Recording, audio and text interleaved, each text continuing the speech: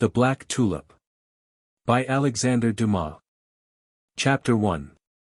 A Grateful People. On the 20th of August, 1672, the city of The Hague, always so lively, so neat, and so trim that one might believe every day to be Sunday, with its shady park, with its tall trees, spreading over its Gothic houses. With its canals like large mirrors, in which its steeples and its almost eastern cupolas are reflected, the city of The Hague, the capital of the 7 United Provinces, was swelling in all its arteries with a black and red stream of hurried, panting, and restless citizens, who, with their knives in their girdles, muskets on their shoulders, or sticks in their hands, were pushing on to the Buitenhof, a terrible prison, the grated windows of which are still shown, where, on the charge of attempted murder preferred against him by the surgeon titulaire, Cornelius de Witt, the brother of the Grand Pensionary of Holland, was confined. If the history of that time, and especially that of the year in the middle of which our narrative commences, were not indissolubly connected with the two names just mentioned, the few explanatory pages which we are about to add might appear quite supererogatory.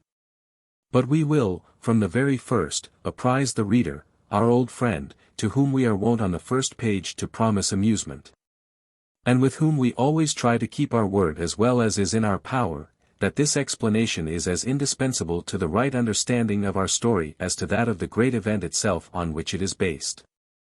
Cornelius de Witt, Ruart de Pulten, that is to say, Warden of the Dikes, ex-burgomaster of Dort, his native town, and member of the Assembly of the States of Holland, was 49 years of age, when the Dutch people, tired of the Republic such as John de Witt, the Grand Pensionary of Holland, understood it, at once conceived a most violent affection for the stadtholderate, which had been abolished for ever in Holland by the perpetual edict forced by John de Witt upon the United Provinces.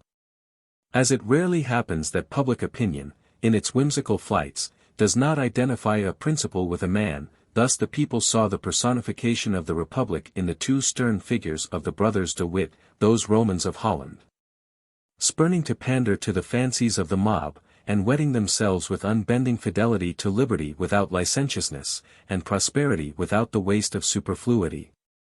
On the other hand, the stadtholderate recalled to the popular mind the grave and thoughtful image of the young Prince William of Orange.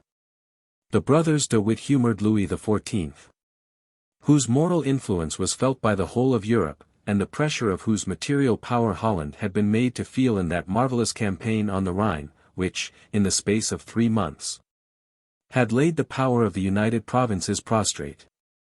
Louis XIV had long been the enemy of the Dutch, who insulted or ridiculed him to their heart's content, although it must be said that they generally used French refugees for the mouthpiece of their spite. Their national pride held him up as the Mithridates of the Republic.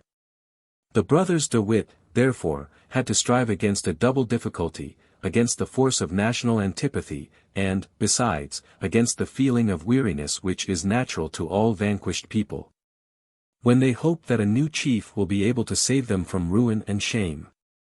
This new chief, quite ready to appear on the political stage, and to measure himself against Louis XIV, however gigantic the fortunes of the grand monarch loomed in the future, was William, Prince of Orange, son of William II, and grandson, by his mother Henrietta Stuart, of Charles I, of England. We have mentioned him before as the person by whom the people expected to see the office of stadtholder restored. This young man was, in 1672, 22 years of age. John de Witt, who was his tutor, had brought him up with the view of making him a good citizen. Loving his country better than he did his disciple, the master had, by the perpetual edict, extinguished the hope which the young prince might have entertained of one day becoming stadtholder. But God laughs at the presumption of man, who wants to raise and prostrate the powers on earth without consulting the king above, and the fickleness and caprice of the Dutch combined with the terror inspired by Louis XIV. In repealing the perpetual edict, and re-establishing the office of stadtholder in favor of William of Orange, for whom the hand of Providence had traced out ulterior destinies on the hidden map of the future, the Grand Pensionary bowed before the will of his fellow citizens. Cornelius de Witt, however, was more obstinate, and notwithstanding all the threats of death from the Orangist rabble, who besieged him in his house at Dort, he stoutly refused to sign the act by which the office of stadtholder was restored. Moved by the tears and entreaties of his wife, he at last complied, only adding to his signature the two letters V.C., vi coactus, notifying thereby that he only yielded to force. It was a real miracle that on that day he escaped from the doom intended for him. John de Witt derived no advantage from his ready compliance with the wishes of his fellow citizens. Only a few days after, an attempt was made to stab him, in which he was severely although not mortally wounded. This by no means suited the views of the Orange faction. The life of the two brothers being a constant obstacle to their plans, they changed their tactics, and tried to obtain by calumny what they had not been able to effect by the aid of the poniard.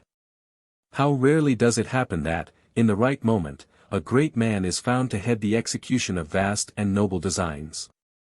And for that reason, when such a providential concurrence of circumstances does occur, history is prompt to record the name of the chosen one, and to hold him up to the admiration of posterity.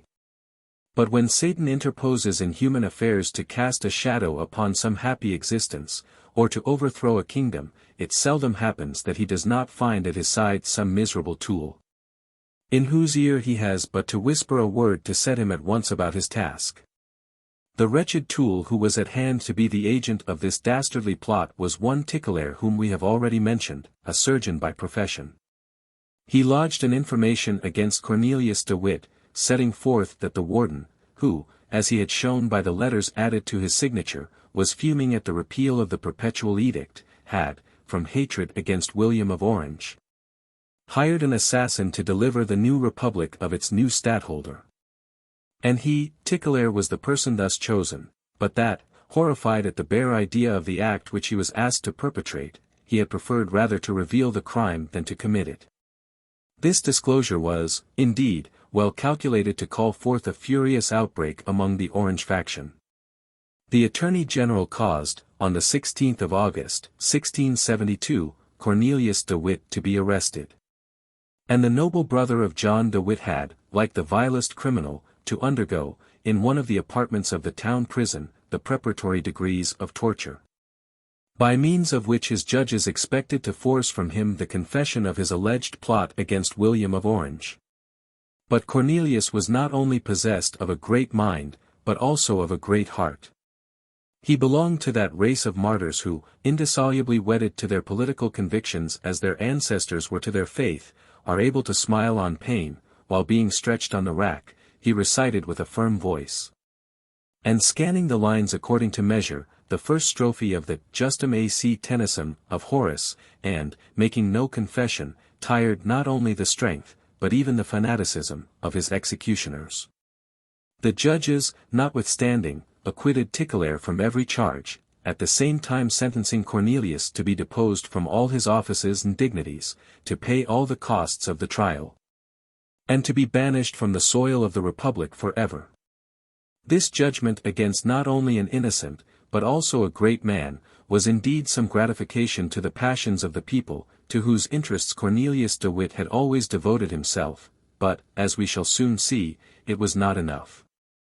The Athenians, who indeed have left behind them a pretty tolerable reputation for ingratitude, have in this respect to yield precedence to the Dutch.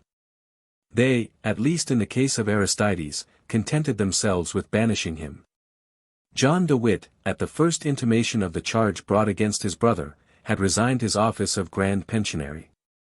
He too received a noble recompense for his devotedness to the best interests of his country, taking with him into the retirement of private life the hatred of a host of enemies, and the fresh scars of wounds inflicted by assassins. Only too often the sole guerdon obtained by honest people, who are guilty of having worked for their country, and of having forgotten their own private interests.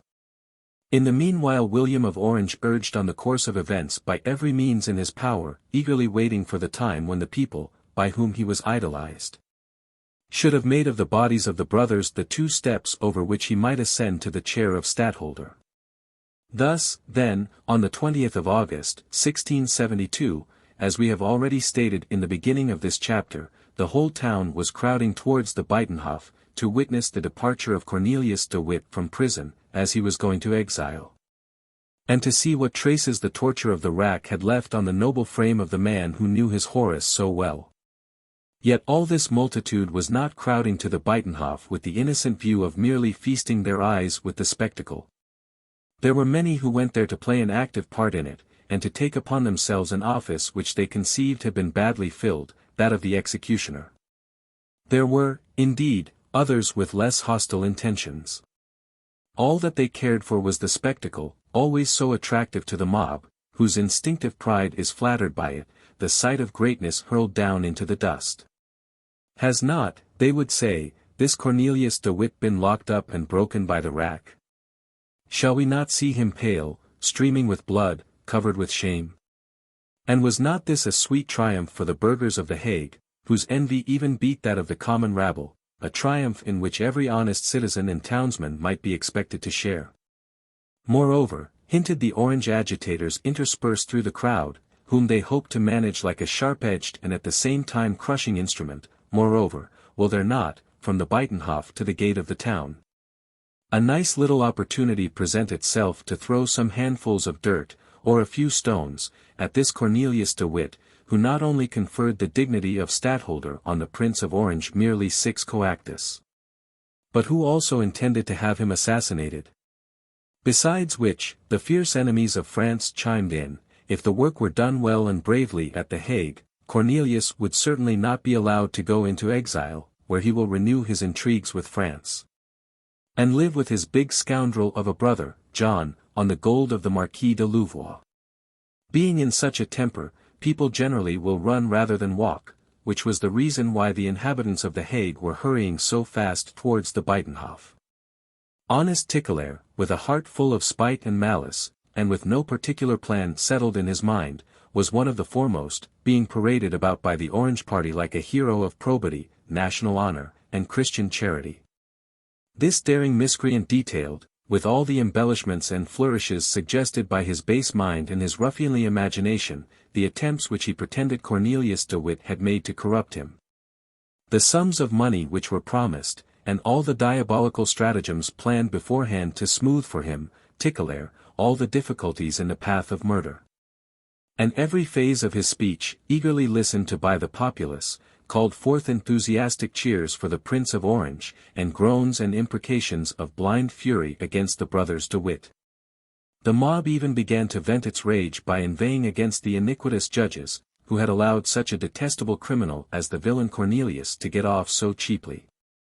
Some of the agitators whispered, "He will be off, he will escape from us." Others replied, "A vessel is waiting for him at Scheveningen, a French craft.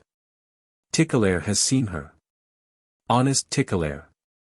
"Hurrah for Tickelaer," the mob cried in chorus. And let us not forget, a voice exclaimed from the crowd, that at the same time with Cornelius his brother John, who is as rascally a traitor as himself, will likewise make his escape. And the two rogues will in France make merry with our money, with the money for our vessels, our arsenals, and our dockyards, which they have sold to Louis XIV. Well, then, don't let us allow them to depart," advised one of the patriots who had gained the start of the others. "Forward to the prison," echoed the crowd. Amid these cries, the citizens ran along faster and faster, cocking their muskets, brandishing their hatchets, and looking death and defiance in all directions.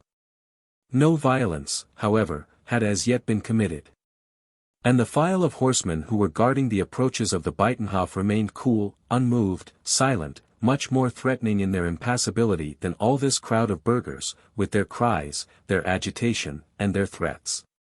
The men on their horses, indeed, stood like so many statues, under the eye of their chief, Count Tilly, the captain of the mounted troops of The Hague, who had his sword drawn, but held it with its point downwards, in a line with the straps of his stirrup. This troop, the only defense of the prison, overawed by its firm attitude not only the disorderly riotous mass of the populace, but also the detachment of the burgher guard, which, being placed opposite the Buitenhof to support the soldiers in keeping order, gave to the rioters the example of seditious cries, shouting, "Hurrah for Orange! Down with the traitors! The presence of Tilly and his horsemen, indeed, exercised a salutary check on these civic warriors. But by degrees they waxed more and more angry by their own shouts, and as they were not able to understand how any one could have courage without showing it by cries, they attributed the silence of the dragoons to pusillanimity. And advanced one step towards the prison, with all the turbulent mob following in their wake. In this moment, Count Tilly rode forth towards them single-handed, merely lifting his sword and contracting his brow whilst he addressed them. "Well, gentlemen of the burgher guard, what are you advancing for, and what do you wish?" The burghers shook their muskets, repeating their cry. "Hurrah for Orange! Death to the traitors!" "Hurrah for Orange, all well and good," replied Tilly, "although I certainly am more partial to happy faces than to gloomy ones. Death to the traitors, as much of it as you like, as long as you show your wishes only by cries. But, as to putting them to death in good earnest, I am here to prevent that, and I shall prevent it." Then, turning round to his men, he gave the word of command. "Soldiers, ready." The troopers obeyed orders with a precision which immediately caused the burgher guard and the people to fall back, in a degree of confusion which excited the smile of the cavalry officer. "Holloa!" he exclaimed, with that bantering tone which is peculiar to men of his profession, "be easy, gentlemen, my soldiers will not fire a shot, but, on the other hand, you will not advance by one step towards the prison." "And do you know, sir, that we have muskets?" roared the commandant of the burghers. "I must know it, by Jove, you have made them glitter enough before my eyes. But I beg you to observe also that we on our side have pistols, that the pistol carries admirably to a distance of 50 yards, and that you are only 25 from us." "Death to the traitors," cried the exasperated burghers. "Go along with you," growled the officer, "you always cry the same thing over again. It is very tiresome." With this, he took his post at the head of his troops, whilst the tumult grew fiercer and fiercer about the Buitenhof. And yet the fuming crowd did not know that, at that very moment when they were tracking the scent of one of their victims, the other, as if hurrying to meet his fate, passed, at a distance of not more than 100 yards. Behind the groups of people and the dragoons, to betake himself to the Buitenhof. John de Witt, indeed, had alighted from his coach with his servant, and quietly walked across the courtyard of the prison. Mentioning his name to the turnkey, who however knew him, he said, "Good morning, Gryphus. I am coming to take away my brother, who, as you know, is condemned to exile, and to carry him out of the town." Whereupon the jailer, a sort of bear, trained to lock and unlock the gates of the prison, had greeted him and admitted him into the building, the doors of which were immediately closed again. 10 yards farther on, John de Witt met a lovely young girl, of about 17 or 18, dressed in the national costume of the Frisian women, who, with pretty demureness, dropped a courtesy to him. Chucking her under the chin, he said to her, "Good morning, my good and fair Rosa, how is my brother?" "Oh, Mynheer John," the young girl replied, "I am not afraid of the harm which has been done to him. That's all over now. But what is it you are afraid of?" "I am afraid of the harm which they are going to do to him." "Oh, yes," said de Witt, "you mean to speak of the people down below, don't you? Do you hear them? They are indeed in a state of great excitement, but when they see us perhaps they will grow calmer, as we have never done them anything but good." "That's unfortunately no reason, except for the contrary," muttered the girl, as, on an imperative sign from her father, she withdrew. "Indeed, child, what you say is only too true." Then, in pursuing his way, he said to himself, "Here is a damsel who very likely does not know how to read, who consequently has never read anything, and yet with one word she has just told the whole history of the world." And with the same calm mien, but more melancholy than he had been on entering the prison, the Grand Pensionary proceeded towards the cell of his brother. "How do you find this book? Any thoughts about the book or the author? Any suggestion for improvement? Please take a moment to share your thoughts in a comment. If you like it, share it with your friends who might enjoy it as well. Subscribe to keep in touch. Visit CompleteAudiobooks.com for more quality content. Chapter 2. The Two Brothers. As the fair Rosa, with foreboding doubt, had foretold, so it happened. Whilst John de Witt was climbing the narrow winding stairs which led to the prison of his brother Cornelius, the burghers did their best to have the troop of Tilly, which was in their way, removed. Seeing this disposition, King Mob, who fully appreciated the laudable intentions of his own beloved militia, shouted most lustily, "Hurrah for the burghers!" As to Count Tilly, who was as prudent as he was firm, he began to parley with the burghers, under the protection of the cocked pistols of his dragoons, explaining to the valiant townsmen that his order from the States commanded him to guard the prison and its approaches with 3 companies. "Wherefore such an order?" "Why guard the prison?" cried the Orangists.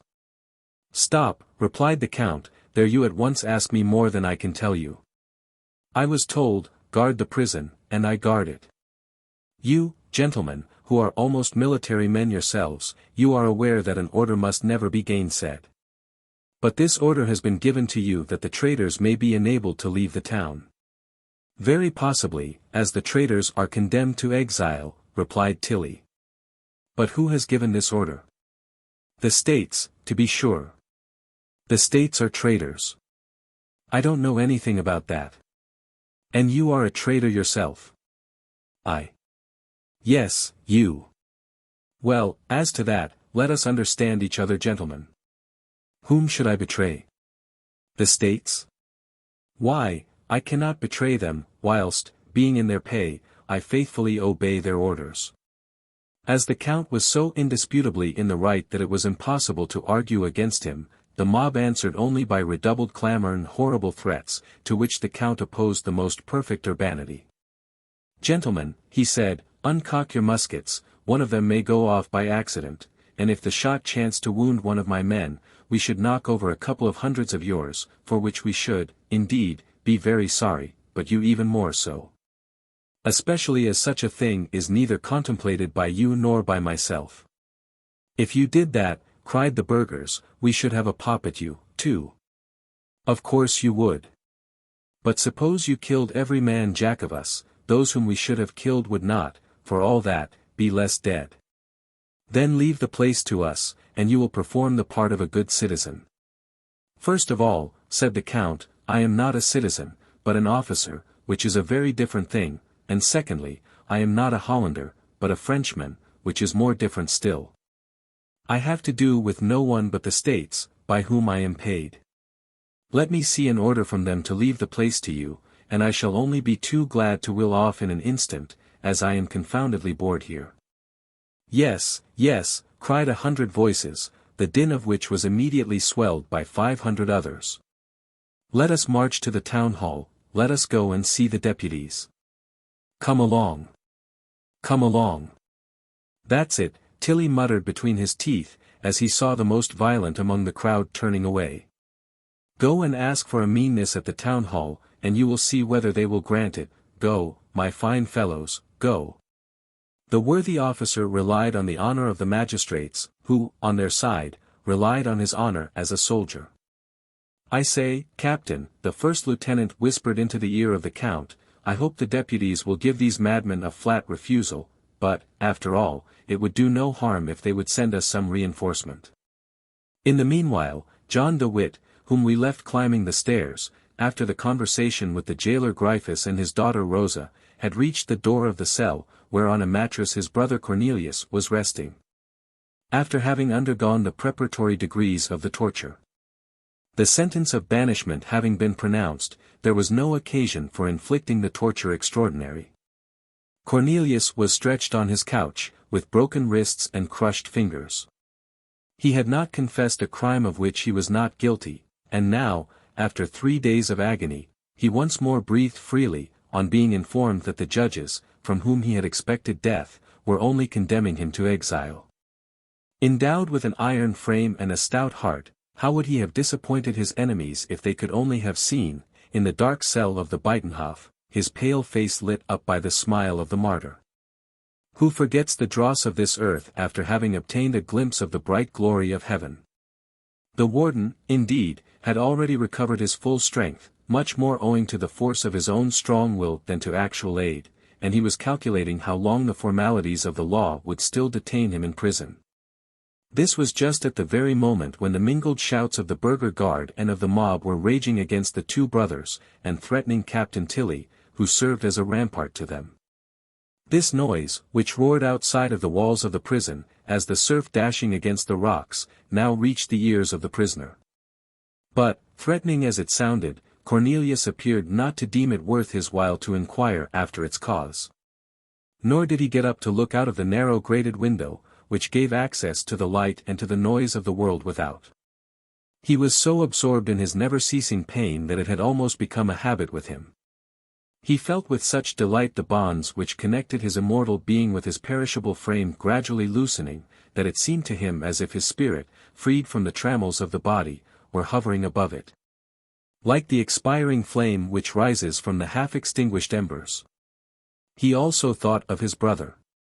And whilst the latter was thus vividly present to his mind, the door opened, and John entered, hurrying to the bedside of the prisoner, who stretched out his broken limbs and his hands tied up in bandages towards that glorious brother, whom he now excelled, not in services rendered to the country, but in the hatred which the Dutch bore him.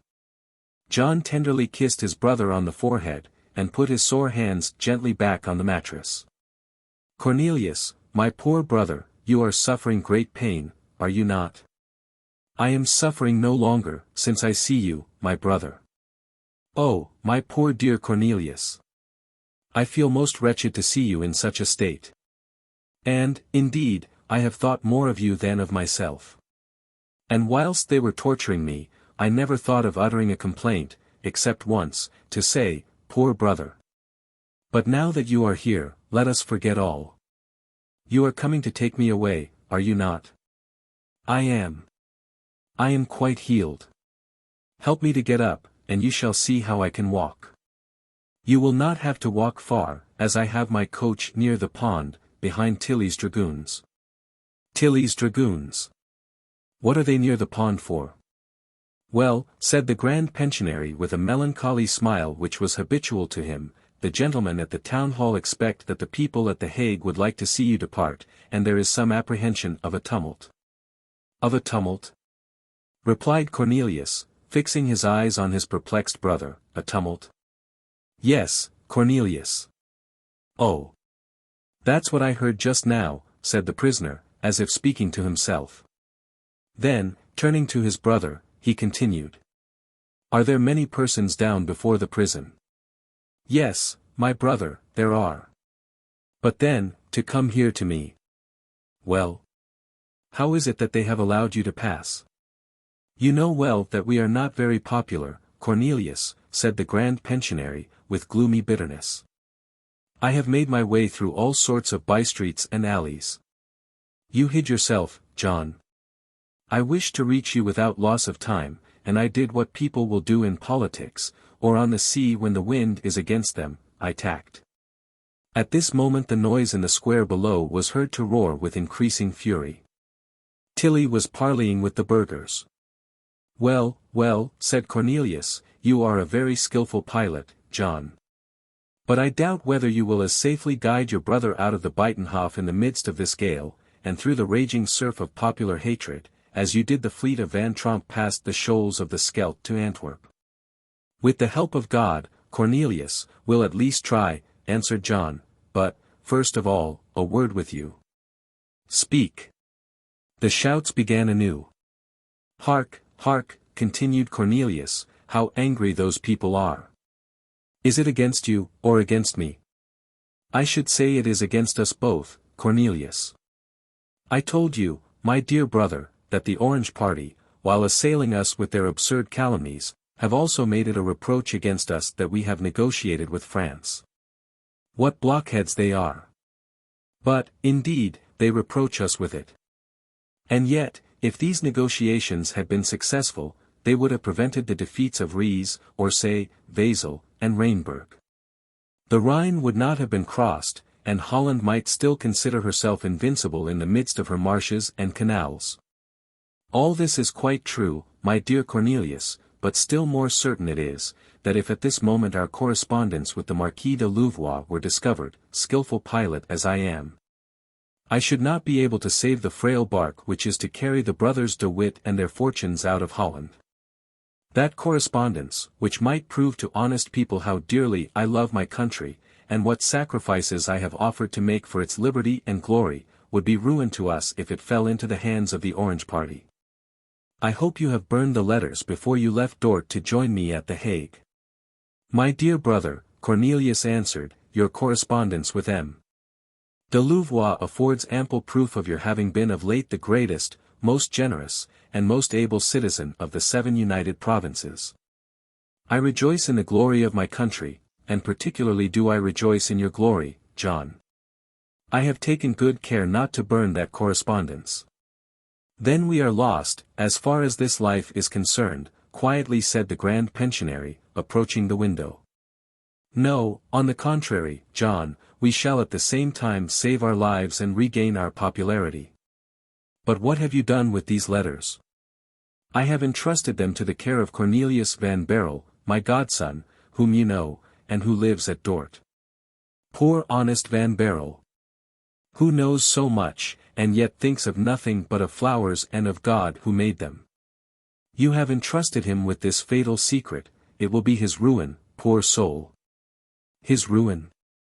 Yes, for he will either be strong or he will be weak.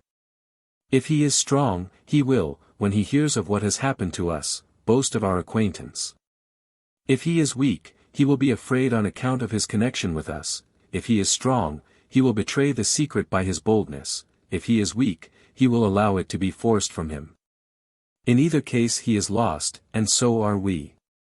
Let us, therefore, fly, as long as there is still time.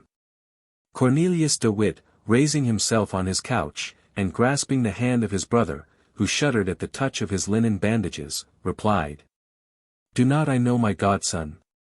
Have not I been enabled to read every thought in Van Baerle's mind, and every sentiment in his heart? You ask whether he is strong or weak. He is neither the one nor the other, but that is not now the question. The principal point is, that he is sure not to divulge the secret, for the very good reason that he does not know it himself. John turned round in surprise.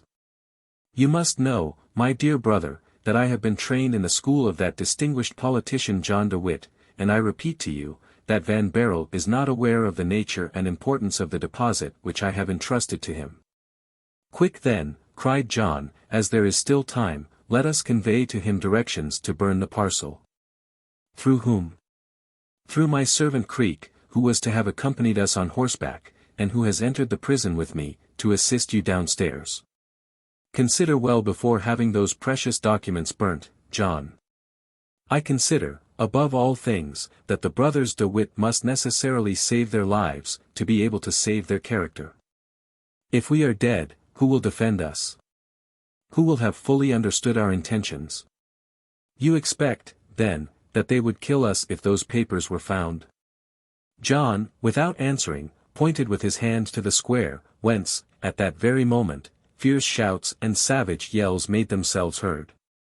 Yes, said Cornelius, I hear these shouts very plainly, but what is their meaning? John opened the window. Death to the traitors, howled the populace. Do you hear now, Cornelius? To the traitors. That means us, said the prisoner, raising his eyes to heaven and shrugging his shoulders. Yes, it means us, repeated John. Where is Creek? At the door of your cell, I suppose. Let him enter then. John opened the door. The faithful servant was waiting on the threshold. Come in, Creek, and mind well what my brother will tell you. No, John, it will not suffice to send a verbal message, unfortunately, I shall be obliged to write. And why that? Because Van Baerle will neither give up the parcel nor burn it without a special command to do so. But will you be able to write, poor old fellow? John asked, with a look on the scorched and bruised hands of the unfortunate sufferer. If I had pen and ink you would soon see, said Cornelius. Here is a pencil, at any rate. Have you any paper? For they have left me nothing. Here, take this Bible, and tear out the fly-leaf. Very well, that will do. But your writing will be illegible. Just leave me alone for that, said Cornelius. The executioners have indeed pinched me badly enough, but my hand will not tremble once in tracing the few lines which are requisite. And really Cornelius took the pencil and began to write, when through the white linen bandages drops of blood oozed out which the pressure of the fingers against the pencil squeezed from the raw flesh. A cold sweat stood on the brow of the Grand Pensionary. Cornelius wrote. My dear godson. Burn the parcel which I have entrusted to you. Burn it without looking at it, and without opening it, so that its contents may forever remain unknown to yourself. Secrets of this description are death to those with whom they are deposited. Burn it, and you will have saved John and Cornelius de Witt. Farewell, and love me. Cornelius de Witt. August 20th, 1672. John, with tears in his eyes, wiped off a drop of the noble blood which had soiled the leaf, and, after having handed the dispatch to Creek with a last direction, returned to Cornelius, who seemed overcome by intense pain, and near fainting. Now, said he, when honest Creek sounds his coxswain's whistle, it will be a signal of his being clear of the crowd, and of his having reached the other side of the pond. And then it will be our turn to depart. 5 minutes had not elapsed, before a long and shrill whistle was heard through the din and noise of the square of the Buitenhof. John gratefully raised his eyes to heaven. And now, said he, let us off, Cornelius. Chapter 3. The pupil of John de Witt. Whilst the clamour of the crowd in the square of Buitenhof, which grew more and more menacing against the two brothers, determined John de Witt to hasten the departure of his brother Cornelius. A deputation of burghers had gone to the town hall to demand the withdrawal of Tilly's horse. It was not far from the Buitenhof to Hook Street, High Street. And a stranger, who since the beginning of this scene had watched all its incidents with intense interest, was seen to wend his way with, or rather in the wake of, the others towards the town hall. To hear as soon as possible the current news of the hour. This stranger was a very young man, of scarcely 22 or 3, with nothing about him that bespoke any great energy. He evidently had his good reasons for not making himself known, as he hid his face in a handkerchief of fine Frisian linen, with which he incessantly wiped his brow or his burning lips. With an eye keen as that of a bird of prey, with a long aquiline nose, a finely cut mouth, which he generally kept open, or rather which was gaping like the edges of a wound, this man would have presented to Lavater. If Lavater had lived at that time, a subject for physiognomical observations which at the first blush would not have been very favourable to the person in question. What difference is there between the figure of the conqueror and that of the pirate, said the ancients. The difference only between the eagle and the vulture, serenity or restlessness. And indeed the sallow physiognomy, the thin and sickly body, and the prowling ways of the stranger, were the very type of a suspecting master, or an unquiet thief. And a police officer would certainly have decided in favor of the latter supposition, on account of the great care which the mysterious person evidently took to hide himself. He was plainly dressed, and apparently unarmed. His arm was lean but wiry, and his hands dry, but of an aristocratic whiteness and delicacy, and he leaned on the shoulder of an officer, who, with his hand on his sword, had watched the scenes in the Buitenhof with eager curiosity. Very natural in a military man, until his companion drew him away with him. On arriving at the square of the Hook Street, the man with the sallow face pushed the other behind an open shutter, from which corner he himself began to survey the balcony of the town hall. At the savage yells of the mob, the window of the town hall opened, and a man came forth to address the people. "Who is that on the balcony?" asked the young man, glancing at the orator. "It is the deputy Bault," replied the officer. "What sort of a man is he? Do you know anything of him?" "An honest man, at least I believe so, Monseigneur." Hearing this character given of Bault, the young man showed signs of such a strange disappointment and evident dissatisfaction that the officer could not but remark it, and therefore added, "At least people say so, Monseigneur. I cannot say anything about it myself, as I have no personal acquaintance with Mynheer Bault." An honest man, repeated he who was addressed as Monseigneur. Do you mean to say that he is an honest man, brave or a brave one, brave? Ah, Monseigneur must excuse me. I would not presume to draw such a fine distinction in the case of a man whom, I assure your Highness once more, I know only by sight. If this Bault is an honest man, His Highness continued, he will give to the demand of these furibund petitioners a very queer reception. The nervous quiver of his hand, which moved on the shoulder of his companion as the fingers of a player on the keys of a harpsichord, betrayed his burning impatience, so ill-concealed at certain times, and particularly at that moment. Under the icy and sombre expression of his face, the chief of the deputation of the burghers was then heard addressing an interpellation to Mynheer Bault, whom he requested to let them know where the other deputies, his colleagues, were. Gentlemen, Bault repeated for the second time, I assure you that in this moment I am here alone with Mynheer d'Asperen, and I cannot take any resolution on my own responsibility. The order. We want the order, cried several thousand voices. Mynheer Bault wished to speak, but his words were not heard, and he was only seen moving his arms in all sorts of gestures, which plainly showed that he felt his position to be desperate. When, at last, he saw that he could not make himself heard, he turned round towards the open window, and called Mynheer d'Asperen. The latter gentleman now made his appearance on the balcony, where he was saluted with shouts even more energetic than those with which, 10 minutes before, his colleague had been received. This did not prevent him from undertaking the difficult task of haranguing the mob, but the mob preferred forcing the guard of the States, which, however, offered no resistance to the sovereign people, to listening to the speech of Mynheer d'Asperen.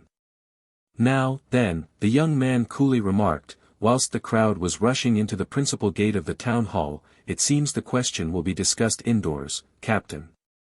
Come along, and let us hear the debate. Oh, Monseigneur. Monseigneur. Take care. Of what? Among these deputies there are many who have had dealings with you, and it would be sufficient, that one of them should recognize your Highness. Yes, that I might be charged with having been the instigator of all this work, indeed, you are right, said the young man, blushing for a moment from regret of having betrayed so much eagerness. From this place we shall see them return with or without the order for the withdrawal of the dragoons, then we may judge which is greater, Mynheer Bault's honesty or his courage. But, replied the officer, looking with astonishment at the personage whom he addressed as Monseigneur, but your Highness surely does not suppose for one instant that the deputies will order Tilly's horse to quit their post. Why not? The young man quietly retorted. Because doing so would simply be signing the death warrant of Cornelius and John de Witt. We shall see, His Highness replied, with the most perfect coolness. God alone knows what is going on within the hearts of men. The officer looked askance at the impassible figure of his companion, and grew pale. He was an honest man as well as a brave one. From the spot where they stood, His Highness and his attendant heard the tumult and the heavy tramp of the crowd on the staircase of the town hall. The noise thereupon sounded through the windows of the hall, on the balcony of which Mynheers Bault and d'Asperen had presented themselves. These two gentlemen had retired into the building, very likely from fear of being forced over the balustrade by the pressure of the crowd. After this, fluctuating shadows in tumultuous confusion were seen flitting to and fro across the windows. The council hall was filling.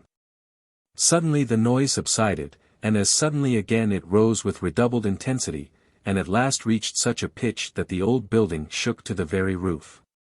At length, the living stream poured back through the galleries and stairs to the arched gateway, from which it was seen issuing like waters from a spout. At the head of the first group, man was flying rather than running, his face hideously distorted with satanic glee. This man was the surgeon titulaire. We have it. We have it, he cried, brandishing a paper in the air. They have got the order, muttered the officer in amazement. Well, then, His Highness quietly remarked, now I know what to believe with regard to Mynheer Bault's honesty and courage. He has neither the one nor the other. Then, looking with a steady glance after the crowd which was rushing along before him, he continued. Let us now go to the Buitenhof, Captain. I expect we shall see a very strange sight there. The officer bowed, and, without making any reply, followed in the steps of his master. There was an immense crowd in the square and about the neighborhood of the prison. But the dragoons of Tilly still kept it in check with the same success and with the same firmness. It was not long before the Count heard the increasing din of the approaching multitude, the first ranks of which rushed on with the rapidity of a cataract. At the same time he observed the paper, which was waving above the surface of clenched fists and glittering arms. "Hullo," he said, rising in his stirrups and touching his lieutenant with the knob of his sword. "I really believe those rascals have got the order." "Dastardly ruffians they are," cried the lieutenant. It was indeed the order, which the burgher guard received with a roar of triumph. They immediately sallied forth, with lowered arms and fierce shouts, to meet Count Tilly's dragoons. But the Count was not the man to allow them to approach within an inconvenient distance. "Stop!" he cried, "stop, and keep off from my horse, or I shall give the word of command to advance." "Here is the order," 100 insolent voices answered at once. He took it in amazement, cast a rapid glance on it, and said quite aloud, "Those who have signed this order are the real murderers of Cornelius de Witt. I would rather have my 2 hands cut off than have written one single letter of this infamous order." And, pushing back with the hilt of his sword the man who wanted to take it from him, he added, "Wait a minute, papers like this are of importance, and are to be kept." Saying this, he folded up the document, and carefully put it in the pocket of his coat. Then, turning round towards his troop, he gave the word of command. "Tilly's dragoons, will to the right." After this, he added, in an undertone, yet loud enough for his words to be not altogether lost to those about him, "And now, ye butchers, do your work." A savage yell, in which all the keen hatred and ferocious triumph rife in the precincts of the prison simultaneously burst forth, and accompanied the departure of the dragoons, as they were quietly filing off. The Count tarried behind, facing to the last the infuriated populace, which advanced at the same rate as the Count retired. John de Witt, therefore, had by no means exaggerated the danger, when, assisting his brother in getting up, he hurried his departure. Cornelius, leaning on the arm of the ex-Grand Pensionary, descended the stairs which led to the courtyard. At the bottom of the staircase he found little Rosa, trembling all over. "Oh, Mynheer John," she said, "what a misfortune!" "What is it, my child?" asked de Witt. "They say that they are gone to the town hall to fetch the order for Tilly's horse to withdraw." "You do not say so," replied John. "Indeed, my dear child, if the dragoons are off, we shall be in a very sad plight." "I have some advice to give you," Rosa said, trembling even more violently than before. "Well, let us hear what you have to say, my child. Why should not God speak by your mouth? Now, then, Mynheer John, if I were in your place, I should not go out through the main street." "And why so, as the dragoons of Tilly are still at their post?" "Yes, but their order, as long as it is not revoked, enjoins them to stop before the prison." "Undoubtedly. Have you got an order for them to accompany you out of the town?" "We have not." "Well, then, in the very moment when you have passed the ranks of the dragoons you will fall into the hands of the people." "But the burgher guard?" "Alas! The burgher guard are the most enraged of all." "What are we to do, then?" "If I were in your place, Mynheer John," the young girl timidly continued, "I should leave by the postern, which leads into a deserted by-lane, whilst all the people are waiting in the high street to see you come out by the principal entrance. From there I should try to reach the gate by which you intend to leave the town." "But my brother is not able to walk," said John. "I shall try," Cornelius said, with an expression of most sublime fortitude. "But have you not got your carriage?" asked the girl. "The carriage is down near the great entrance." "Not so," she replied. "I considered your coachman to be a faithful man, and I told him to wait for you at the postern." The 2 brothers looked first at each other, and then at Rosa, with a glance full of the most tender gratitude. "The question is now," said the Grand Pensionary, "whether Gryphus will open this door for us." "Indeed, He will do no such thing, said Rosa. Well, and how then? I have foreseen his refusal, and just now whilst he was talking from the window of the porter's lodge with a dragoon, I took away the key from his bunch. And you have got it? Here it is, Mynheer John. My child, said Cornelius, I have nothing to give you in exchange for the service you are rendering us but the Bible which you will find in my room. It is the last gift of an honest man. I hope it will bring you good luck. I thank you, Master Cornelius, it shall never leave me, replied Rosa. And then, with a sigh, she said to herself, what a pity that I do not know how to read. The shouts and cries are growing louder and louder, said John, there is not a moment to be lost.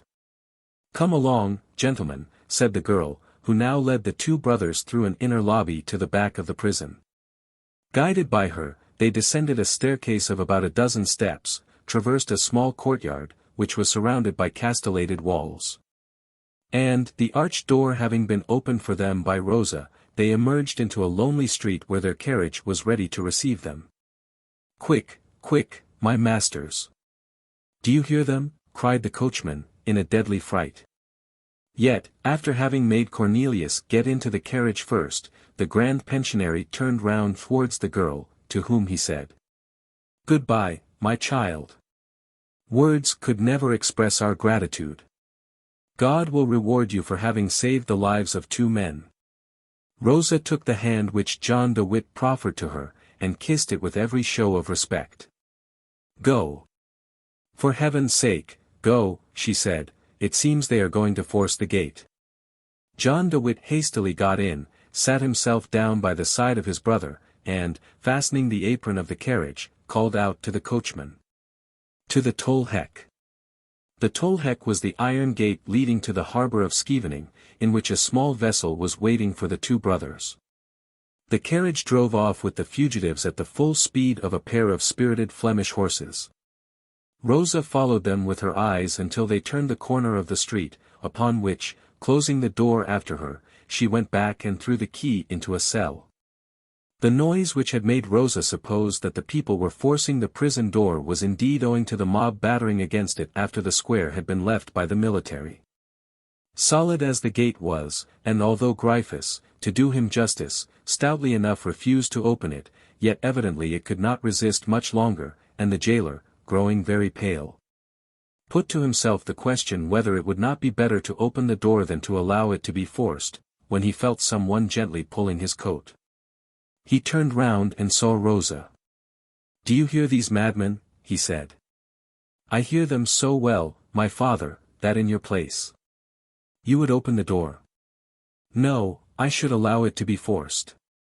But they will kill me. Yes, if they see you. How shall they not see me? Hide yourself. Where? In the secret dungeon. But you, my child? I shall get into it with you.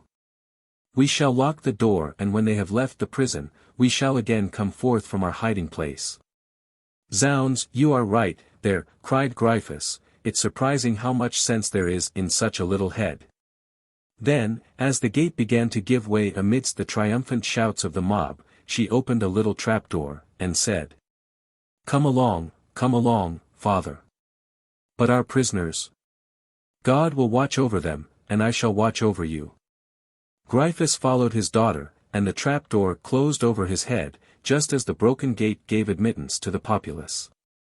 The dungeon where Rosa had induced her father to hide himself, and where for the present we must leave the two, offered to them a perfectly safe retreat, being known only to those in power, who used to place their important prisoners of state to guard against a rescue or a revolt. The people rushed into the prison, with the cry, Death to the traitors! To the gallows with Cornelius de Witt! Death! Death! Chapter 4. The Murderers. The young man with his hat slouched over his eyes, still leaning on the arm of the officer, and still wiping from time to time his brow with his handkerchief, was watching in a corner of the Buitenhof. In the shade of the overhanging weatherboard of a closed shop, the doings of the infuriated mob, a spectacle which seemed to draw near its catastrophe. Indeed, said he to the officer, indeed, I think you were right, Van Deeken, the order which the deputies have signed is truly the death warrant of Master Cornelius. Do you hear these people? They certainly bear a sad grudge to the two De Witts. In truth, replied the officer, I never heard such shouts. They seem to have found out the cell of the man. Look, look! Is not that the window of the cell where Cornelius was locked up? A man had seized with both hands and was shaking the iron bars of the window in the room which Cornelius had left only 10 minutes before. Hullo, hullo, the man called out, he is gone. How is that? Gone? Asked those of the mob who had not been able to get into the prison, crowded as it was with the mass of intruders. Gone, gone, repeated the man in a rage, the bird has flown. What does this man say? Asked his Highness, growing quite pale. Oh, Monseigneur, he says a thing which would be very fortunate if it should turn out true. Certainly it would be fortunate if it were true, said the young man, unfortunately it cannot be true. However, look, said the officer. And indeed, some more faces, furious and contorted with rage, showed themselves at the windows, crying. Escaped, gone, they have helped them off. And the people in the street repeated, with fearful imprecations. Escaped. Gone. After them, and catch them. Monseigneur, it seems that Mynheer Cornelius has really escaped, said the officer. Yes, from prison, perhaps, but not from the town. You will see, Van Deeken, that the poor fellow will find the gate closed against him which he hoped to find open. Has an order been given to close the town gates, Monseigneur? No, at least I do not think so. Who could have given such an order? Indeed, but what makes your Highness suppose?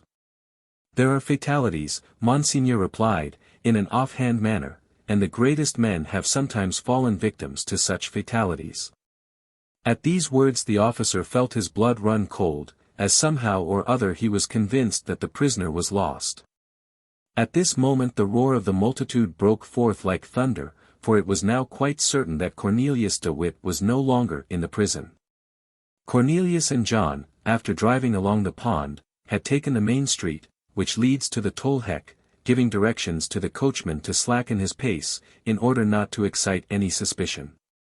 But when, on having proceeded halfway down that street, the man felt that he had left the prison and death behind, and before him there was life and liberty, he neglected every precaution, and set his horses off at a gallop. All at once he stopped. What is the matter? Asked John, putting his head out of the coach window. Oh, my masters, cried the coachman, it is. Terror choked the voice of the honest fellow. Well, say what you have to say, urged the Grand Pensionary. The gate is closed, that's what it is. How is this?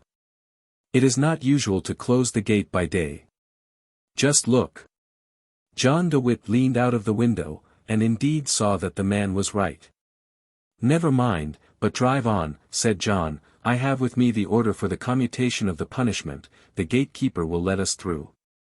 The carriage moved along, but it was evident that the driver was no longer urging his horses with the same degree of confidence.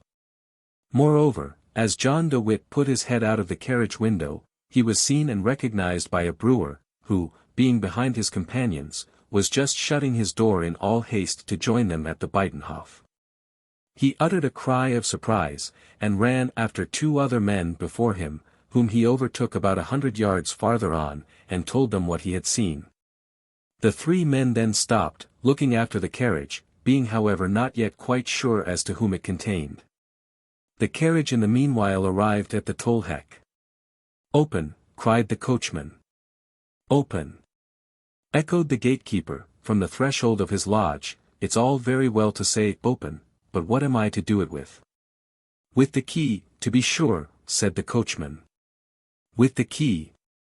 Oh, yes. But if you have not got it? How is that? Have not you got the key? Asked the coachman. No, I haven't. What has become of it? Well, they have taken it from me. Who?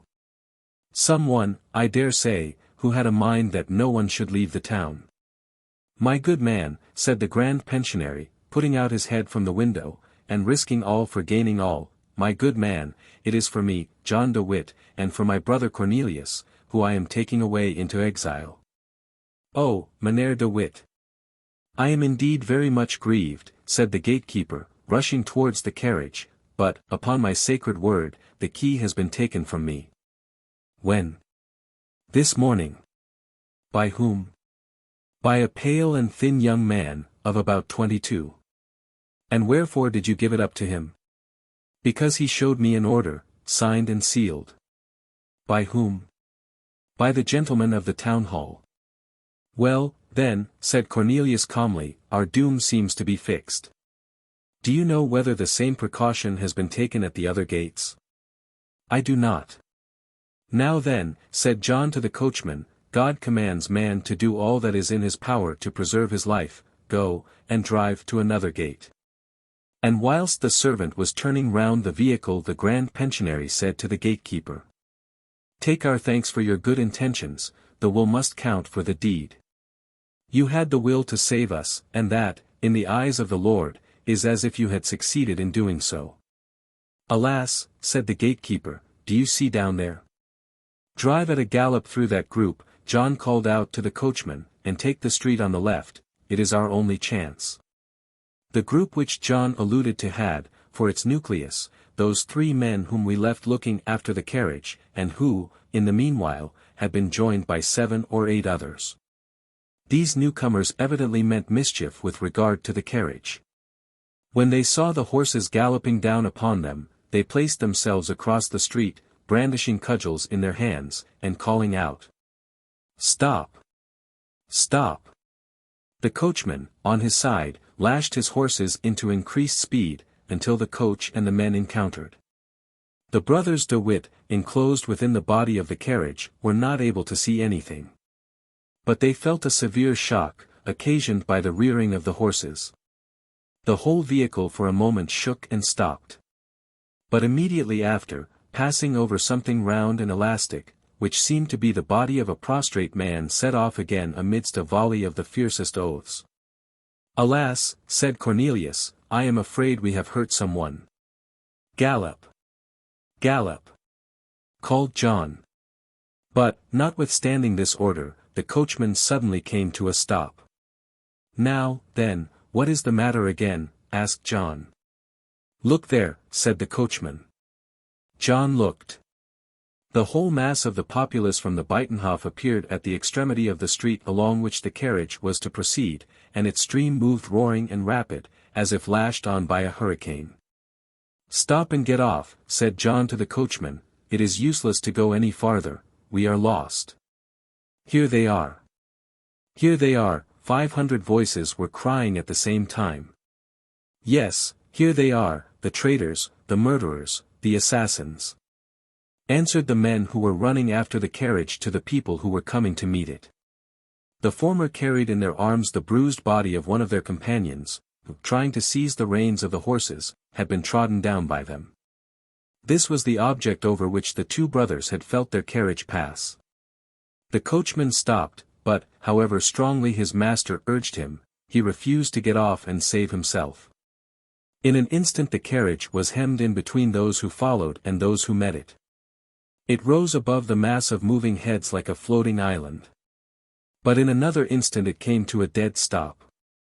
A blacksmith had with his hammer struck down one of the horses, which fell in the traces.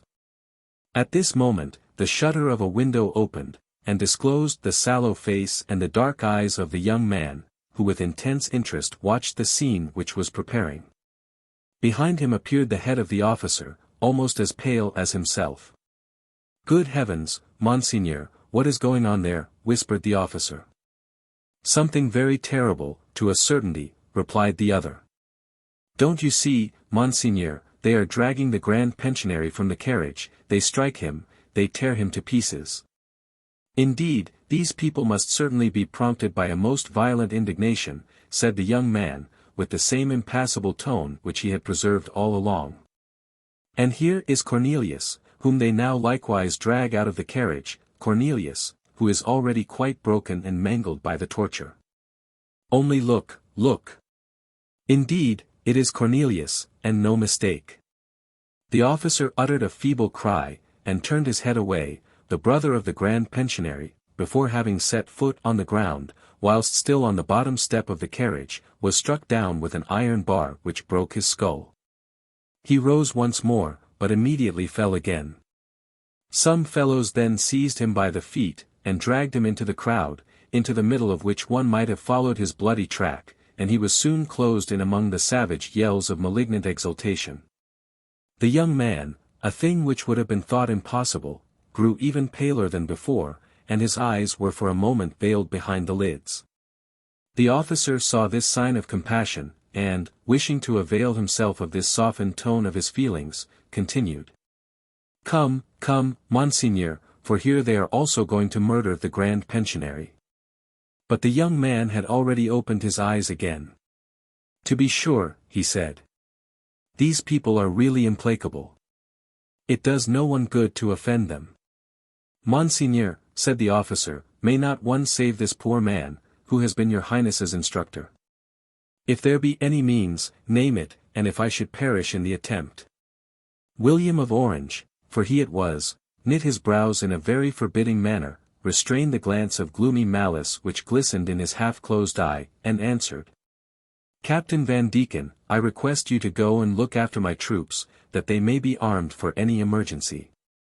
But am I to leave your Highness here, alone, in the presence of all these murderers? Go, and don't you trouble yourself about me more than I do myself, the prince gruffly replied. The officer started off with a speed which was much less owing to his sense of military obedience than to his pleasure at being relieved from the necessity of witnessing the shocking spectacle of the murder of the other brother. He had scarcely left the room, when John, who, with an almost superhuman effort, had reached the stone steps of a house nearly opposite that where his former pupil concealed himself, began to stagger under the blows which were inflicted on him from all sides, calling out. My brother! Where is my brother? One of the ruffians knocked off his hat with a blow of his clenched fist. Another showed to him his bloody hands. For this fellow had ripped open Cornelius and disemboweled him, and was now hastening to the spot in order not to lose the opportunity of serving the Grand Pensionary in the same manner. Whilst they were dragging the dead body of Cornelius to the gibbet, John uttered a cry of agony and grief, and put one of his hands before his eyes. Oh, you close your eyes, do you? Said one of the soldiers of the burgher guard. Well, I shall open them for you. And saying this he stabbed him with his pike in the face, and the blood spurted forth. My brother, cried John de Witt, trying to see through the stream of blood which blinded him, what had become of Cornelius. My brother, my brother. Go and run after him, bellowed another murderer, putting his musket to his temples and pulling the trigger. But the gun did not go off. The fellow then turned his musket round, and, taking it by the barrel with both hands, struck John de Witt down with the butt end. John staggered and fell down at his feet, but, raising himself with a last effort, he once more called out. My brother, with a voice so full of anguish that the young man opposite closed the shutter.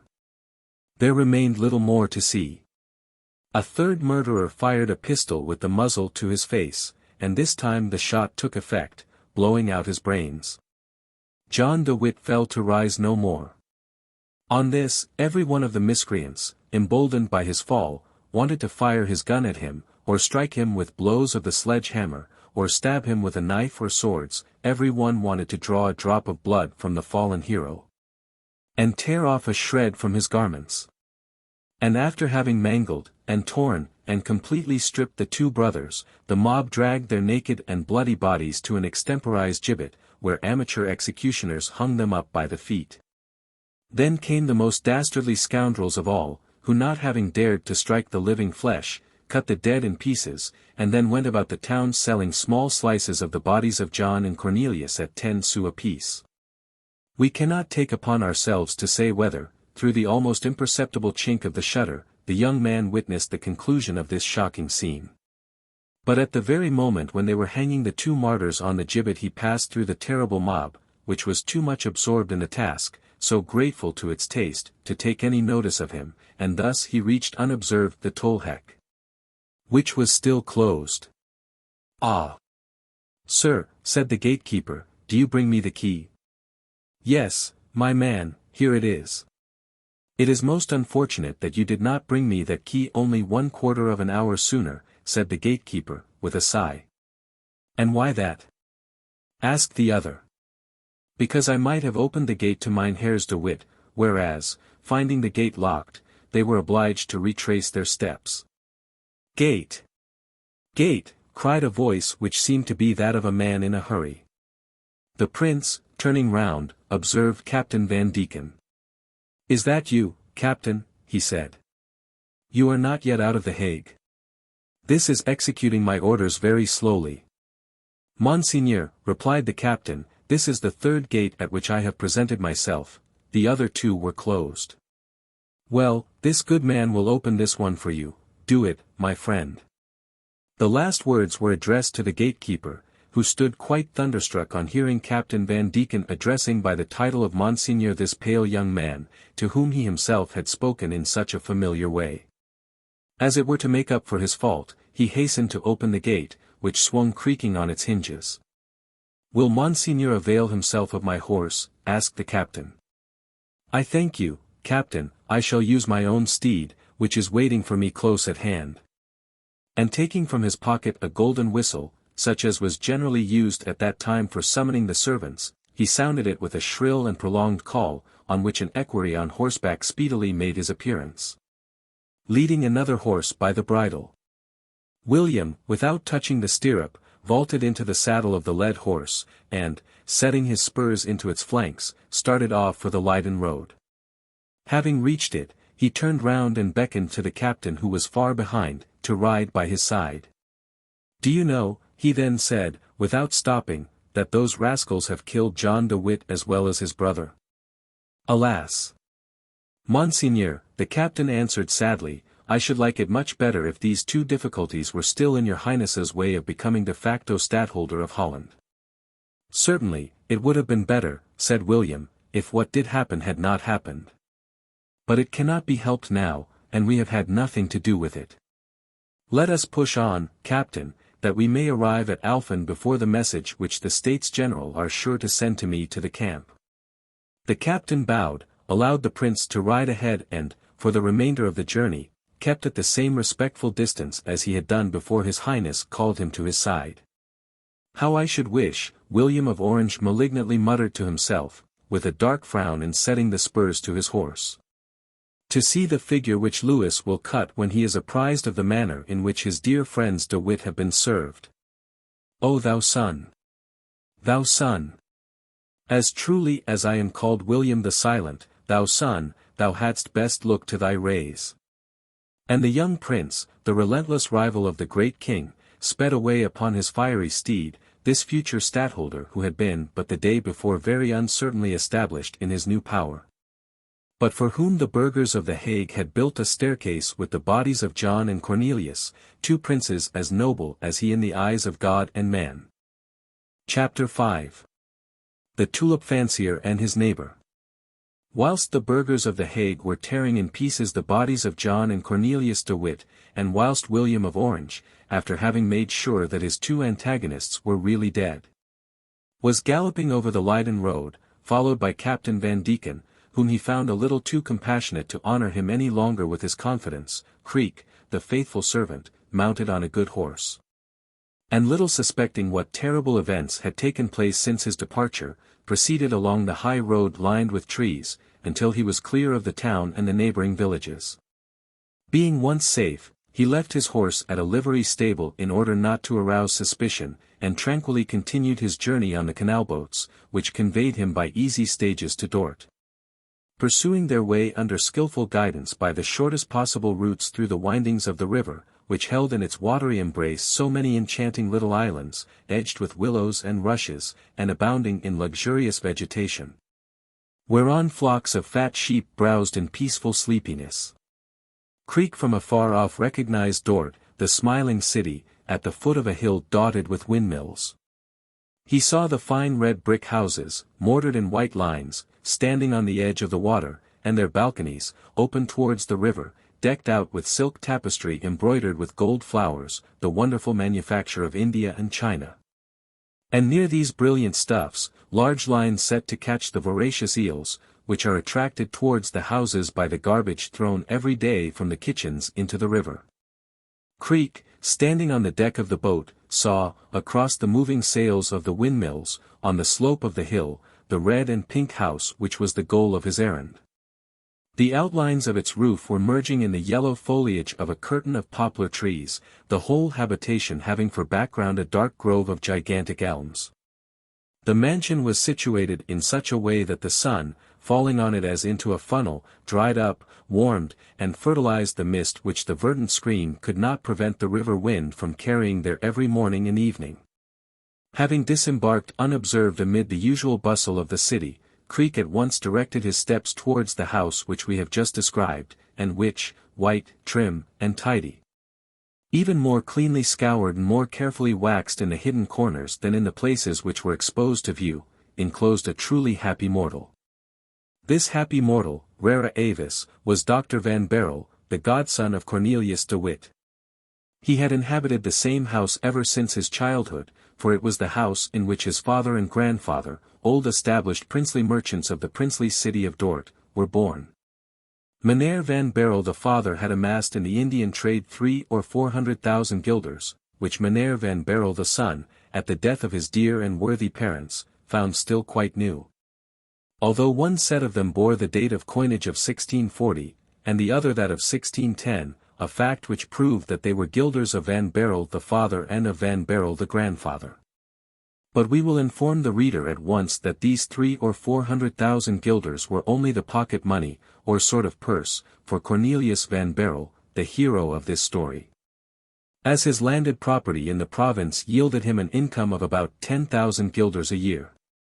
When the worthy citizen, the father of Cornelius, passed from time into eternity, 3 months after having buried his wife, who seemed to have departed first to smooth for him the path of death as she had smoothed for him the path of life, he said to his son, as he embraced him for the last time, "Eat, drink, and spend your money, if you wish to know what life really is, for as to toiling from morn to evening on a wooden stool, or a leathern chair, in a counting-house or a laboratory, that certainly is not living. Your time to die will also come. And if you are not then so fortunate as to have a son, you will let my name grow extinct, and my guilders, which no one has ever fingered but my father, myself, and the coiner, will have the surprise of passing to an unknown master. And least of all, imitate the example of your godfather, Cornelius de Witt, who has plunged into politics, the most ungrateful of all careers, and who will certainly come to an untimely end." Having given utterance to this paternal advice, the worthy Meneer Van Baerle died, to the intense grief of his son Cornelius, who cared very little for the guilders, and very much for his father. Cornelius then remained alone in his large house. In vain his godfather offered to him a place in the public service, in vain did he try to give him a taste for glory, although Cornelius, to gratify his godfather, did embark with de Ruyter upon the 7 provinces. The flagship of a fleet of 139 sail, with which the famous admiral set out to contend single-handed against the combined forces of France and England. When, guided by the pilot Ledger, he had come within musket-shot of the Prince, with the Duke of York, the English king's brother, aboard, upon which de Ruyter, his mentor, made so sharp and well-directed an attack that the Duke, perceiving that his vessel would soon have to strike, made the best of his way aboard the St. Michael. When he had seen that the St. Michael, riddled and shattered by the Dutch broadside, drift out of the line, when he had witnessed the sinking of the Earl of Sandwich and the death by fire or drowning of 400 sailors. When he realized that the result of all this destruction, after 20 ships had been blown to pieces, 3,000 men killed and 5,000 injured, was that nothing was decided, that both sides claimed the victory, that the fighting would soon begin again, and that just one more name, that of Southwold Bay, had been added to the list of battles.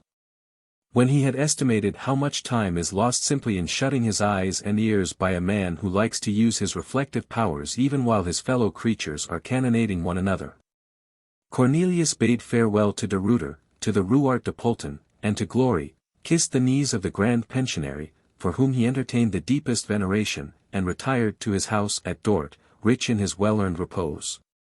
His 28 years, an iron constitution and keen perceptions, and his capital of more than 400,000 of florins and income of 10,000, convinced that a man is always endowed by heaven with too much for his own happiness, and just enough to make him miserable. Consequently, and to indulge his own idea of happiness, Cornelius began to be interested in the study of plants and insects, collected and classified the flora of all the Dutch islands, arranged the whole entomology of the province, on which he wrote a treatise, with plates drawn by his own hands. And at last, being at a loss what to do with his time, and especially with his money, which went on accumulating at a most alarming rate, he took it into his head to select for himself, from all the follies of his country and of his age, one of the most elegant and expensive. He became a tulip-fancier. It was the time when the Dutch and the Portuguese, rivaling each other in this branch of horticulture, had begun to worship that flower, and to make more of a cult of it than ever naturalists dared to make of the human race for fear of arousing the jealousy of God. Soon people from Dort to Mons began to talk of Meneer van Baerle's tulips, and his beds, pits, drying rooms, and drawers of bulbs were visited, as the galleries and libraries of Alexandria were by illustrious Roman travelers. Van Baerle began by expending his yearly revenue in laying the groundwork of his collection, after which he broke in upon his new guilders to bring it to perfection. His exertions, indeed, were crowned with a most magnificent result. He produced 3 new tulips, which he called the Jane, after his mother, the Van Baerle, after his father, and the Cornelius, after his godfather. The other names have escaped us, but the fanciers will be sure to find them in the catalogues of the times. In the beginning of the year 1672, Cornelius de Witt came to Dort for 3 months, to live at his old family mansion. For not only was he born in that city, but his family had been resident there for centuries. Cornelius, at that period, as William of Orange said, began to enjoy the most perfect unpopularity. To his fellow citizens, the good burghers of Dort, however, he did not appear in the light of a criminal who deserved to be hung. It is true, they did not particularly like his somewhat austere republicanism, but they were proud of his valor. And when he made his entrance into their town, the cup of honor was offered to him, readily enough, in the name of the city. After having thanked his fellow citizens, Cornelius proceeded to his old paternal house, and gave directions for some repairs, which he wished to have executed before the arrival of his wife and children. And thence he wended his way to the house of his godson, who perhaps was the only person in Dort as yet unacquainted with the presence of Cornelius in the town. In the same degree as Cornelius de Witt had excited the hatred of the people by sowing those evil seeds which are called political passions, Van Baerle had gained the affections of his fellow citizens by completely shunning the pursuit of politics, absorbed as he was in the peaceful pursuit of cultivating tulips.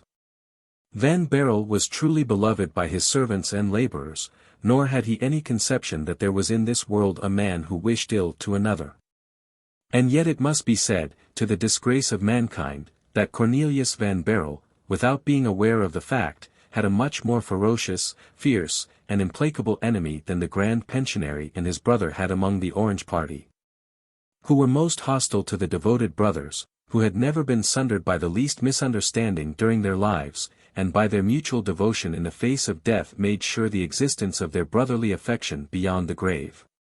At the time when Cornelius van Baerle began to devote himself to tulip growing, expending on this hobby his yearly revenue and the guilders of his father, there was at Dort, living next door to him, a citizen of the name of Isaac Boxtel, who from the age when he was able to think for himself had indulged the same fancy, and who was in ecstasies at the mere mention of the word tulpen, which, as we are assured by the Fleuriste Française, the most highly considered authority in matters relating to this flower, is the first word in the Cingalese tongue which was ever used to designate that masterpiece of floriculture which is now called the tulip. Boxtel had not the good fortune of being rich, like Van Baerle. He had therefore, with great care and patience, and by dint of strenuous exertions, laid out near his house at Dort a garden fit for the culture of his cherished flower. He had mixed the soil according to the most approved prescriptions, and given to his hotbeds just as much heat and fresh air as the strictest rules of horticulture exact. Isaac knew the temperature of his frames to the 20th part of a degree. He knew the strength of the current of air, and tempered it so as to adapt it to the wave of the stems of his flowers. His productions also began to meet with the favor of the public. They were beautiful, nay, distinguished. Several fanciers had come to see Boxtel's tulips. At last he had even started amongst all the Linnaeuses and Tourneforts a tulip which bore his name, and which, after having travelled all through France, had found its way into Spain, and penetrated as far as Portugal, and the king, Don Alfonso VI.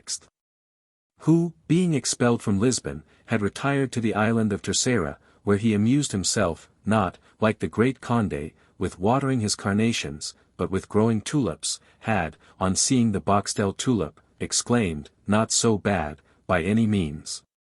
All at once, Cornelius van Baerle, who, after all his learned pursuits, had been seized with the tulipomania, made some changes in his house at Dort, which, as we have stated, was next door to that of Boxtel. He raised a certain building in his courtyard by a story, which shutting out the sun, took half a degree of warmth from Boxtel's garden, and, on the other hand, added half a degree of cold in winter. Not to mention that it cut the wind, and disturbed all the horticultural calculations and arrangements of his neighbor. After all, this mishap appeared to Boxtel of no great consequence. Van Baerle was but a painter, a sort of fool who tried to reproduce and disfigure on canvas the wonders of nature. The painter, he thought, had raised his studio by a story to get better light, and thus far he had only been in the right. Meneer van Baerle was a painter, as Meneer Boxtel was a tulip grower. He wanted somewhat more sun for his paintings, and he took half a degree from his neighbor's tulips. The law was for Van Baerle, and Boxtel had to abide by it. Besides, Isaac had made the discovery that too much sun was injurious to tulips, and that this flower grew quicker, and had a better coloring, with the temperate warmth of morning, than with the powerful heat of the midday sun. He therefore felt almost grateful to Cornelius van Baerle for having given him a screen gratis. Maybe this was not quite in accordance with the true state of things in general, and of Isaac Boxtel's feelings in particular. It is certainly astonishing what rich comfort great minds, in the midst of momentous catastrophes, will derive from the consolations of philosophy. But alas! What was the agony of the unfortunate Boxtel on seeing the windows of the new story set out with bulbs and seedlings of tulips for the border, and tulips in pots, in short, with everything pertaining to the pursuits of a tulip monomaniac. There were bundles of labels, cupboards, and drawers with compartments, and wire guards for the cupboards, to allow free access to the air whilst keeping out slugs, mice, dormice, and rats. All of them very curious fanciers of tulips at 2,000 francs a bulb. Boxtel was quite amazed when he saw all this apparatus, but he was not as yet aware of the full extent of his misfortune. Van Baerle was known to be fond of everything that pleases the eye. He studied nature in all her aspects for the benefit of his paintings, which were as minutely finished as those of Gerard Dow, his master, and of Meares, his friend. Was it not possible, that, having to paint the interior of a tulip grower's, he had collected in his new studio all the accessories of decoration? Yet, although thus consoling himself with illusory suppositions, Boxtel was not able to resist the burning curiosity which was devouring him. In the evening, therefore, he placed a ladder against the partition wall between their gardens, and, looking into that of his neighbor Van Baerle, he convinced himself that the soil of a large square bed, which had formerly been occupied by different plants, was removed, and the ground disposed in beds of loam mixed with river mud, a combination which is particularly favorable to the tulip. And the whole surrounded by a border of turf to keep the soil in its place. Besides this, sufficient shade to temper the noonday heat, aspect south-southwest, water in abundant supply, and at hand, in short, every requirement to ensure not only success but also progress. There could not be a doubt that Van Baerle had become a tulip grower. Boxtel at once pictured to himself this learned man, with a capital of 400,000 and a yearly income of 10,000 guilders, devoting all his intellectual and financial resources to the cultivation of the tulip. He foresaw his neighbor's success, and he felt such a pang at the mere idea of this success that his hands dropped powerless, his knees trembled, and he fell in despair from the ladder. And thus it was not for the sake of painted tulips, but for real ones, that Van Baerle took from him half a degree of warmth. And thus Van Baerle was to have the most admirably fitted aspect, and, besides, a large, airy, and well-ventilated chamber where to preserve his bulbs and seedlings. While he, Boxtel, had been obliged to give up for this purpose his bedroom, and, lest his sleeping in the same apartment might injure his bulbs and seedlings, had taken up his abode in a miserable garret. Boxtel, then, was to have next door to him a rival and successful competitor, and his rival, instead of being some unknown, obscure gardener, was the godson of Mynheer Cornelius de Witt, that is to say, a celebrity. Boxtel, as the reader may see, was not possessed of the spirit of Porus. On being conquered by Alexander, consoled himself with the celebrity of his conqueror. And now if Van Baerle produced a new tulip, and named it the John de Witt, after having named one the Cornelius, it was indeed enough to choke one with rage. Thus Boxtel, with jealous foreboding, became the prophet of his own misfortune. And, after having made this melancholy discovery, he passed the most wretched night imaginable. Chapter 6. The Hatred of a Tulip-fancier. From that moment Boxtel's interest in tulips was no longer a stimulus to his exertions, but a deadening anxiety. Henceforth all his thoughts ran only upon the injury which his neighbor would cause him, and thus his favorite occupation was changed into a constant source of misery to him. Van Baerle, as may easily be imagined, had no sooner begun to apply his natural ingenuity to his new fancy, than he succeeded in growing the finest tulips. Indeed, he knew better than anyone else at Haarlem or Leyden, the two towns which boast the best soil and the most congenial climate, how to vary the colors, to modify the shape, and to produce new species. He belonged to that natural, humorous school who took for their motto in the 17th century the aphorism uttered by one of their number in 1653, to despise flowers is to offend God. From that premise the school of tulip-fanciers, the most exclusive of all schools, worked out the following syllogism in the same year. To despise flowers is to offend God. The more beautiful the flower is, the more does one offend God in despising it. The tulip is the most beautiful of all flowers. Therefore, he who despises the tulip offends God beyond measure. By reasoning of this kind, it can be seen that the 4,000 or 5,000 tulip growers of Holland, France, and Portugal, leaving out those of Ceylon and China and the Indies, might, if so disposed, put the whole world under the ban. And condemn as schismatics and heretics and deserving of death the several hundred millions of mankind whose hopes of salvation were not centered upon the tulip. We cannot doubt that in such a cause Boxtel, though he was Van Baerle's deadly foe, would have marched under the same banner with him. Mynheer Van Baerle and his tulips, therefore, were in the mouth of everybody.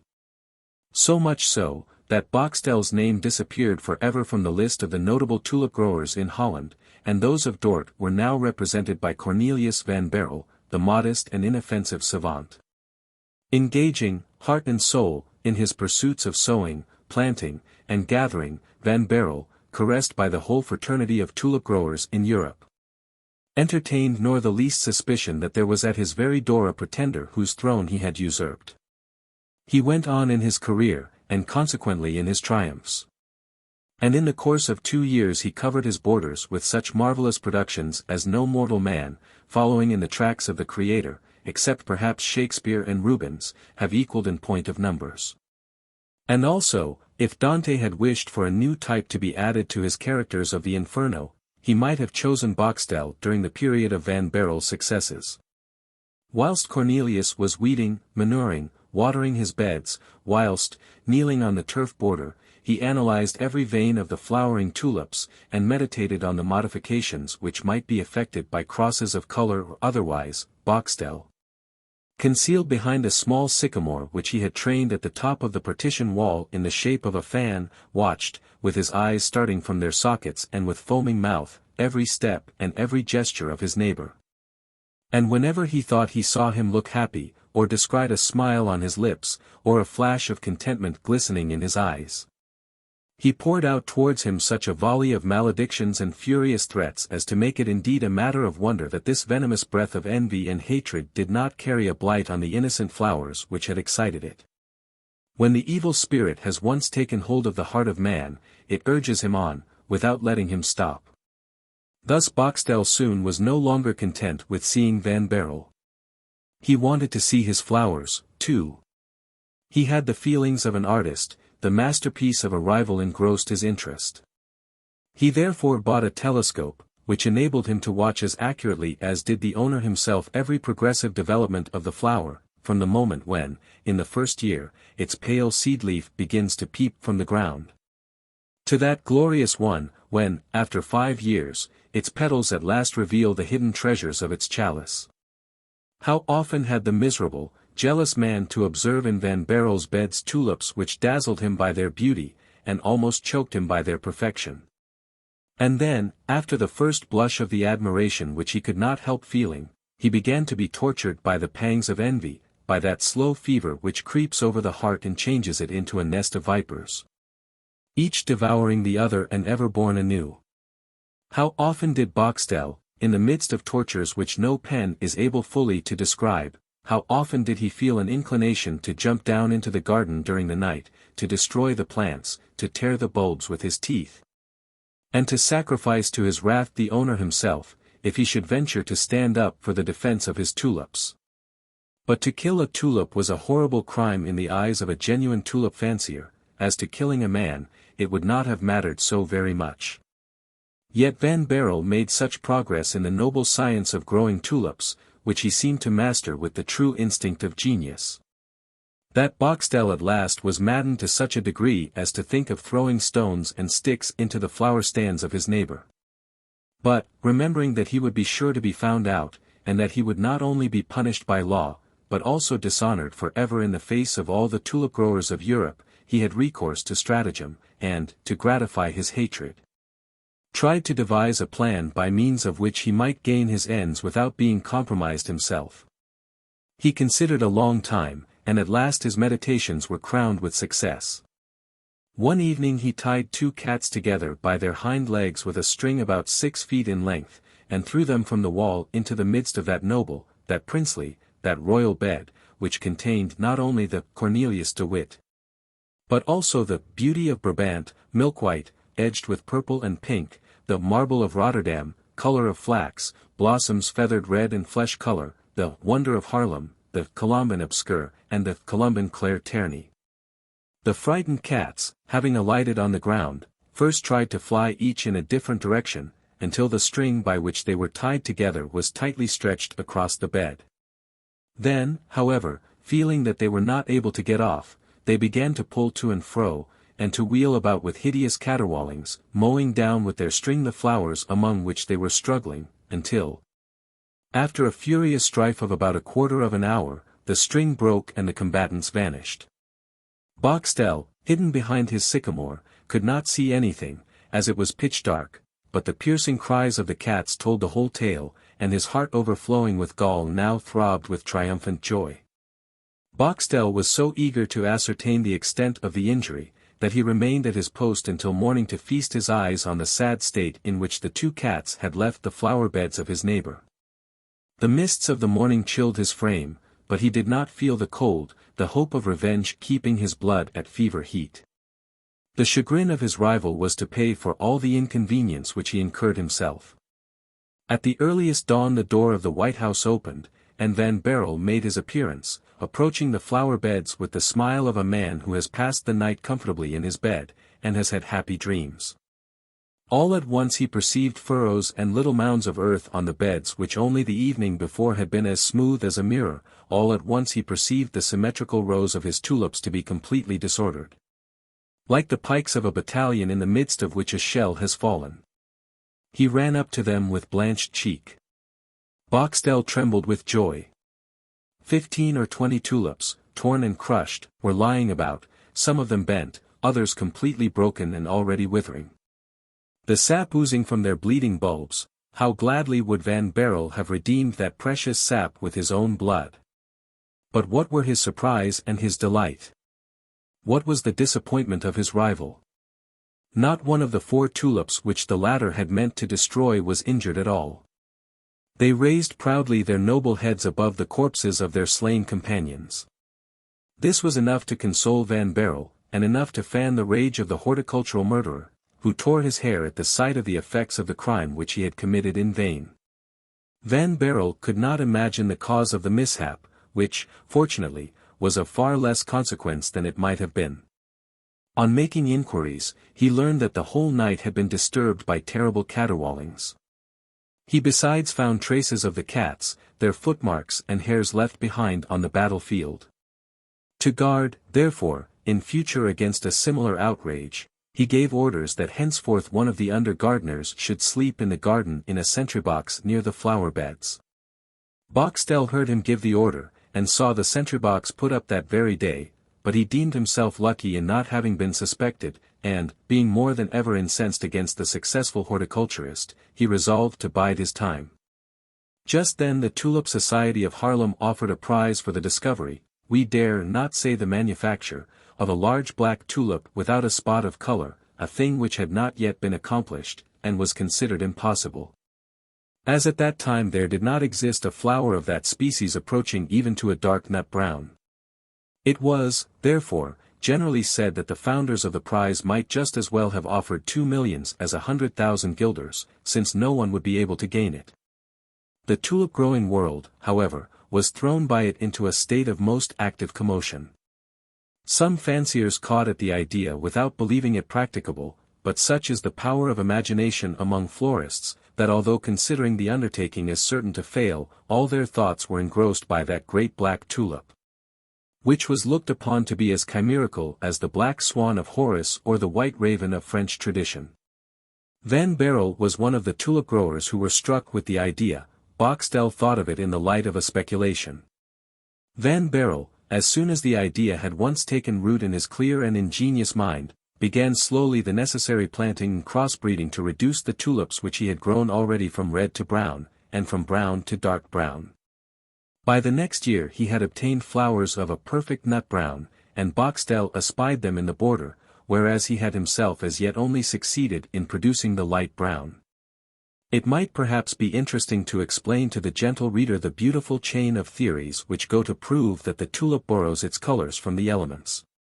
Perhaps we should give him pleasure if we were to maintain and establish that nothing is impossible for a florist who avails himself with judgment and discretion and patience of the sun's heat, the clear water, the juices of the earth, and the cool breezes. But this is not a treatise upon tulips in general. It is the story of one particular tulip which we have undertaken to write, and to that we limit ourselves, however alluring the subject which is so closely allied to ours. Boxtel, once more worsted by the superiority of his hated rival, was now completely disgusted with tulip growing, and, being driven half mad, devoted himself entirely to observation. The house of his rival was quite open to view. A garden exposed to the sun, cabinets with glass walls, shelves, cupboards, boxes, and ticketed pigeonholes, which could easily be surveyed by the telescope. Boxtel allowed his bulbs to rot in the pits, his seedlings to dry up in their cases, and his tulips to wither in the borders, and henceforward occupied himself with nothing else but the doings at Van Baerle's. He breathed through the stalks of Van Baerle's tulips, quenched his thirst with the water he sprinkled upon them, and feasted on the fine soft earth which his neighbor scattered upon his cherished bulbs. But the most curious part of the operations was not performed in the garden. It might be 1 o'clock in the morning when Van Baerle went up to his laboratory, into the glazed cabinet whither Boxtel's telescope had such an easy access. And here, as soon as the lamp illuminated the walls and windows, Boxtel saw the inventive genius of his rival at work. He beheld him sifting his seeds, and soaking them in liquids which were destined to modify or to deepen their colors. He knew what Cornelius meant when heating certain grains, then moistening them, then combining them with others by a sort of grafting, a minute and marvelously delicate manipulation. And when he shut up in darkness those which were expected to furnish the black color, exposed to the sun or to the lamp those which were to produce red, and placed between the endless reflections of two water mirrors those intended for white. The pure representation of the limpid element. This innocent magic, the fruit at the same time of childlike musings and of manly genius, this patient untiring labor, of which Boxtel knew himself to be incapable, made him, gnawed as he was with envy, center all his life, all his thoughts, and all his hopes in his telescope. For, strange to say, the love and interest of horticulture had not deadened in Isaac his fierce envy and thirst of revenge. Sometimes, whilst covering Van Baerle with his telescope, he deluded himself into a belief that he was levelling a never-failing musket at him. And then he would seek with his finger for the trigger to fire the shot which was to have killed his neighbour. But it is time that we should connect with this epoch of the operations of the one, and the espionage of the other, the visit which Cornelius de Witt came to pay to his native town. Chapter 7. The happy man makes acquaintance with misfortune. Cornelius de Witt, after having attended to his family affairs, reached the house of his godson, Cornelius van Baerle, one evening in the month of January, 1672. De Witt, although being very little of a horticulturist or of an artist, went over the whole mansion, from the studio to the greenhouse, inspecting everything, from the pictures down to the tulips. He thanked his godson for having joined him on the deck of the admiral's ship, the Seven Provinces, during the battle of Southwold Bay, and for having given his name to a magnificent tulip. And whilst he thus, with the kindness and affability of a father to a son, visited Van Baerle's treasures, the crowd gathered with curiosity, and even respect, before the door of the happy man. All this hubbub excited the attention of Boxtel, who was just taking his meal by his fireside. He inquired what it meant, and, on being informed of the cause of all this stir, climbed up to his post of observation, where in spite of the cold, he took his stand, with the telescope to his eye. This telescope had not been of great service to him since the autumn of 1671. The tulips, like true daughters of the East, averse to cold, do not abide in the open ground in winter. They need the shelter of the house, the soft bed on the shelves, and the congenial warmth of the stove. Van Baerle, therefore, passed the whole winter in his laboratory, in the midst of his books and pictures. He went only rarely to the room where he kept his bulbs, unless it were to allow some occasional rays of the sun to enter, by opening one of the movable sashes of the glass front. On the evening of which we are speaking, after the two Corneliuses had visited together all the apartments of the house, whilst a train of domestics followed their steps, De Witt said in a low voice to Van Baerle, "My dear son, send these people away, and let us be alone for some minutes." The younger Cornelius, bowing assent, said aloud, "Would you now, sir, please to see my dry room?" The dry room, this pantheon, this sanctum sanctorum of the Tulip-fancier, was, as Delphi of old, interdicted to the profane uninitiated. Never had any of his servants been bold enough to set his foot there. Cornelius admitted only the inoffensive broom of an old Frisian housekeeper, who had been his nurse, and who from the time when he had devoted himself to the culture of tulips ventured no longer to put onions in his stews, for fear of pulling to pieces and mincing the idol of her foster child. At the mere mention of the dry room, therefore, the servants who were carrying the lights respectfully fell back.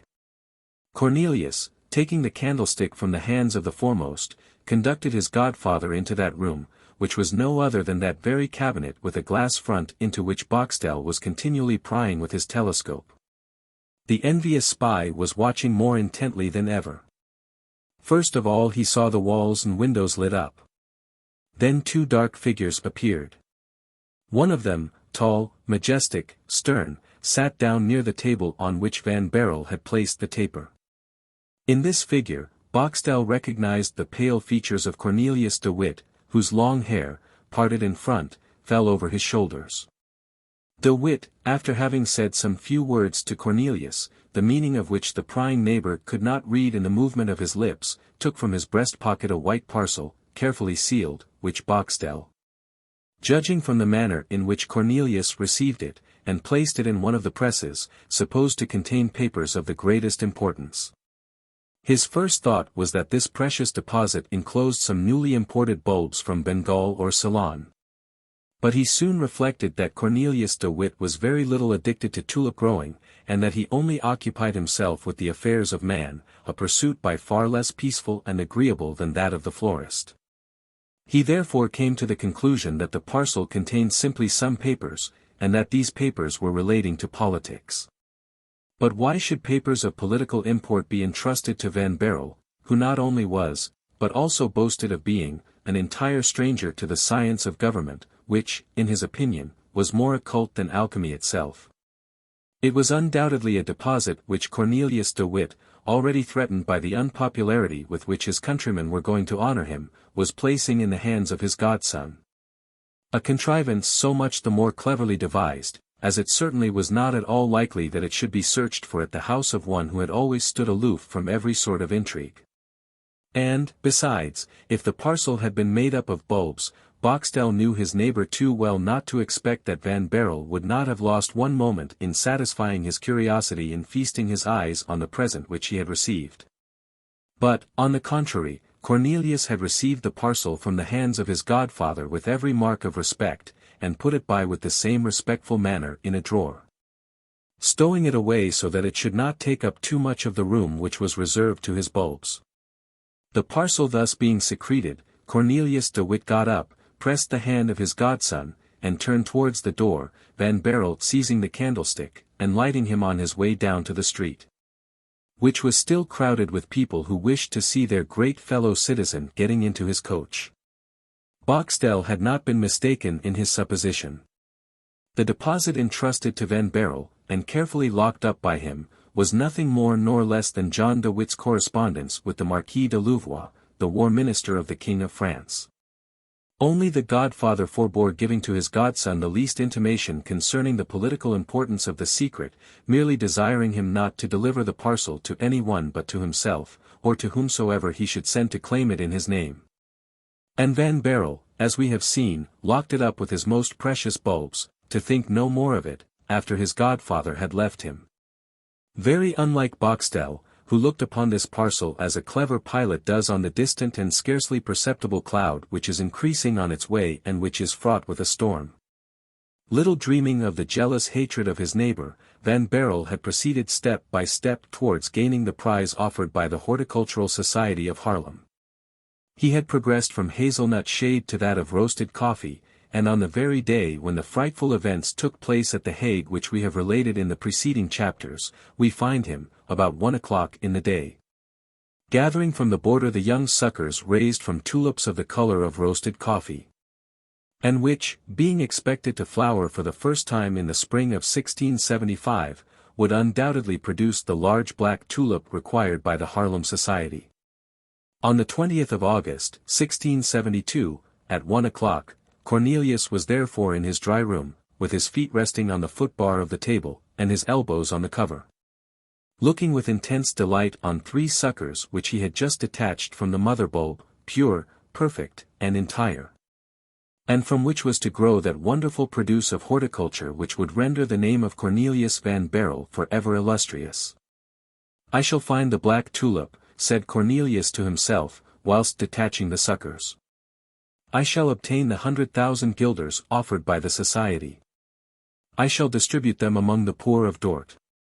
And thus the hatred which every rich man has to encounter in times of civil wars will be soothed down, and I shall be able, without fearing any harm either from Republicans or Orangists, to keep as heretofore my borders in splendid condition.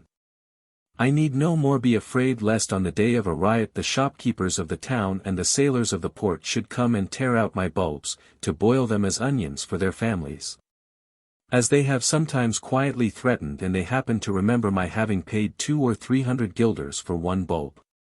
It is therefore settled I shall give the 100,000 guilders of the Haarlem prize to the poor. And yet—" Here Cornelius stopped and heaved a sigh.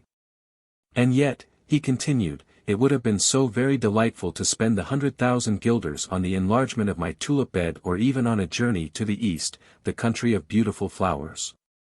But, alas! These are no thoughts for the present times, when muskets, standards, proclamations, and beating of drums are the order of the day. Van Baerle raised his eyes to heaven and sighed again. Then turning his glance towards his bulbs, objects of much greater importance to him than all those muskets, standards, drums, and proclamations, which he conceived only to be fit to disturb the minds of honest people, he said. These are, indeed, beautiful bulbs. How smooth they are, how well formed, there is that air of melancholy about them which promises to produce a flower of the color of ebony. On their skin you cannot even distinguish the circulating veins with the naked eye. Certainly, not a light spot will disfigure the tulip which I have called into existence. And by what name shall we call this offspring of my sleepless nights, of my labor and my thought? Tulipa nigra barloensis. Yes, barloensis, a fine name. All the tulip-fanciers, that is to say, all the intelligent people of Europe, will feel a thrill of excitement when the rumor spreads to the 4 quarters of the globe, the grand black tulip is found. How is it called? The fanciers will ask. Tulipa nigra barloensis. Why barloensis? After its grower, Van Baerle, will be the answer. And who is this Van Baerle? It is the same who has already produced 5 new tulips, the Jane, the John de Witt, the Cornelius de Witt, etc. Well, that is what I call my ambition.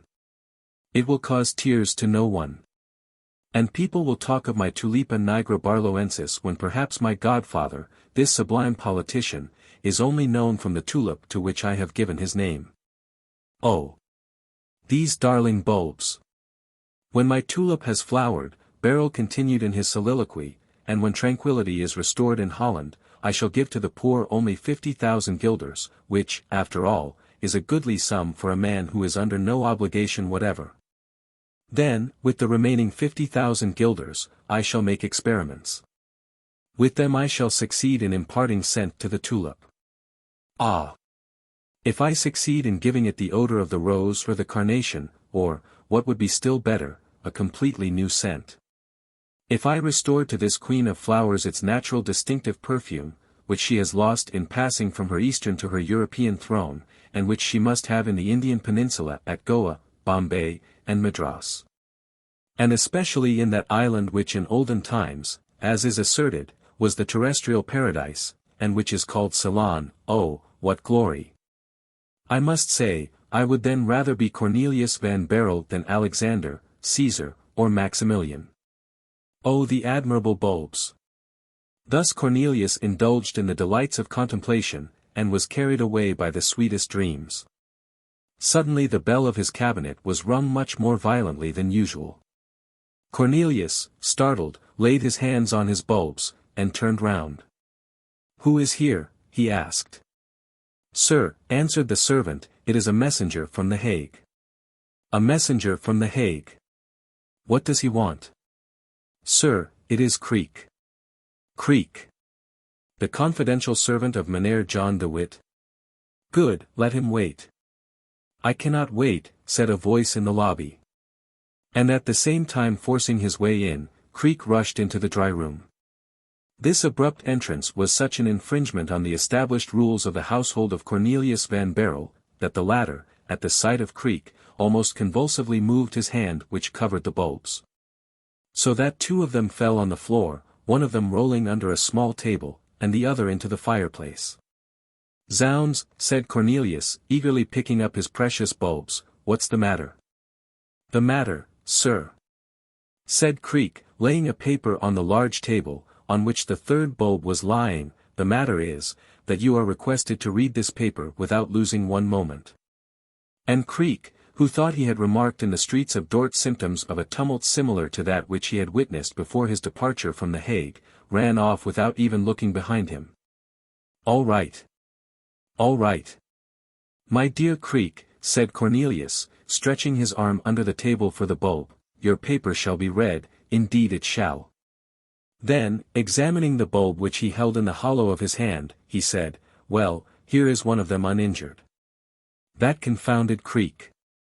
Thus to rush into my dry room, let us now look after the other." And without laying down the bulb which he already held, Baerle went to the fireplace, knelt down and stirred with the tip of his finger the ashes, which fortunately were quite cold. He at once felt the other bulb. "Well, here it is," he said. And, looking at it with almost fatherly affection, he exclaimed, uninjured as the first. At this very instant, and whilst Cornelius, still on his knees, was examining his pets, the door of the dry room was so violently shaken, and opened in such a brusque manner, that Cornelius felt rising in his cheeks and his ears the glow of that evil counselor which is called wrath. "Now, what is it again?" he demanded. "Are people going mad here?" "Oh, sir! Sir," cried the servant, rushing into the dry room with a much paler face and with a much more frightened mien than Creek had shown. "Well?" asked Cornelius, foreboding some mischief from the double breach of the strict rule of his house. "Oh, sir, fly! Fly quick," cried the servant. "Fly! And what for?" "Sir, the house is full of the guards of the States." "What do they want?" "They want you." "What for?" "To arrest you." "Arrest me? Arrest me, do you say?" "Yes, sir, and they are headed by a magistrate." "What's the meaning of all this?" said Van Baerle, grasping in his hands the two bulbs, and directing his terrified glance towards the staircase. "They are coming up. They are coming up," cried the servant. "Oh, my dear child, my worthy master!" cried the old housekeeper, who now likewise made her appearance in the dry room. "Take your gold, your jewelry, and fly, fly." "But how shall I make my escape, nurse?" said Van Baerle. "Jump out of the window. 25 feet from the ground." "But you will fall on 6 feet of soft soil." "Yes, but I should fall on my tulips." "Never mind, jump out." Cornelius took the third bulb, approached the window and opened it, but seeing what havoc he would necessarily cause in his borders, and, more than this, what a height he would have to jump, he called out, "Never," and fell back a step. At this moment they saw across the banister of the staircase the points of the halberds of the soldiers rising. The housekeeper raised her hands to heaven. As to Cornelius van Baerle, it must be stated to his honor, not as a man, but as a tulip-fancier, his only thought was for his inestimable bulbs. Looking about for a paper in which to wrap them up, he noticed the fly-leaf from the Bible, which Creek had laid upon the table, took it without in his confusion remembering whence it came, folded in it the 3 bulbs, secreted them in his bosom, and waited. At this very moment the soldiers, preceded by a magistrate, entered the room. "Are you Dr. Cornelius van Baerle?" demanded the magistrate, who, although knowing the young man very well, put his question according to the forms of justice, which gave his proceedings a much more dignified air. "I am that person, Master Van Spennen," answered Cornelius, politely, to his judge, "and you know it very well. Then give up to us the seditious papers which you secrete in your house." "The seditious papers?" repeated Cornelius, quite dumbfounded at the imputation. "Now don't look astonished, if you please." "I vow to you, Master Van Spennen," Cornelius replied, "that I am completely at a loss to understand what you want." "Then I shall put you in the way, doctor," said the judge. "Give up to us the papers which the traitor Cornelius de Witt deposited with you in the month of January last." A sudden light came into the mind of Cornelius. "Hullo!" said Van Spennen, "you begin now to remember, don't you?" "Indeed I do, but you spoke of seditious papers, and I have none of that sort." "You deny it then?" "Certainly I do." The magistrate turned round and took a rapid survey of the whole cabinet. "Where is the apartment you call your dry room?" he asked. "The very same where you now are, Master Van Spennen." The magistrate cast a glance at a small note at the top of his papers. "All right," he said, like a man who is sure of his ground. Then, turning round towards Cornelius, he continued, "Will you give up those papers to me?" "But I cannot, Master Van Spennen, those papers do not belong to me, they have been deposited with me as a trust, and a trust is sacred." "Dar." "Cornelius," said the judge, "in the name of the States, I order you to open this drawer, and to give up to me the papers which it contains." Saying this, the judge pointed with his finger to the third drawer of the press, near the fireplace. In this very drawer, indeed, the papers deposited by the warden of the dikes with his godson were lying, a proof that the police had received very exact information. "Ah! You will not," said Van Spennen, when he saw Cornelius standing immovable and bewildered, "then I shall open the drawer myself."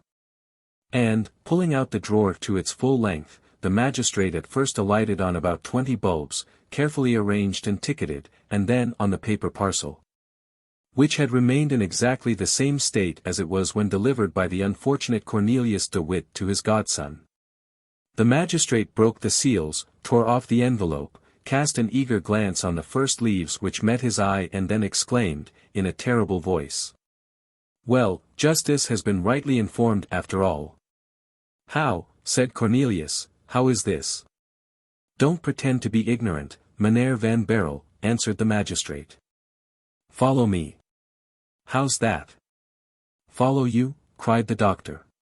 "Yes, sir, for in the name of the States I arrest you." Arrests were not as yet made in the name of William of Orange, he had not been stadtholder long enough for that. "Arrest me," cried Cornelius, "but what have I done?" "That's no affair of mine, doctor. You will explain all that before your judges." "Where?" "At The Hague."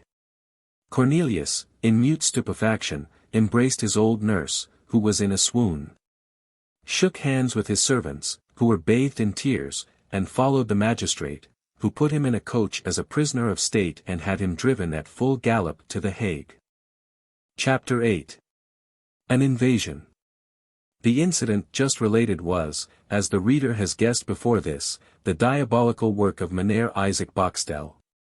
It will be remembered that, with the help of his telescope, not even the least detail of the private meeting between Cornelius de Witt and Van Baerle had escaped him. He had, indeed, heard nothing, but he had seen everything, and had rightly concluded that the papers entrusted by the warden to the doctor must have been of great importance. As he saw Van Baerle so carefully secreting the parcel in the drawer where he used to keep his most precious bulbs.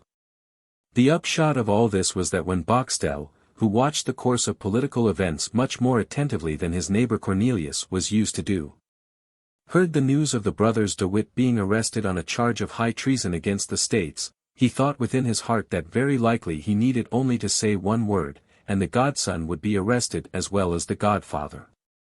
Yet, full of happiness as was Boxtel's heart at the chance, he at first shrank with horror from the idea of informing against a man whom this information might lead to the scaffold. But there is this terrible thing in evil thoughts, that evil minds soon grow familiar with them. Besides this, Meneer Isaac Boxtel encouraged himself with the following sophism. Cornelius de Witt is a bad citizen, as he is charged with high treason, and arrested. I, on the contrary, am a good citizen, as I am not charged with anything in the world, as I am as free as the air of heaven. If, therefore, Cornelius de Witt is a bad citizen, of which there can be no doubt, as he is charged with high treason, and arrested, his accomplice, Cornelius van Baerle, is no less a bad citizen than himself. And, as I am a good citizen, and as it is the duty of every good citizen to inform against the bad ones, it is my duty to inform against Cornelius van Baerle. Specious as this mode of reasoning might sound, it would not perhaps have taken so complete a hold of Boxtel, nor would he perhaps have yielded to the mere desire of vengeance which was gnawing at his heart, had not the demon of envy been joined with that of cupidity. Boxtel was quite aware of the progress which Van Baerle had made towards producing the grand black tulip. Dar. Cornelius, notwithstanding all his modesty, had not been able to hide from his most intimate friends that he was all but certain to win, in the year of grace 1673, the prize of 100,000 guilders offered by the Horticultural Society of Haarlem. It was just this certainty of Cornelius van Baerle that caused the fever which raged in the heart of Isaac Boxtel. If Cornelius should be arrested, there would necessarily be a great upset in his house, and during the night after his arrest no one would think of keeping watch over the tulips in his garden. Now in that night Boxtel would climb over the wall and, as he knew the position of the bulb which was to produce the grand black tulip, he would filch it, and instead of flowering for Cornelius, it would flower for him, Isaac. He also, instead of Van Baerle, would have the prize of 100,000 guilders, not to speak of the sublime honor of calling the new flower Tulipa nigra boxtelensis, a result which would satisfy not only his vengeance, but also his cupidity and his ambition. Awake, he thought of nothing but the grand black tulip; asleep, he dreamed of it. At last, on the 19th of August, about 2 o'clock in the afternoon, the temptation grew so strong, that Mynheer Isaac was no longer able to resist it. Accordingly, he wrote an anonymous information, the minute exactness of which made up for its want of authenticity, and posted his letter. Never did a venomous paper, slipped into the jaws of the bronze lions at Venice, produce a more prompt and terrible effect. On the same evening the letter reached the principal magistrate, who without a moment's delay convoked his colleagues early for the next morning. On the following morning, therefore, they assembled, and decided on Van Baerle's arrest, placing the order for its execution in the hands of Master Van Spennen, who, as we have seen, performed his duty like a true Hollander, and who arrested the doctor at the very hour when the Orange party at The Hague were roasting the bleeding shreds of flesh torn from the corpses of Cornelius and John de Witt. But, whether from a feeling of shame or from craven weakness, Isaac Boxtel did not venture that day to point his telescope either at the garden, or at the laboratory, or at the dry room. He knew too well what was about to happen in the house of the poor doctor to feel any desire to look into it. He did not even get up when his only servant, who envied the lot of the servants of Cornelius just as bitterly as Boxtel did that of their master, entered his bedroom. He said to the man, "I shall not get up today, I am ill." About 9 o'clock he heard a great noise in the street which made him tremble. At this moment he was paler than a real invalid, and shook more violently than a man in the height of fever. His servant entered the room. Boxtel hid himself under the counterpane. "Oh, sir," cried the servant, not without some inkling that, whilst deploring the mishap which had befallen Van Baerle, he was announcing agreeable news to his master. "Oh, sir. You do not know, then, what is happening at this moment." "How can I know it?" answered Boxtel, with an almost unintelligible voice. "Well, Mynheer Boxtel, at this moment your neighbor Cornelius van Baerle is arrested for high treason." "Nonsense!" Boxtel muttered, with a faltering voice, "the thing is impossible." "Faith, sir, at any rate that's what people say, and, besides, I have seen Judge Van Spennen with the archers entering the house." "Well, if you have seen it with your own eyes, that's a different case altogether." "At all events," said the servant, "I shall go and inquire once more." "Be you quiet, sir, I shall let you know all about it." Boxtel contented himself with signifying his approval of the zeal of his servant by dumb show. The man went out, and returned in half an hour. "Oh, sir, all that I told you is indeed quite true." "How so?" "Mynheer Van Baerle is arrested, and has been put into a carriage, and they are driving him to The Hague." "To The Hague?" "Yes, to The Hague, and if what people say is true, it won't do him much good." "And what do they say?" Boxtel asked. "Faith, sir, they say, but it is not quite sure, that by this hour the burghers must be murdering Mynheer Cornelius and Mynheer John de Witt." "Oh," muttered, or rather growled Boxtel, closing his eyes from the dreadful picture which presented itself to his imagination. "Why, to be sure," said the servant to himself, whilst leaving the room, "Mynheer Isaac Boxtel must be very sick not to have jumped from his bed on hearing such good news." And, in reality, Isaac Boxtel was very sick, like a man who has murdered another. But he had murdered his man with a double object: the first was attained, the second was still to be attained. Night closed in. It was the night which Boxtel had looked forward to. As soon as it was dark he got up. He then climbed into his sycamore. He had calculated correctly, no one thought of keeping watch over the garden. The house and the servants were all in the utmost confusion. He heard the clock strike, 10, 11, 12. At midnight, with a beating heart, trembling hands, and a livid countenance, he descended from the tree, took a ladder, leaned it against the wall, mounted it to the last step but one, and listened. All was perfectly quiet, not a sound broke the silence of the night. One solitary light, that of the housekeeper, was burning in the house. This silence and this darkness emboldened Boxtel. He got astride the wall, stopped for an instant, and, after having ascertained that there was nothing to fear, he put his ladder from his own garden into that of Cornelius, and descended. Then, knowing to an inch where the bulbs which were to produce the black tulip were planted, he ran towards the spot, following, however, the gravelled walks in order not to be betrayed by his footprints, and, on arriving at the precise spot, he proceeded, with the eagerness of a tiger, to plunge his hand into the soft ground. He found nothing, and thought he was mistaken. In the meanwhile, the cold sweat stood on his brow. He felt about close by it, nothing. He felt about on the right, and on the left, nothing. He felt about in front and at the back, nothing. He was nearly mad, when at last he satisfied himself that on that very morning the earth had been disturbed. In fact, whilst Boxtel was lying in bed, Cornelius had gone down to his garden, had taken up the mother bulb, and, as we have seen, divided it into three. Boxtel could not bring himself to leave the place. He dug up with his hands more than 10 square feet of ground. At last no doubt remained of his misfortune. Mad with rage, he returned to his ladder, mounted the wall, drew up the ladder, flung it into his own garden, and jumped after it. All at once, a last ray of hope presented itself to his mind. The seedling bulbs might be in the dry room, it was therefore only requisite to make his entry there as he had done into the garden. There he would find them, and, moreover, it was not at all difficult, as the sashes of the dry room might be raised like those of a greenhouse. Cornelius had opened them on that morning, and no one had thought of closing them again. Everything, therefore, depended upon whether he could procure a ladder of sufficient length, one of 25 feet instead of 10. Boxtel had noticed in the street where he lived a house which was being repaired, and against which a very tall ladder was placed. This ladder would do admirably, unless the workmen had taken it away. He ran to the house, the ladder was there.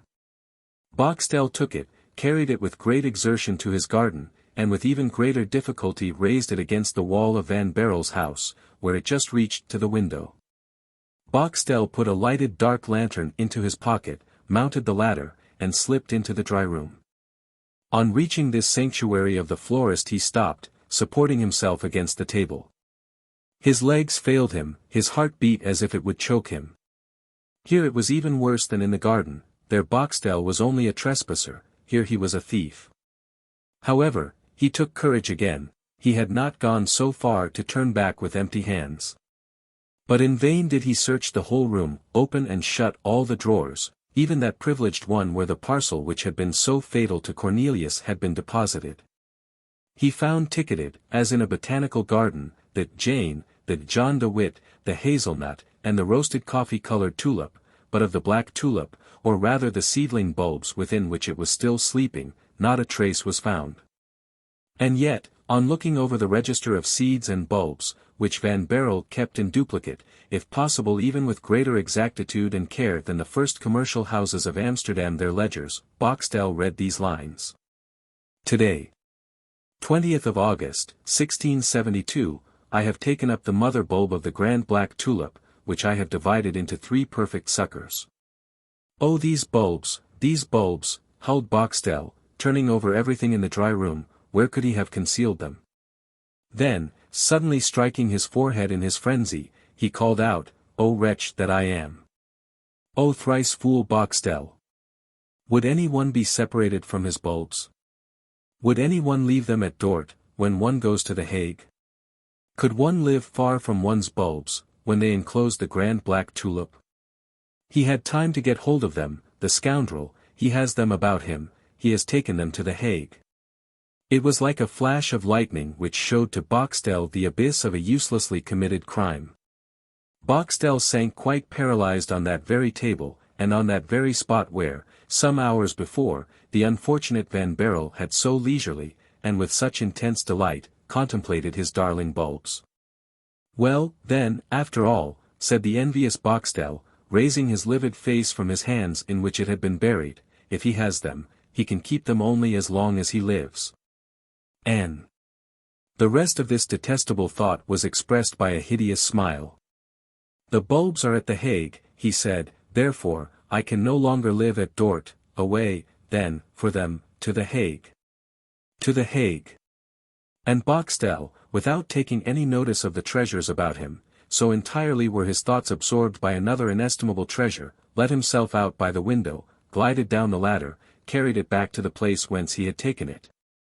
And, like a beast of prey, returned growling to his house. Chapter 9. The Family Cell. It was about midnight when poor Van Baerle was locked up in the prison of the Buitenhof. What Rosa foresaw had come to pass. On finding the cell of Cornelius de Witt empty, the wrath of the people ran very high, and had Gryphus fallen into the hands of those madmen he would certainly have had to pay with his life for the prisoner. But this fury had vented itself most fully on the two brothers when they were overtaken by the murderers, thanks to the precaution which William, the man of precautions, had taken in having the gates of the city closed. A momentary lull had therefore set in whilst the prison was empty, and Rosa availed herself of this favourable moment to come forth from her hiding-place, which she also induced her father to leave. The prison was therefore completely deserted. Why should people remain in the jail whilst murder was going on at the Tolhek? Gryphus came forth trembling behind the courageous Rosa. They went to close the great gate, at least as well as it would close, considering that it was half demolished. It was easy to see that a hurricane of mighty fury had vented itself upon it. About 4 o'clock a return of the noise was heard, but of no threatening character to Gryphus and his daughter. The people were only dragging in the two corpses, which they came back to gibbet at the usual place of execution. Rosa hid herself this time also, but only that she might not see the ghastly spectacle. At midnight, people again knocked at the gate of the jail, or rather at the barricade which served in its stead. It was Cornelius van Baerle whom they were bringing. When the jailer received this new inmate, and saw from the warrant the name and station of his prisoner, he muttered with his turnkey smile. Godson of Cornelius de Witt. Well, young man, we have the family cell here, and we will give it to you. And quite enchanted with his joke, the ferocious Orangeman took his cresset and his keys to conduct Cornelius to the cell, which on that very morning Cornelius de Witt had left to go into exile. Or what in revolutionary times is meant instead by those sublime philosophers who lay it down as an axiom of high policy, it is the dead only who do not return. On the way which the despairing florist had to traverse to reach that cell he heard nothing but the barking of a dog, and saw nothing but the face of a young girl. The dog rushed forth from a niche in the wall, shaking his heavy chain, and sniffing all round Cornelius in order so much the better to recognize him in case he should be ordered to pounce upon him. The young girl, whilst the prisoner was mounting the staircase, appeared at the narrow door of her chamber, which opened on that very flight of steps. And, holding the lamp in her right hand, she at the same time lit up her pretty blooming face, surrounded by a profusion of rich wavy golden locks, whilst with her left she held her white nightdress closely over her breast. Having been roused from her first slumber by the unexpected arrival of Van Baerle. It would have made a fine picture, worthy of Rembrandt, the gloomy winding stairs illuminated by the reddish glare of the cresset of Gryphus, with his scowling jailer's countenance at the top. The melancholy figure of Cornelius bending over the banister to look down upon the sweet face of Rosa, standing, as it were, in the bright frame of the door of her chamber, with embarrassed mien at being thus seen by a stranger. And at the bottom, quite in the shade, where the details are absorbed in the obscurity, the mastiff, with his eyes glistening like carbuncles, and shaking his chain, on which the double light from the lamp of Rosa and the lantern of Gryphus threw a brilliant glitter.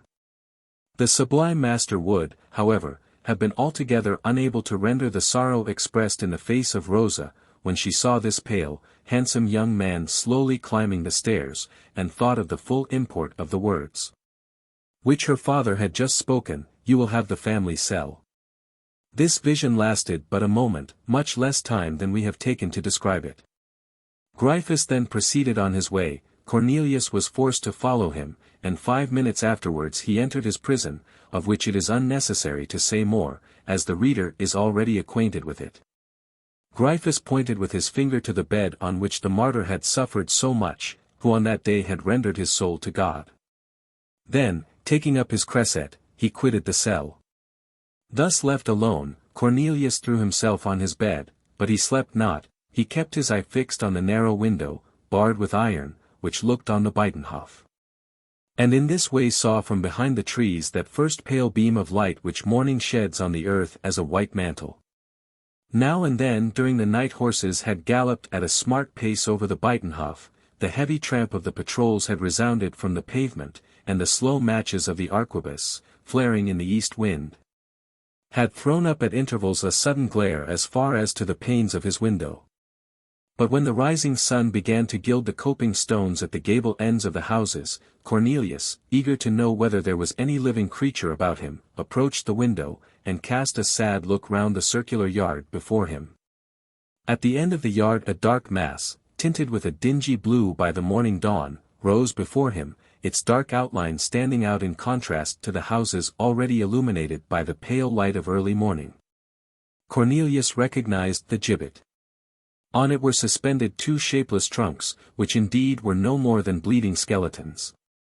The good people of The Hague had chopped off the flesh of its victims, but faithfully carried the remainder to the gibbet, to have a pretext for a double inscription written on a huge placard, on which Cornelius, with the keen sight of a young man of 28, was able to read the following lines, daubed by the coarse brush of a sign painter. Here are hanging the great rogue of the name of John de Witt, and the little rogue Cornelius de Witt, his brother, 2 enemies of the people, but great friends of the King of France. Cornelius uttered a cry of horror, and in the agony of his frantic terror knocked with his hands and feet at the doors so violently and continuously, that Gryphus, with his huge bunch of keys in his hand, ran furiously up. The jailer opened the door, with terrible imprecations against the prisoner who disturbed him at an hour which Master Gryphus was not accustomed to be aroused. "Well, now, by my soul, he is mad, this new De Witt," he cried, "but all those De Witts have the devil in them." "Master, master," cried Cornelius, seizing the jailer by the arm and dragging him towards the window, "master, what have I read down there?" "Where down there?" "On that placard." And, trembling, pale, and gasping for breath, he pointed to the gibbet at the other side of the yard, with the cynical inscription surmounting it. Gryphus broke out into a laugh. "Eh! Eh!" he answered, "so, you have read it. Well, my good sir, that's what people will get for corresponding with the enemies of His Highness the Prince of Orange. The brothers De Witt are murdered." Cornelius muttered, with the cold sweat on his brow, and sank on his bed, his arms hanging by his side, and his eyes closed. "The brothers De Witt have been judged by the people," said Gryphus. "You call that murdered, do you? Well, I call it executed."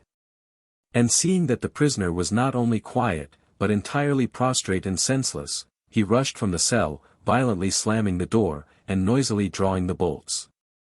Recovering his consciousness, Cornelius found himself alone, and recognized the room where he was, the family cell, as Gryphus had called it, as the fatal passage leading to ignominious death. And as he was a philosopher, and, more than that, as he was a Christian, he began to pray for the soul of his godfather, then for that of the Grand Pensionary. And at last submitted with resignation to all the sufferings which God might ordain for him. Then turning again to the concerns of earth, and having satisfied himself that he was alone in his dungeon, he drew from his breast the 3 bulbs of the black tulip, and concealed them behind a block of stone, on which the traditional water jug of the prison was standing, in the darkest corner of his cell. Useless labor of so many years. Such sweet hopes crushed. His discovery was, after all, to lead to naught, just as his own career was to be cut short. Here, in his prison, there was not a trace of vegetation, not an atom of soil, not a ray of sunshine. At this thought Cornelius fell into a gloomy despair, from which he was only aroused by an extraordinary circumstance. What was this circumstance? We shall inform the reader in our next chapter. Chapter 10. The jailer's daughter. On the same evening Gryphus, as he brought the prisoner his mess, slipped on the damp flags whilst opening the door of the cell, and fell, in the attempt to steady himself, on his hand.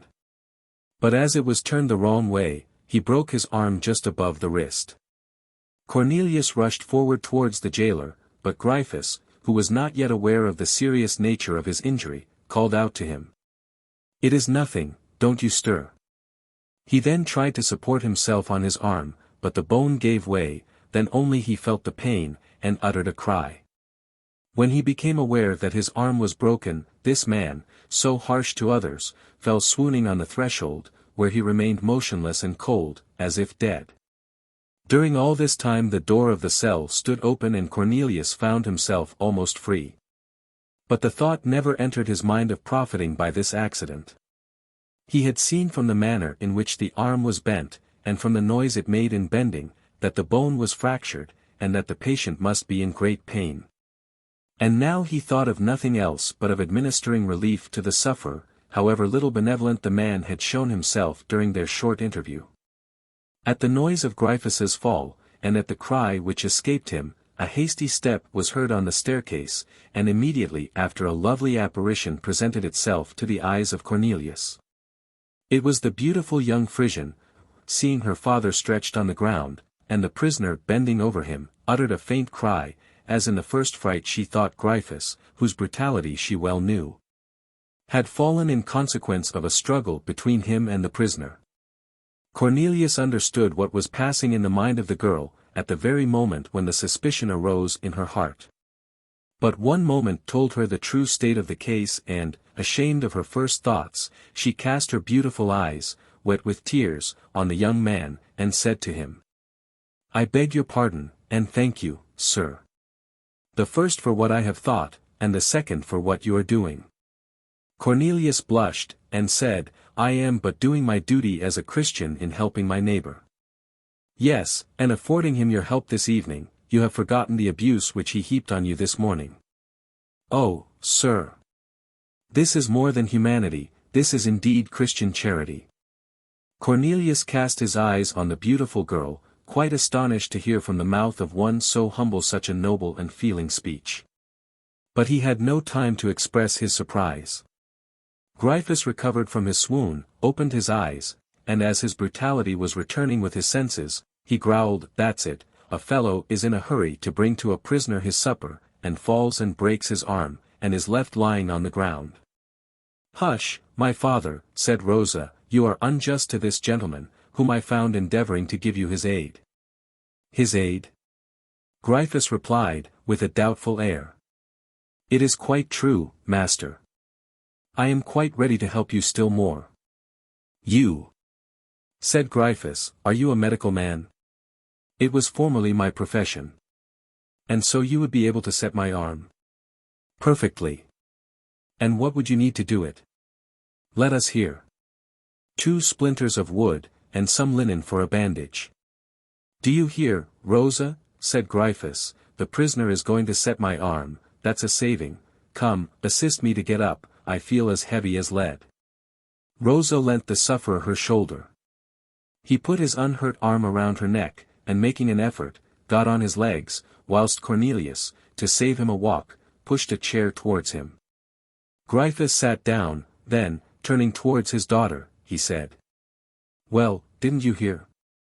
Go and fetch what is wanted." Rosa went down, and immediately after returned with 2 staves of a small barrel and a large roll of linen bandage. Cornelius had made use of the intervening moments to take off the man's coat, and to tuck up his shirt sleeve. "Is this what you require, sir?" asked Rosa. "Yes, mademoiselle," answered Cornelius, looking at the things she had brought. "Yes, that's right.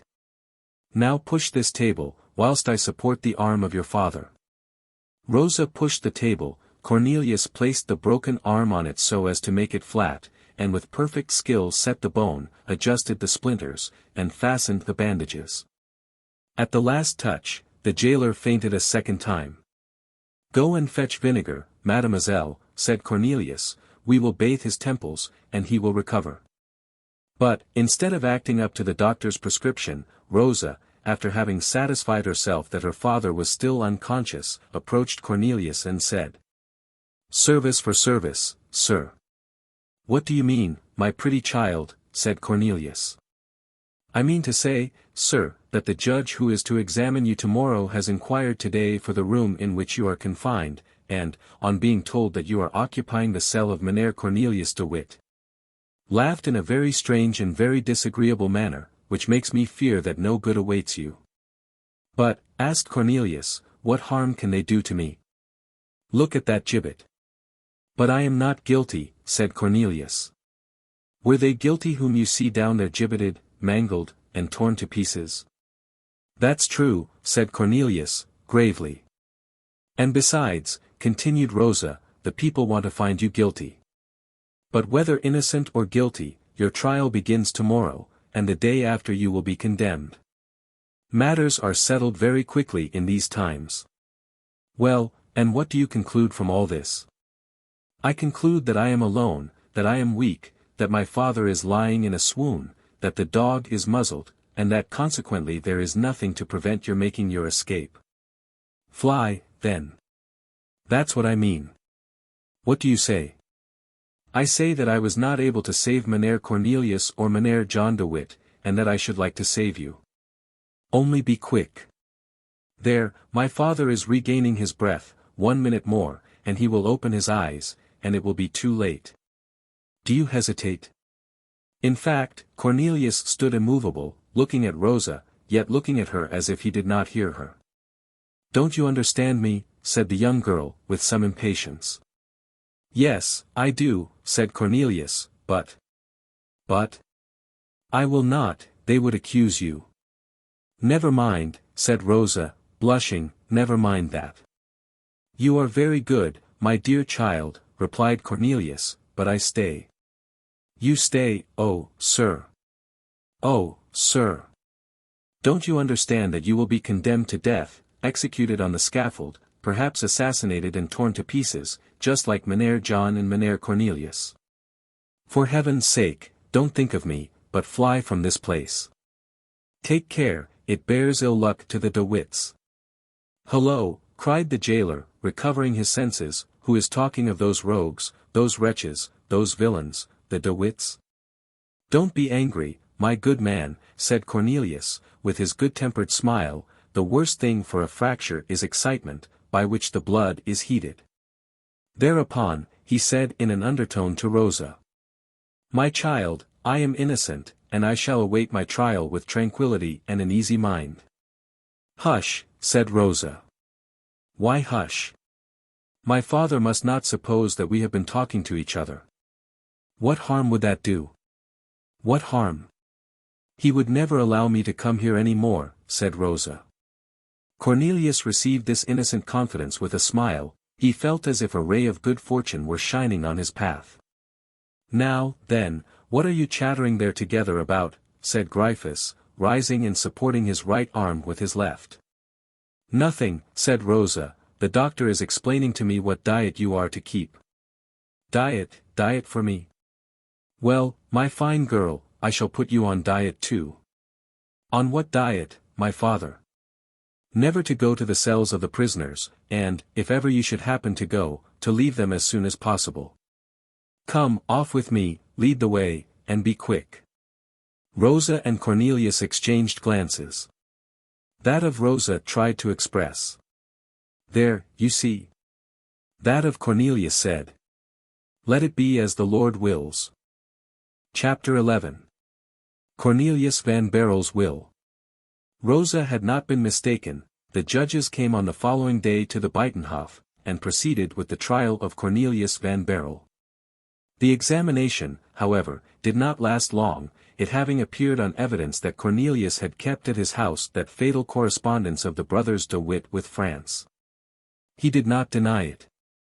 The only point about which there seemed any difficulty was whether this correspondence had been entrusted to him by his godfather, Cornelius de Witt. But as, since the death of those two martyrs, Van Baerle had no longer any reason for withholding the truth, he not only did not deny that the parcel had been delivered to him by Cornelius de Witt himself. But he also stated all the circumstances under which it was done. This confession involved the godson in the crime of the godfather, manifest complicity being considered to exist between Cornelius de Witt and Cornelius van Baerle. The honest doctor did not confine himself to this avowal, but told the whole truth with regard to his own tastes, habits, and daily life. He described his indifference to politics, his love of study, of the fine arts, of science, and of flowers. He explained that, since the day when Cornelius de Witt handed to him the parcel at Dort, he himself had never touched, nor even noticed it. To this it was objected, that in this respect he could not possibly be speaking the truth, since the papers had been deposited in a press in which both his hands and his eyes must have been engaged every day. Cornelius answered that it was indeed so, that, however, he never put his hand into the press but to ascertain whether his bulbs were dry, and that he never looked into it but to see if they were beginning to sprout. To this again it was objected, that his pretended indifference respecting this deposit was not to be reasonably entertained. As he could not have received such papers from the hand of his godfather without being made acquainted with their important character. He replied that his godfather Cornelius loved him too well, and, above all, that he was too considerate a man to have communicated to him anything of the contents of the parcel.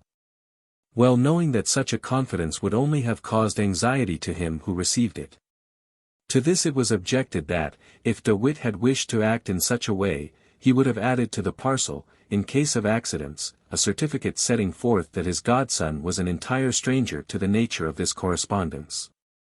Or at least he would during his trial have written a letter to him, which might be produced as his justification. Cornelius replied that undoubtedly his godfather could not have thought that there was any risk for the safety of his deposit, hidden as it was in a press which was looked upon as sacred as the tabernacle by the whole household of Van Baerle. And that consequently he had considered the certificate as useless. As to a letter, he certainly had some remembrance that some moments previous to his arrest, whilst he was absorbed in the contemplation of one of the rarest of his bulbs, John de Witt's servant entered his dry room, and handed to him a paper. But the whole was to him only like a vague dream.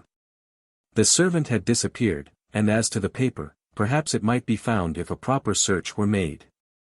As far as Creek was concerned, it was impossible to find him, as he had left Holland. The paper also was not very likely to be found, and no one gave himself the trouble to look for it.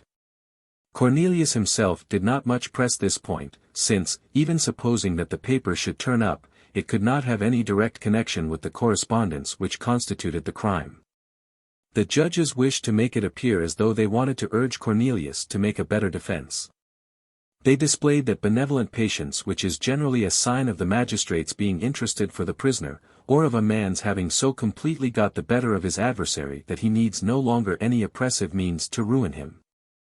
Cornelius did not accept of this hypocritical protection, and in a last answer, which he set forth with the noble bearing of a martyr and the calm serenity of a righteous man, he said, "You ask me things, gentlemen, to which I can answer only the exact truth. Hear it. The parcel was put into my hands in the way I have described. I vow before God that I was, and am still, ignorant of its contents, and that it was not until my arrest that I learned that this deposit was the correspondence of the Grand Pensionary with the Marquis de Louvois. And lastly, I vow and protest that I do not understand how any one should have known that this parcel was in my house.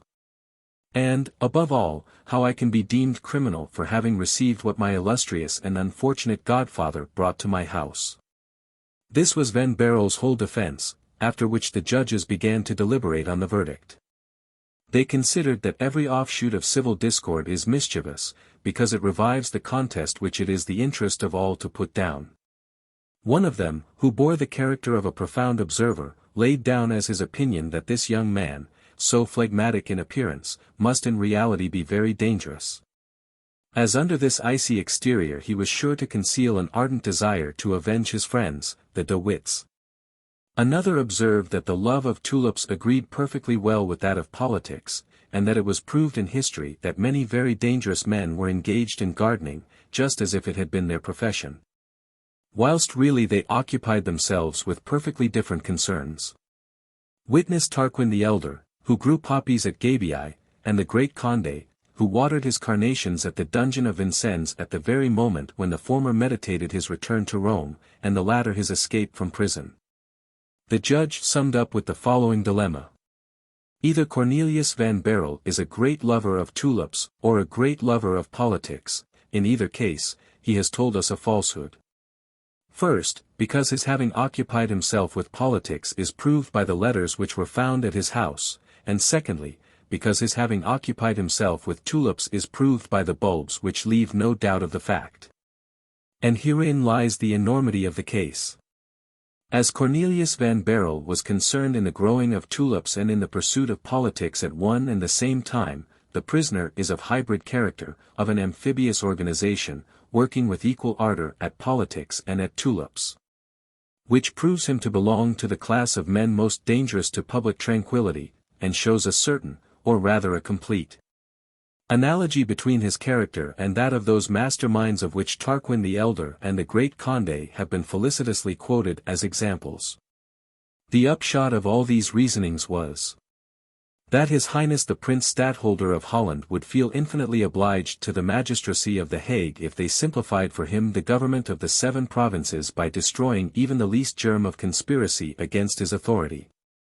This argument capped all the others, and, in order so much the more effectually to destroy the germ of conspiracy, sentence of death was unanimously pronounced against Cornelius van Baerle, as being arraigned, and convicted, for having, under the innocent appearance of a tulip-fancier, participated in the detestable intrigues and abominable plots of the brothers de Witt against Dutch nationality and in their secret relations with their French enemy.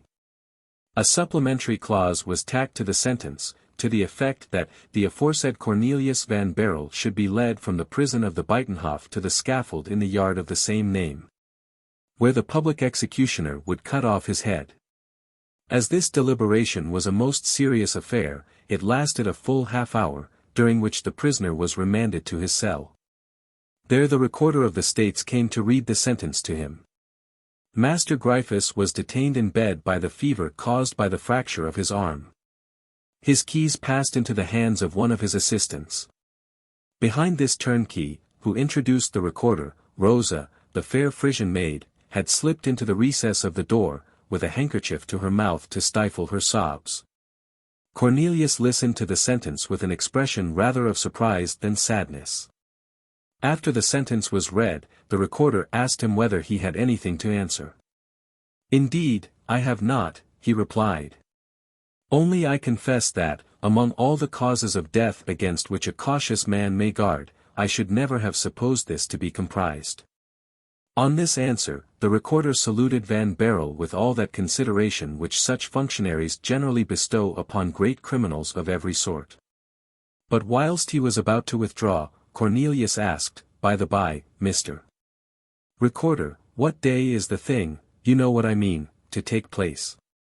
"Why, today," answered the recorder, a little surprised by the self-possession of the condemned man. A sob was heard behind the door, and Cornelius turned round to look from whom it came, but Rosa, who had foreseen this movement, had fallen back. "And," continued Cornelius, "what hour is appointed?" 12 o'clock, sir." "Indeed," said Cornelius, "I think I heard the clock strike 10 about 20 minutes ago. I have not much time to spare." "Indeed you have not, if you wish to make your peace with God," said the recorder, bowing to the ground. "You may ask for any clergyman you please." Saying these words he went out backwards, and the assistant turnkey was going to follow him, and to lock the door of Cornelius's cell, when a white and trembling arm interposed between him and the heavy door. Cornelius saw nothing but the golden brocade cap, tipped with lace, such as the Frisian girls wore. He heard nothing but some one whispering into the ear of the turnkey. But the latter put his heavy keys into the white hand which was stretched out to receive them, and, descending some steps, sat down on the staircase which was thus guarded above by himself, and below by the dog.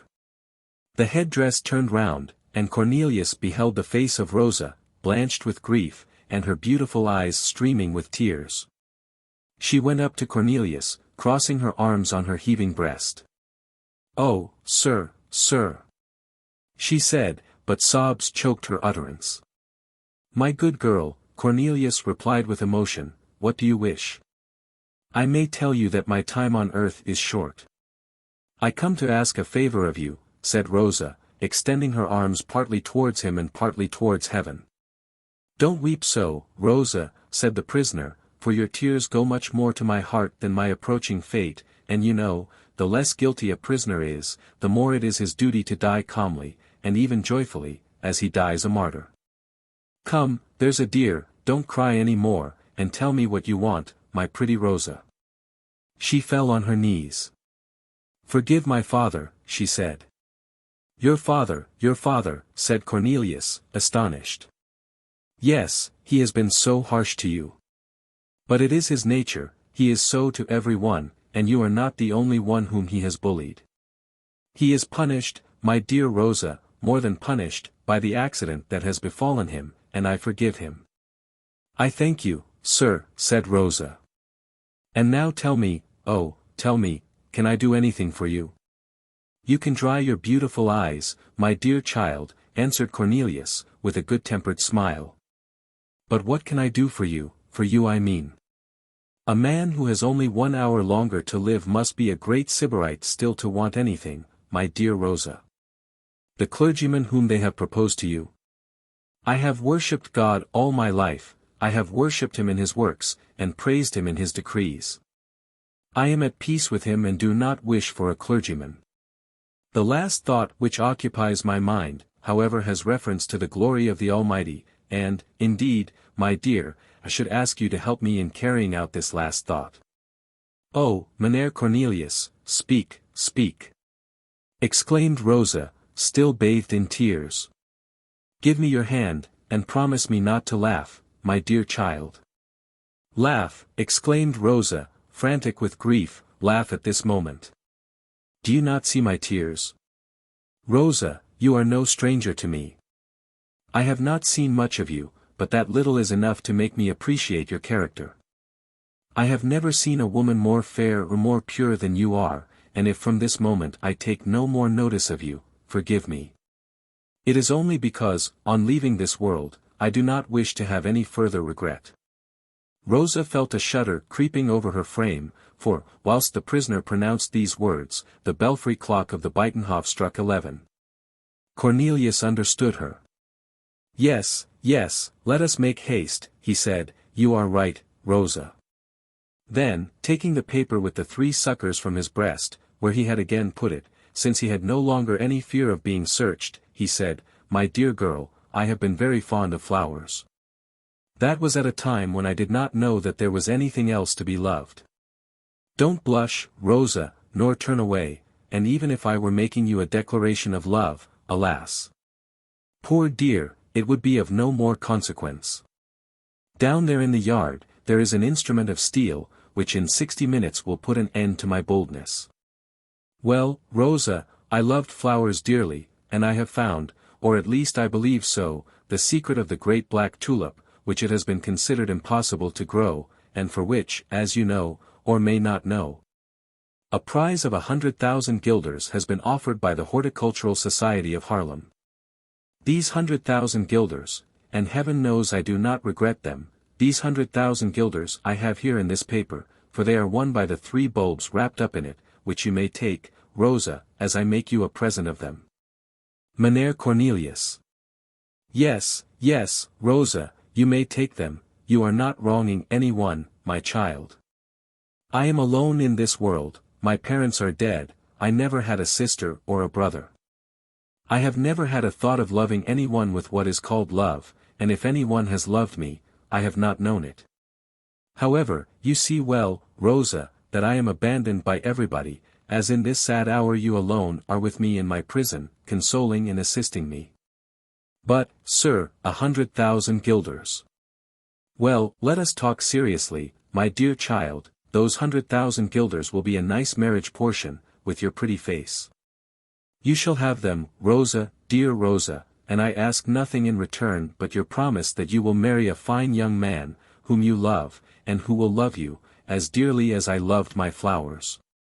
Don't interrupt me, Rosa dear, I have only a few minutes more. The poor girl was nearly choking with her sobs. Cornelius took her by the hand. "Listen to me," he continued, "I'll tell you how to manage it. Go to Dort and ask Butruysheim, my gardener, for soil from my border number 6, fill a deep box with it, and plant in it these 3 bulbs. They will flower next May, that is to say, in 7 months. And, when you see the flower forming on the stem, be careful at night to protect them from the wind, and by day to screen them from the sun. They will flower black, I am quite sure of it. You are then to apprise the president of the Haarlem Society. He will cause the color of the flower to be proved before a committee and these 100,000 guilders will be paid to you." Rosa heaved a deep sigh. "And now," continued Cornelius, wiping away a tear which was glistening in his eye, and which was shed much more for that marvellous black tulip which he was not to see than for the life which he was about to lose, "I have no wish left. Except that the tulip should be called Rosa Barlowensis, that is to say, that its name should combine yours and mine. And as, of course, you do not understand Latin, and might therefore forget this name, try to get for me pencil and paper, that I may write it down for you." Rosa sobbed afresh, and handed to him a book, bound in shagreen, which bore the initials C. W. "What is this?" asked the prisoner. "Alas," replied Rosa, "it is the Bible of your poor godfather, Cornelius de Witt. From it he derived strength to endure the torture, and to bear his sentence without flinching. I found it in this cell, after the death of the martyr, and have preserved it as a relic. Today I brought it to you, for it seemed to me that this book must possess in itself a divine power. Write in it what you have to write, Mynheer Cornelius. And though, unfortunately, I am not able to read, I will take care that what you write shall be accomplished." Cornelius took the Bible, and kissed it reverently. "With what shall I write?" asked Cornelius. "There is a pencil in the Bible," said Rosa. This was the pencil which John de Witt had lent to his brother, and which he had forgotten to take away with him. Cornelius took it, and on the second fly leaf, for it will be remembered that the first was torn out, drawing near his end like his godfather, he wrote with a no less firm hand. "On this day, the 23d of August, 1672. Being on the point of rendering, although innocent, my soul to God on the scaffold, I bequeath to Rosa Gryphus the only worldly goods which remain to me of all that I have possessed in this world, the rest having been confiscated.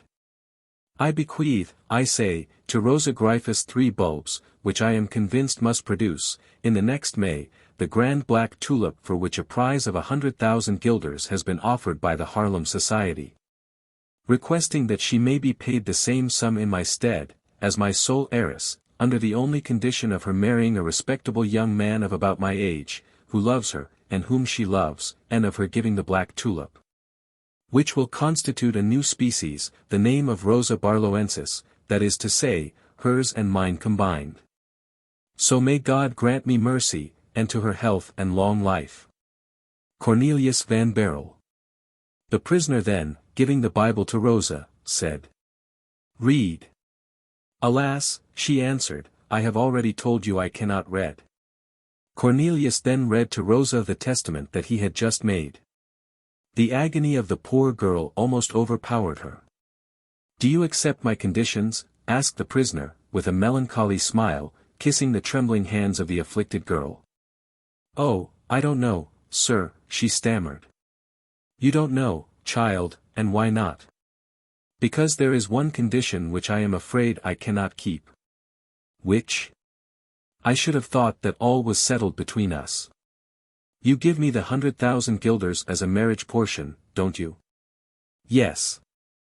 "And under the condition of my marrying a man whom I love?" "Certainly." "Well, then, sir, this money cannot belong to me. I shall never love anyone. Neither shall I marry." And, after having with difficulty uttered these words, Rosa almost swooned away in the violence of her grief. Cornelius, frightened at seeing her so pale and sinking, was going to take her in his arms, when a heavy step, followed by other dismal sounds, was heard on the staircase, amidst the continued barking of the dog. "They are coming to fetch you." "Oh God! Oh God!" cried Rosa, wringing her hands. And have you nothing more to tell me? She fell on her knees with her face buried in her hands and became almost senseless.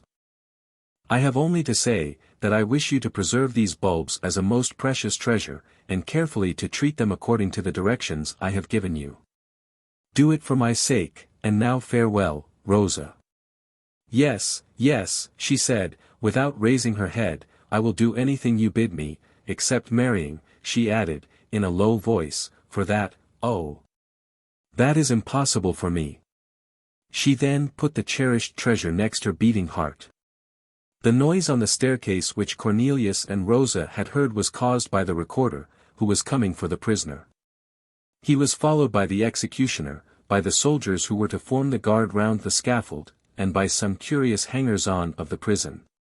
Cornelius, without showing any weakness, but likewise without any bravado, received them rather as friends than as persecutors, and quietly submitted to all those preparations which these men were obliged to make in performance of their duty.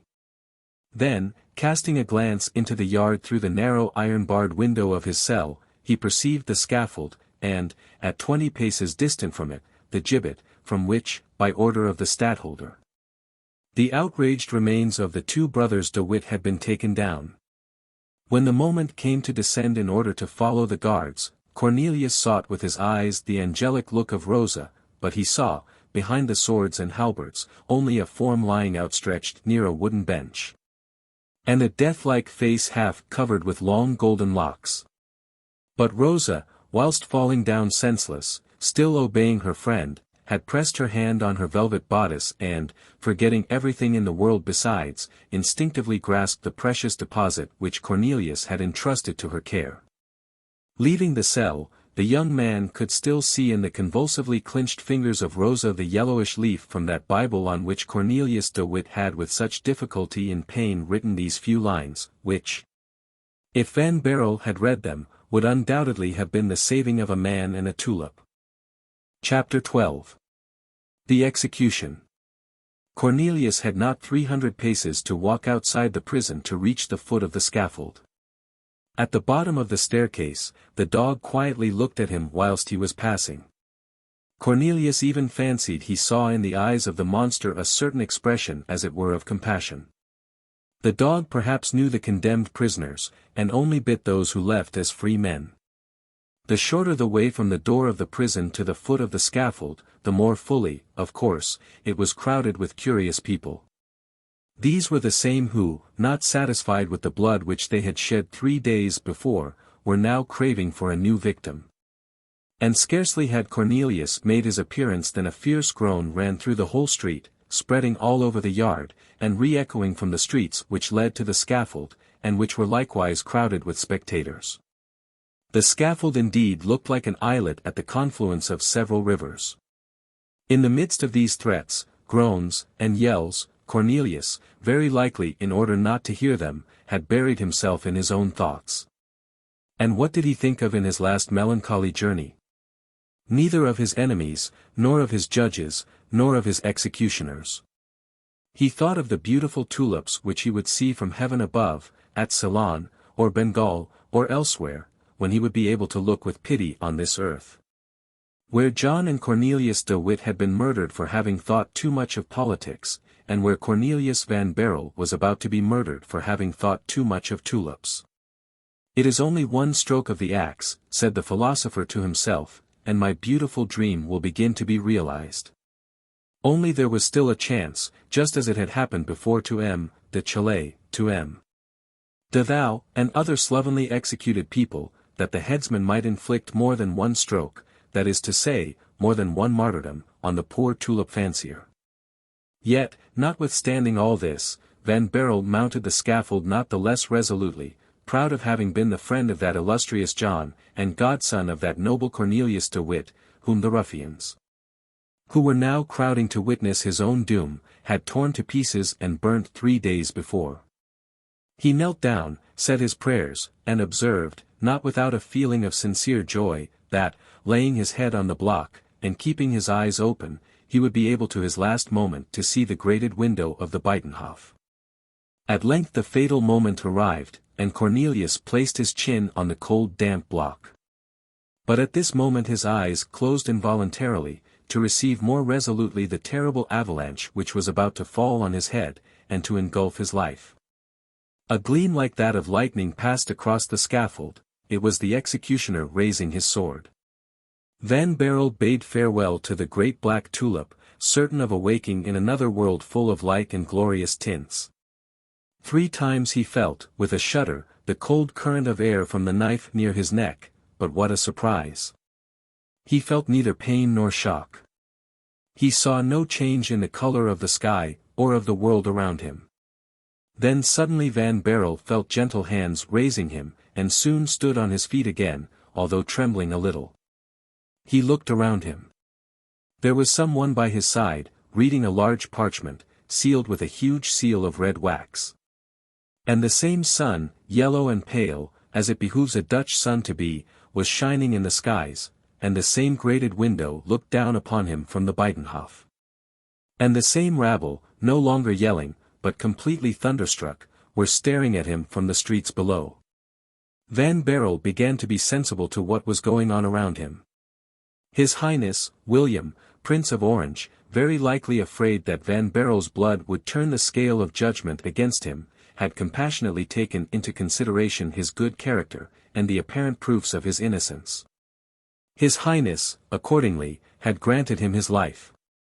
Cornelius at first hoped that the pardon would be complete, and that he would be restored to his full liberty and to his flower borders at Dort.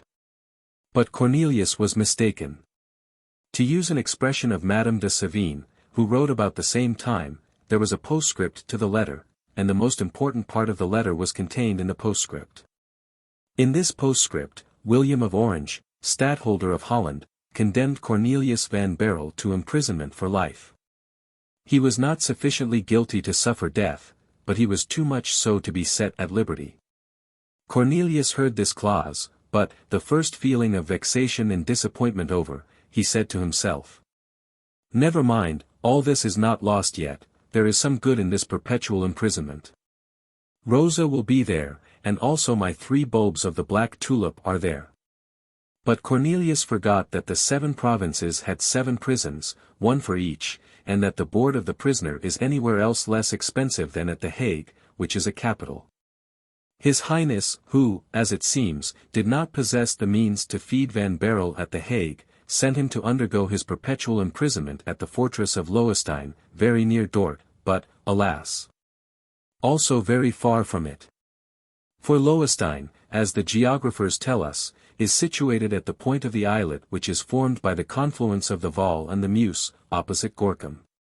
Van Baerle was sufficiently versed in the history of his country to know that the celebrated Grotius was confined in that castle after the death of Barneveld. And that the States, in their generosity to the illustrious publicist, jurist, historian, poet, and divine, had granted to him for his daily maintenance the sum of 24 stivers. "I," said Van Baerle to himself, "I am worth much less than Grotius. They will hardly give me 12 stivers, and I shall live miserably, but never mind, at all events I shall live." Then suddenly a terrible thought struck him. "Ah!" he exclaimed, "how damp and misty that part of the country is, and the soil so bad for the tulips. And then Rosa will not be at Loewestein." Chapter 13. What was going on all this time in the mind of one of the spectators? Whilst Cornelius was engaged with his own thoughts, a coach had driven up to the scaffold. This vehicle was for the prisoner. He was invited to enter it, and he obeyed. His last look was towards the Buitenhof. He hoped to see at the window the face of Rosa, brightening up again. But the coach was drawn by good horses, who soon carried Van Baerle away from among the shouts which the rabble roared in honor of the most magnanimous stadtholder, mixing with it a spice of abuse against the brothers De Witt and the godson of Cornelius, who had just now been saved from death. This reprieve suggested to the worthy spectators remarks such as the following: "It's very fortunate that we used such speed in having justice done to that great villain John, and to that little rogue Cornelius. Otherwise his Highness might have snatched them from us, just as he has done this fellow." Among all the spectators whom Van Baerle's execution had attracted to the Buitenhof, and whom the sudden turn of affairs had disagreeably surprised, undoubtedly the one most disappointed was a certain respectably dressed burgher, who from early morning had made such a good use of his feet and elbows that he at last was separated from the scaffold only by the file of soldiers which surrounded it. Many had shown themselves eager to see the perfidious blood of the guilty Cornelius flow, but not one had shown such a keen anxiety as the individual just alluded to. The most furious had come to the Buitenhof at daybreak, to secure a better place. But he, outdoing even them, had passed the night at the threshold of the prison, from whence, as we have already said, he had advanced to the very foremost rank, unguibus iti rostro, that is to say, coaxing some, and kicking the others. And when the executioner had conducted the prisoner to the scaffold, the burgher, who had mounted on the stone of the pump the better to see and be seen, made to the executioner a sign which meant, "It's a bargain, isn't it?" The executioner answered by another sign, which was meant to say, "Be quiet, it's all right." This burgher was no other than Mynheer Isaac Boxtel, who since the arrest of Cornelius had come to the Hague to try if he could not get hold of the 3 bulbs of the black tulip. Boxtel had at first tried to gain over Gryphus to his interest, but the jailer had not only the snarling fierceness, but likewise the fidelity, of a dog. He had therefore bristled up at Boxtel's hatred, whom he had suspected to be a warm friend of the prisoner, making trifling inquiries to contrive with the more certainty some means of escape for him. Thus to the very first proposals which Boxtel made to Gryphus to filch the bulbs which Cornelius van Baerle must be supposed to conceal, if not in his breast, at least in some corner of his cell, the surly jailer had only answered by kicking Mynheer Isaac out, and setting the dog at him. The piece which the mastiff had torn from his hose did not discourage Boxtel. He came back to the charge, but this time Gryphus was in bed, feverish, and with a broken arm. He therefore was not able to admit the petitioner, who then addressed himself to Rosa, offering to buy her a headdress of pure gold if she would get the bulbs for him. On this, the generous girl, although not yet knowing the value of the object of the robbery, which was to be so well remunerated, had directed the tempter to the executioner, as the heir of the prisoner. In the meanwhile the sentence had been pronounced. Thus Isaac had no more time to bribe any one.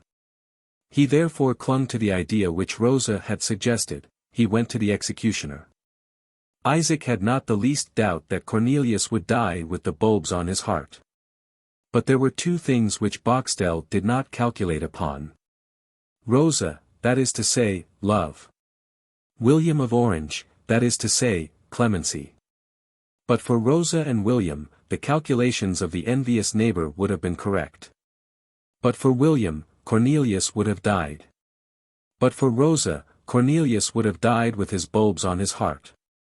Mynheer Boxtel went to the headsman, to whom he gave himself out as a great friend of the condemned man, and from whom he bought all the clothes of the dead man that was to be, for 100 guilders. Rather an exorbitant sum, as he engaged to leave all the trinkets of gold and silver to the executioner. But what was the sum of 100 guilders to a man who was all but sure to buy with it the prize of the Haarlem Society? It was money lent at 1,000%, which, as nobody will deny, was a very handsome investment.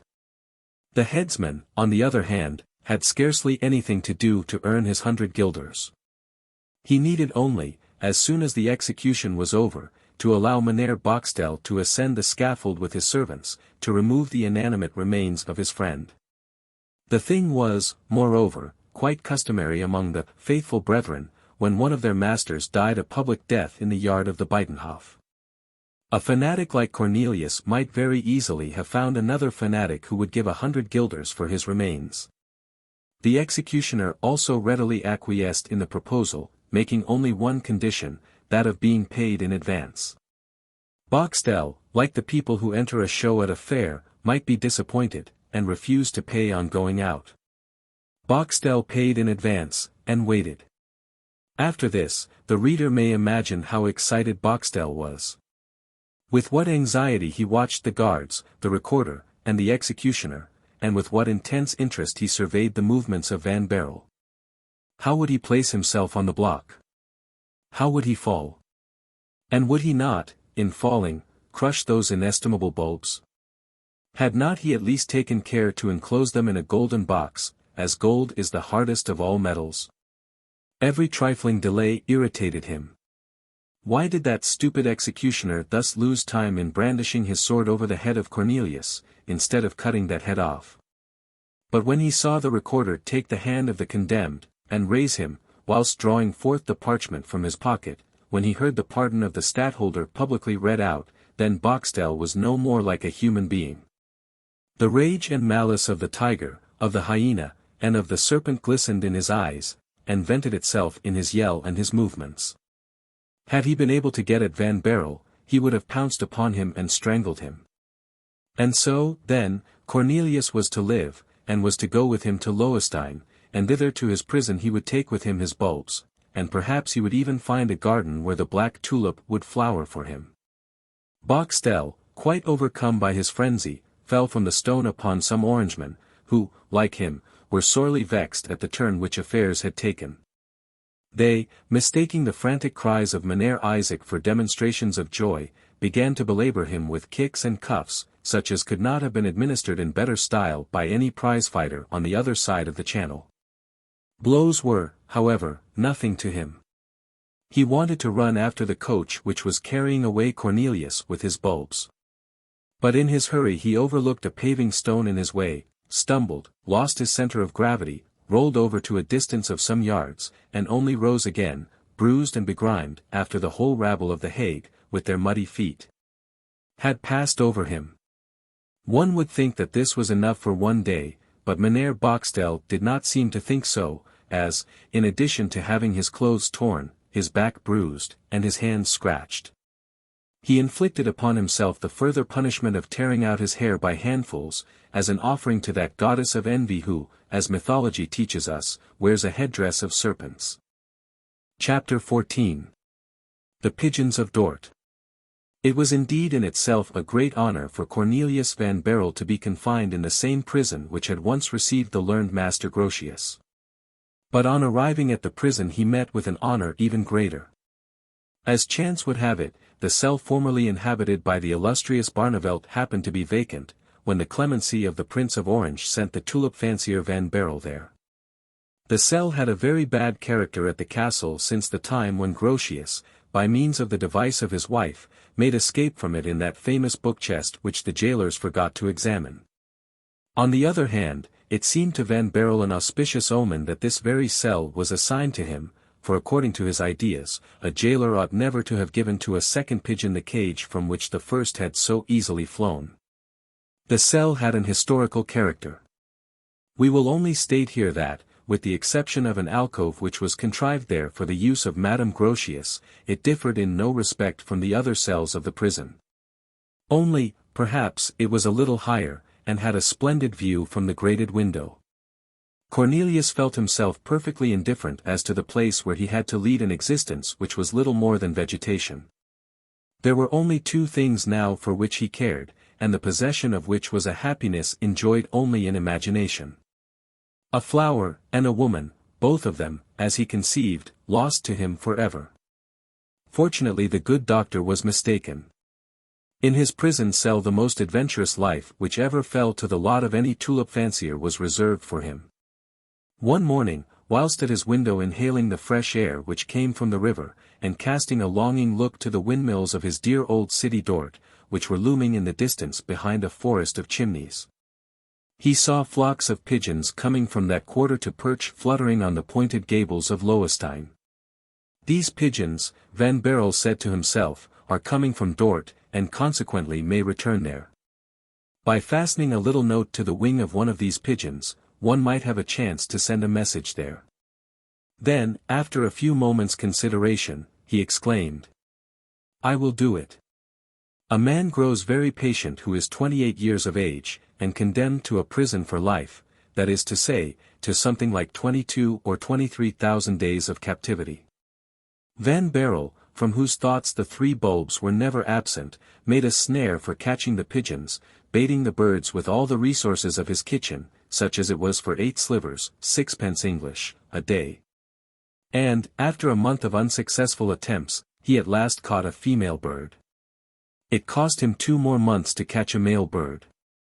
He then shut them up together, and having about the beginning of the year 1673 obtained some eggs from them, he released the female, which, leaving the male behind to hatch the eggs in her stead, flew joyously to Dort, with the note under her wing. She returned in the evening. She had preserved the note. Thus it went on for 15 days, at first to the disappointment, and then to the great grief, of Van Baerle. On the 16th day, at last, she came back without it. Van Baerle had addressed it to his nurse, the old Frisian woman, and implored any charitable soul who might find it to convey it to her as safely and as speedily as possible. In this letter there was a little note enclosed for Rosa. Van Baerle's nurse had received the letter in the following way. Leaving Dort, Mynheer Isaac Boxtel had abandoned, not only his house, his servants, his observatory, and his telescope, but also his pigeons. The servant, having been left without wages, first lived on his little savings, and then on his master's pigeons. Seeing this, the pigeons emigrated from the roof of Isaac Boxtel to that of Cornelius van Baerle. The nurse was a kind-hearted woman, who could not live without something to love. She conceived an affection for the pigeons which had thrown themselves on her hospitality. And when Boxtel's servant reclaimed them with culinary intentions, having eaten the first 15 already, and now wishing to eat the other 15, she offered to buy them from him for a consideration of 6 stivers per head. This being just double their value, the man was very glad to close the bargain, and the nurse found herself in undisputed possession of the pigeons of her master's envious neighbor. In the course of their wanderings, these pigeons with others visited The Hague, Lowenstein, and Rotterdam, seeking variety, doubtless, in the flavor of their wheat or hempseed. Chance, or rather God, for we can see the hand of God in everything, had willed that Cornelius van Baerle should happen to hit upon one of these very pigeons. Therefore, if the envious wretch had not left Dort to follow his rival to The Hague in the first place, and then to Gorkum or to Lowenstein, for the 2 places are separated only by the confluence of the Waal and the Meuse. Van Baerle's letter would have fallen into his hands and not the nurse's, in which event the poor prisoner, like the raven of the Roman cobbler, would have thrown away his time, his trouble, and instead of having to relate the series of exciting events which are about to flow from beneath our pen like the varied hues of a many-colored tapestry, we should have naught to describe but a weary waste of days. Dull and melancholy and gloomy as night's dark mantle. The note, as we have said, had reached Van Baerle's nurse. And also it came to pass, that one evening in the beginning of February, just when the stars were beginning to twinkle, Cornelius heard on the staircase of the little turret a voice which thrilled through him. He put his hand on his heart, and listened. It was the sweet harmonious voice of Rosa. Let us confess it, Cornelius was not so stupefied with surprise, or so beyond himself with joy, as he would have been but for the pigeon, which, in answer to his letter, had brought back hope to him under her empty wing. And, knowing Rosa, he expected, if the note had ever reached her, to hear of her whom he loved, and also of his 3 darling bulbs. He rose, listened once more, and bent forward towards the door. Yes, they were indeed the accents which had fallen so sweetly on his heart at The Hague. The question now was, whether Rosa, who had made the journey from The Hague to Lowenstein, and who, Cornelius did not understand how, had succeeded even in penetrating into the prison, would also be fortunate enough in penetrating to the prisoner himself. Whilst Cornelius, debating this point within himself, was building all sorts of castles in the air, and was struggling between hope and fear, the shutter of the grating in the door opened, and Rosa, beaming with joy, and beautiful in her pretty national costume, but still more beautiful from the grief which for the last 5 months had blanched her cheeks, pressed her little face against the wire grating of the window, saying to him, "Oh, sir, sir! Here I am." Cornelius stretched out his arms, and, looking to heaven, uttered a cry of joy. "Oh, Rosa, Rosa! Hush! Let us speak low, my father follows on my heels," said the girl. "Your father?" "Yes, he is in the courtyard at the bottom of the staircase, receiving the instructions of the governor. He will presently come up." "The instructions of the governor?" "Listen to me, I'll try to tell you all in a few words. The stadtholder has a country house, 1 league distant from Leyden, properly speaking a kind of large dairy, and my aunt, who was his nurse, has the management of it. As soon as I received your letter, which, alas, I could not read myself, but which your housekeeper read to me, I hastened to my aunt. There I remained until the prince should come to the dairy. And when he came, I asked him as a favor to allow my father to exchange his post at the prison of The Hague with the jailer of the fortress of Loewestein. The prince could not have suspected my object. Had he known it, he would have refused my request, but as it is he granted it. And so you are here. As you see. And thus I shall see you every day. As often as I can manage it. Oh, Rosa, my beautiful Rosa, do you love me a little? A little, she said. You make no great pretensions, Mynheer Cornelius. Cornelius tenderly stretched out his hands towards her, but they were only able to touch each other with the tips of their fingers through the wire grating. Here is my father, said she. Rosa then abruptly drew back from the door, and ran to meet old Gryphus, who made his appearance at the top of the staircase. Chapter 15. The Little Grated Window. Gryphus was followed by the mastiff. The turnkey took the animal round the jail, so that, if needs be, he might recognize the prisoners. Father, said Rosa, here is the famous prison from which Mynheer Grotius escaped. You know Mynheer Grotius?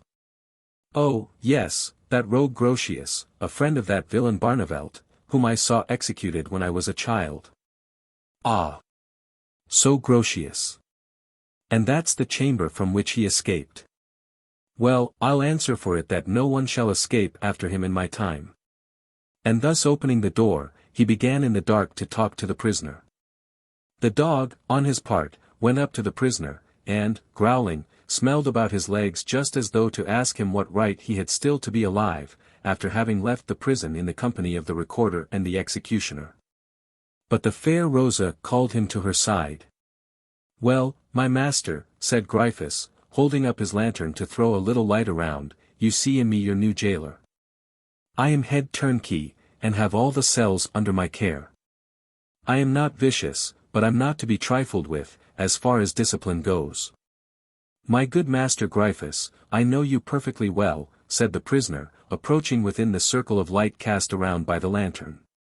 Hullo! That's you, Mynheer van Baerle, said Gryphus.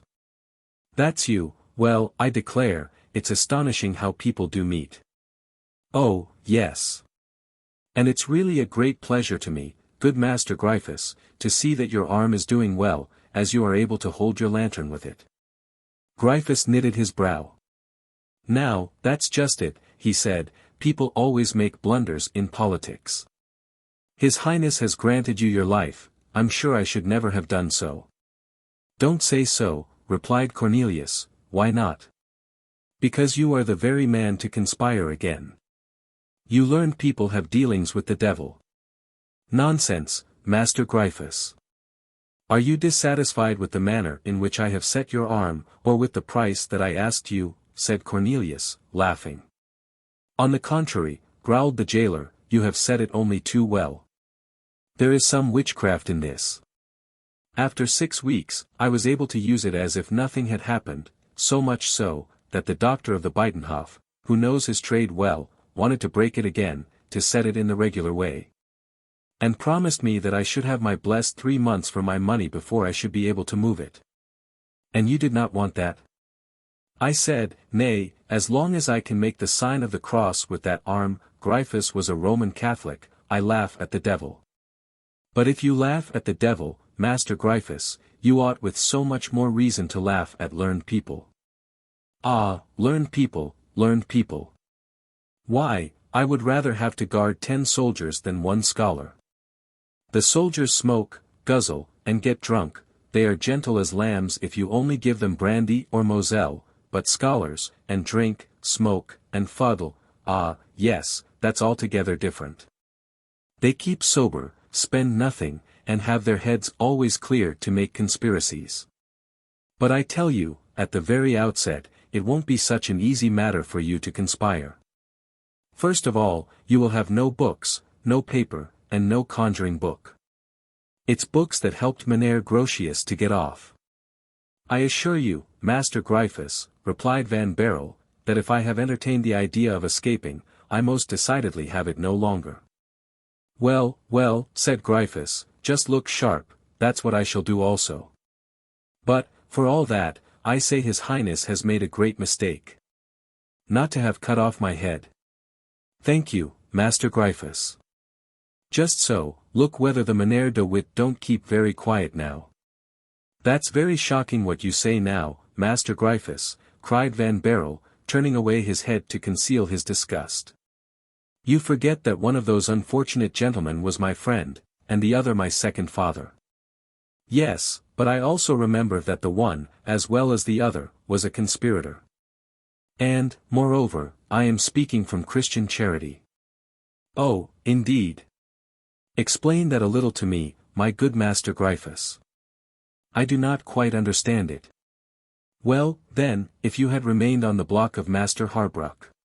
What? You would not suffer any longer.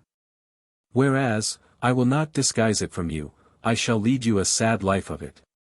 Thank you for the promise, Master Gryphus.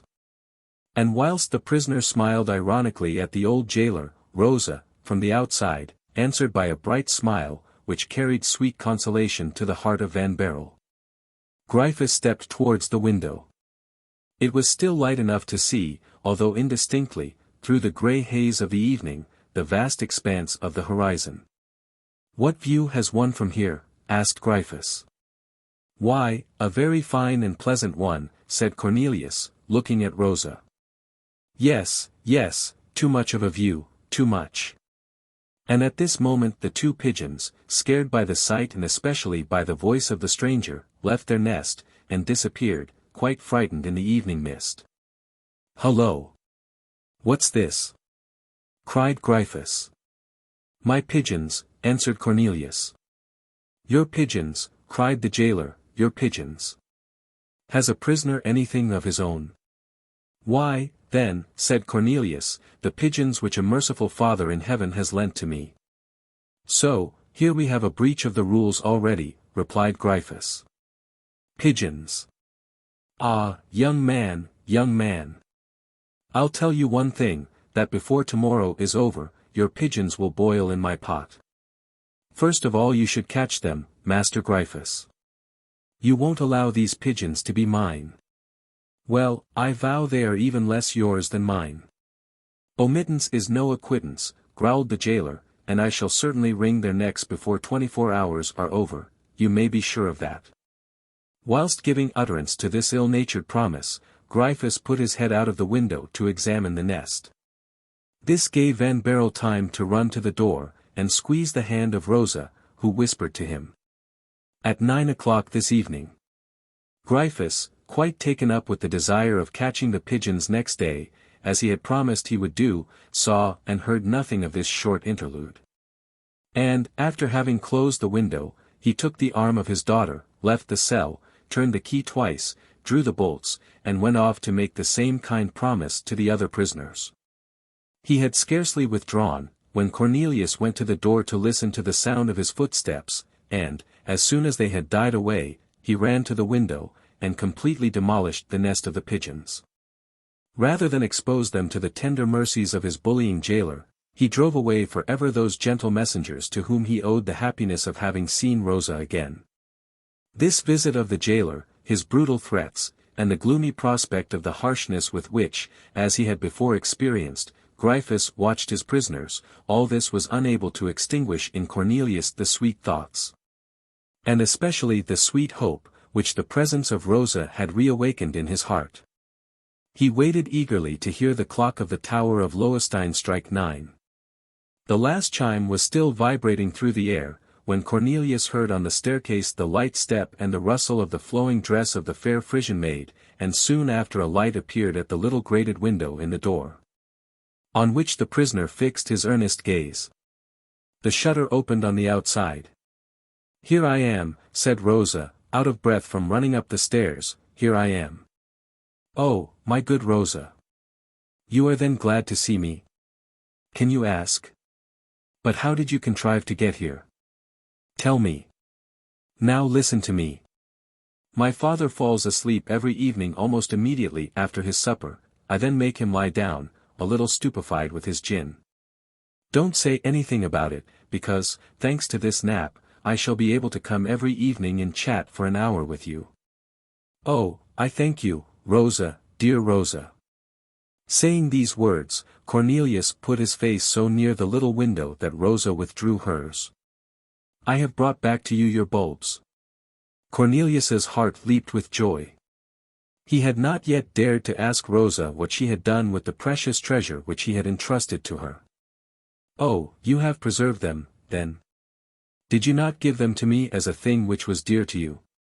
Yes, but as I have given them to you, it seems to me that they belong to you. They would have belonged to me after your death, but, fortunately, you are alive now. Oh, how I blessed His Highness in my heart! If God grants to him all the happiness that I have wished him, certainly Prince William will be the happiest man on earth. When I looked at the Bible of your godfather Cornelius, I was resolved to bring back to you your bulbs, only I did not know how to accomplish it. I had, however, already formed the plan of going to the stadtholder, to ask from him for my father the appointment of jailer of Loewestein, when your housekeeper brought me your letter. Oh, how we wept together! But your letter only confirmed me the more in my resolution. I then left for Leyden, and the rest you know. What, my dear Rosa, you thought, even before receiving my letter, of coming to meet me again?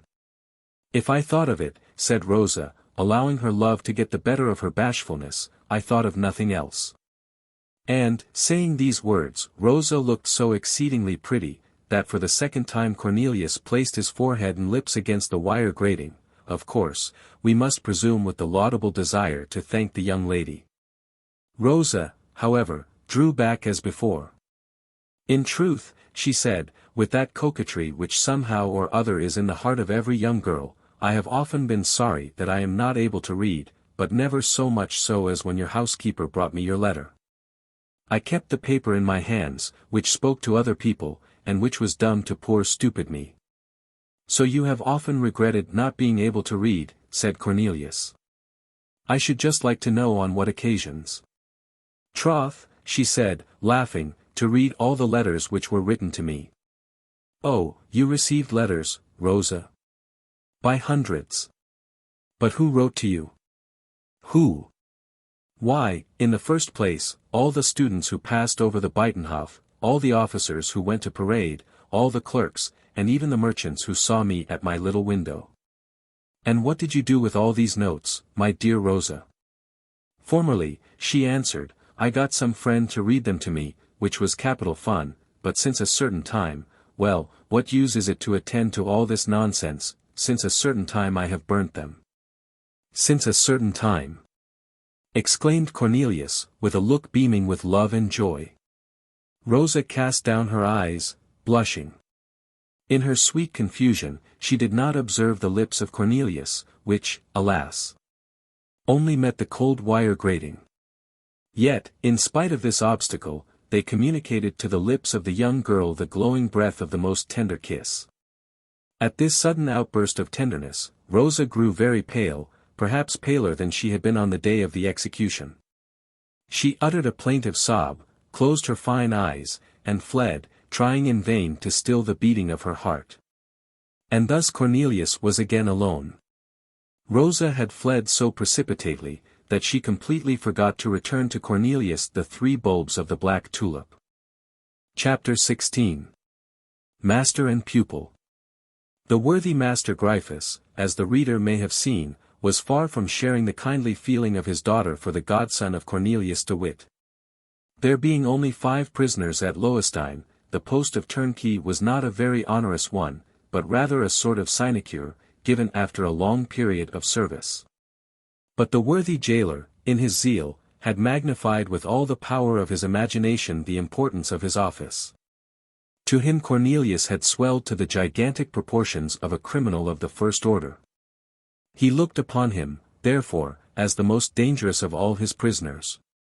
He watched all his steps, and always spoke to him with an angry countenance, punishing him for what he called his dreadful rebellion against such a clement prince as the stadtholder. 3 times a day he entered Van Baerle's cell, expecting to find him trespassing. But Cornelius had ceased to correspond, since his correspondent was at hand. It is even probable that, if Cornelius had obtained his full liberty, with permission to go wherever he liked, the prison, with Rosa and his bulbs, would have appeared to him preferable to any other habitation in the world without Rosa and his bulbs. Rosa, in fact, had promised to come and see him every evening, and from the first evening she had kept her word. On the following evening she went up as before, with the same mysteriousness and the same precaution. Only she had this time resolved within herself not to approach too near the grating. In order, however, to engage Van Baerle in a conversation from the very first which would seriously occupy his attention, she tendered to him through the grating the 3 bulbs, which were still wrapped up in the same paper. But to the great astonishment of Rosa, Van Baerle pushed back her white hand with the tips of his fingers. The young man had been considering about the matter. "Listen to me," he said. "I think we should risk too much by embarking our whole fortune in one ship. Only think, my dear Rosa, that the question is to carry out an enterprise which until now has been considered impossible, namely, that of making the great black tulip flower. Let us, therefore, take every possible precaution, so that in case of a failure we may not have anything to reproach ourselves with. I will now tell you the way I have traced out for us." Rosa was all attention to what he would say, much more on account of the importance which the unfortunate tulip-fancier attached to it, than that she felt interested in the matter herself. "I will explain to you, Rosa," he said. "I dare say you have in this fortress a small garden, or some courtyard, or, if not that, at least some terrace." "We have a very fine garden," said Rosa. "It runs along the edge of the Val, and is full of fine old trees. Could you bring me some soil from the garden, that I may judge?" "I will do so tomorrow. Take some from a sunny spot, and some from a shady, so that I may judge of its properties in a dry and in a moist state." "Be assured I shall." "After having chosen the soil, and, if it be necessary, modified it, we will divide our 3 bulbs. You will take one and plant it, on the day that I will tell you, in the soil chosen by me. It is sure to flower, if you tend it according to my directions. I will not lose sight of it for a minute. You will give me another, which I will try to grow here in my cell, and which will help me to beguile those long weary hours when I cannot see you.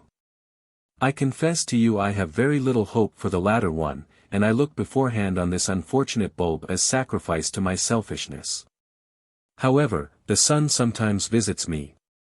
I will, besides, try to convert everything into an artificial help, even the heat and the ashes of my pipe, and lastly, we, or rather you, will keep in reserve the 3rd sucker as our last resource. In case our first 2 experiments should prove a failure. In this manner, my dear Rosa, it is impossible that we should not succeed in gaining the 100,000 guilders for your marriage portion, and how dearly shall we enjoy that supreme happiness of seeing our work brought to a successful issue." "I know it all now," said Rosa. "I will bring you the soil tomorrow, and you will choose it for your bulb and for mine. As to that in which yours is to grow, I shall have several journeys to convey it to you, as I cannot bring much at a time. There is no hurry for it, dear Rosa, our tulips need not be put into the ground for a month at least. So you see we have plenty of time before us. Only I hope that, in planting your bulb, you will strictly follow all my instructions."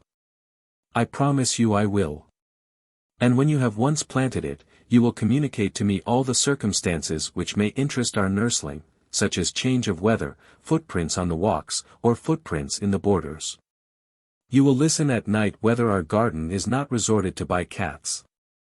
A couple of those untoward animals laid waste 2 of my borders at Dort. I will listen. On moonlight nights have you ever looked at your garden, my dear child? The window of my sleeping room overlooks it. Well, on moonlight nights you will observe whether any rats come out from the holes in the wall. The rats are most mischievous by their gnawing everything. And I have heard unfortunate tulip growers complain most bitterly of Noah for having put a couple of rats in the ark. I will observe, and if there are cats or rats, you will apprise me of it, that's right. And, moreover, Van Baerle, having become mistrustful in his captivity, continued, there is an animal much more to be feared than even the cat or the rat. What animal? Man. You comprehend, my dear Rosa, a man may steal a guilder, and risk the prison for such a trifle, and, consequently, it is much more likely that some one might steal 100,000 guilders. No one ever enters the garden but myself. Thank you, my dear Rosa. All the joy of my life has still to come from you. And as the lips of Van Baerle approached the grating with the same ardor as the day before, and as, moreover, the hour for retiring had struck, Rosa drew back her head, and stretched out her hand. In this pretty little hand, of which the coquettish damsel was particularly proud, was the bulb. Cornelius kissed most tenderly the tips of her fingers. Did he do so because the hand kept one of the bulbs of the great black tulip, or because this hand was Rosa's? We shall leave this point to the decision of wiser heads than ours. Rosa withdrew with the other two suckers, pressing them to her heart.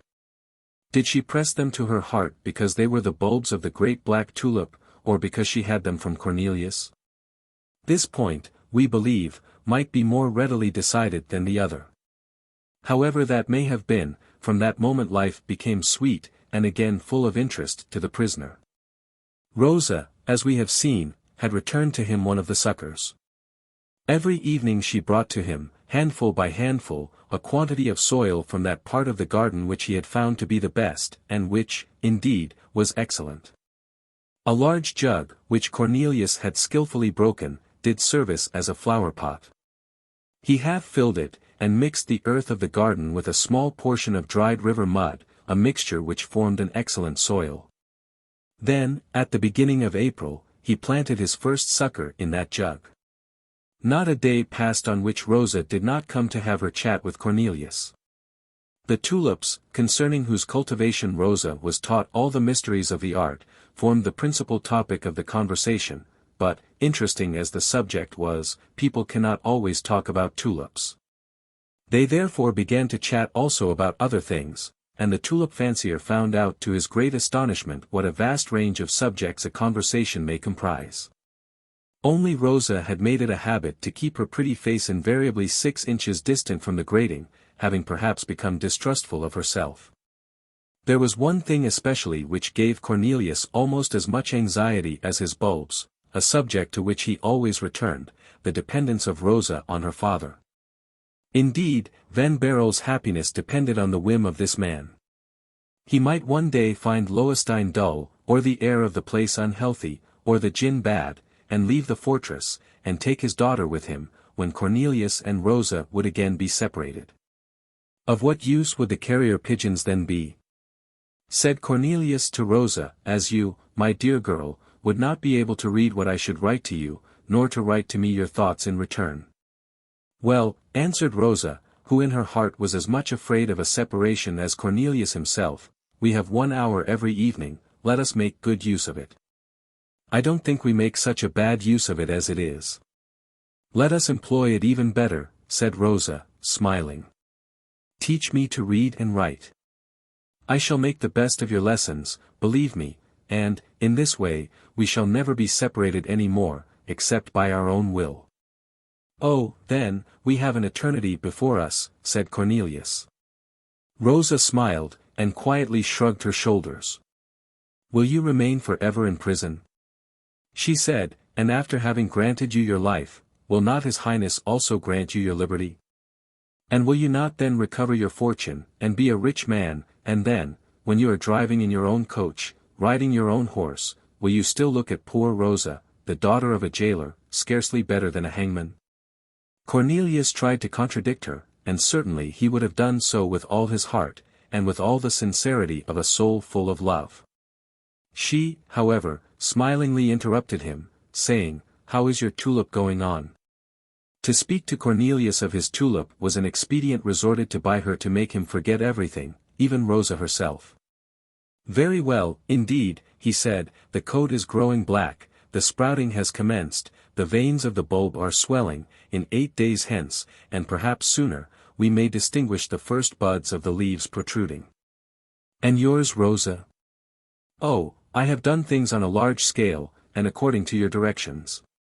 Now, let me hear, Rosa, what you have done, said Cornelius, with as tender an anxiety as he had lately shown to herself. Well, she said, smiling, for in her own heart she could not help studying this double love of the prisoner for herself and for the black tulip, I have done things on a large scale. I have prepared a bed as you described it to me, on a clear spot, far from trees and walls, in a soil slightly mixed with sand, rather moist than dry without a fragment of stone or pebble. Well done, Rosa, well done. I am now only waiting for your further orders to put in the bulb. You know that I must be behindhand with you, as I have in my favor all the chances of good air, of the sun, and abundance of moisture. All true, exclaimed Cornelius, clapping his hands with joy, you are a good pupil, Rosa, and you are sure to gain your 100,000 guilders. Don't forget, said Rosa, smiling, that your pupil, as you call me, has still other things to learn besides the cultivation of tulips. Yes, and I am as anxious as you are, Rosa, that you should learn to read. When shall we begin? At once. No, tomorrow. Why tomorrow? Because today our hour is expired, and I must leave you. Already? But what shall we read? Oh, said Rosa, I have a book which I hope will bring us luck. Tomorrow, then. Yes, tomorrow. On the following evening Rosa returned with the Bible of Cornelius de Witt. Chapter 17. The First Bulb. On the following evening, as we have said, Rosa returned with the Bible of Cornelius de Witt. Then began between the master and the pupil one of those charming scenes which are the delight of the novelist who has to describe them. The grated window, the only opening through which the two lovers were able to communicate, was too high for conveniently reading a book, although it had been quite convenient for them to read each other's faces. Rosa therefore had to press the open book against the grating edgewise, holding above it in her right hand the lamp, but Cornelius hit upon the lucky idea of fixing it to the bars, so as to afford her a little rest. Rosa was then enabled to follow with her finger the letters and syllables, which she was to spell for Cornelius, who with a straw pointed out the letters to his attentive pupil through the holes of the grating.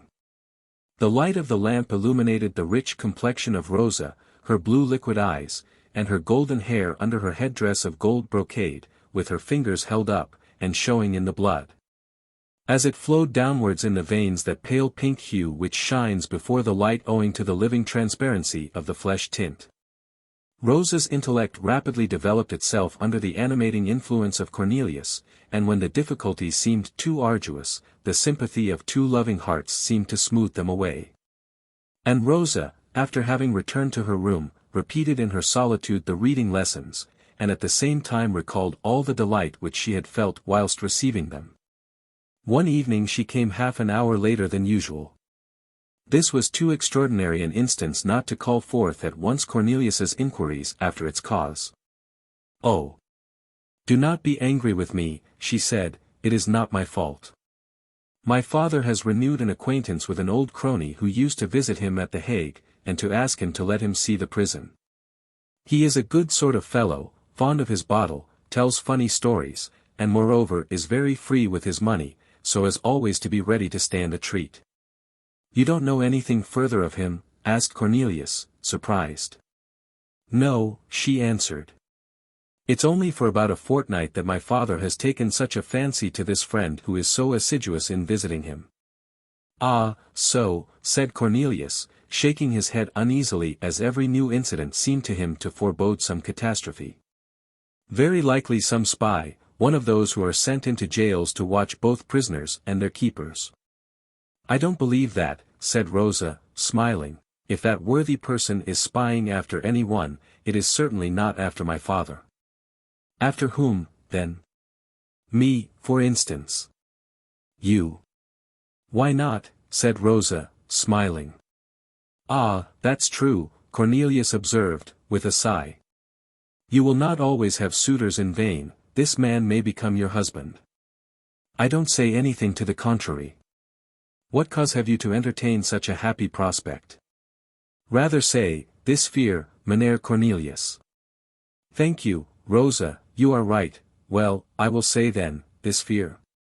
I have only this reason. Tell me, I am anxious to hear.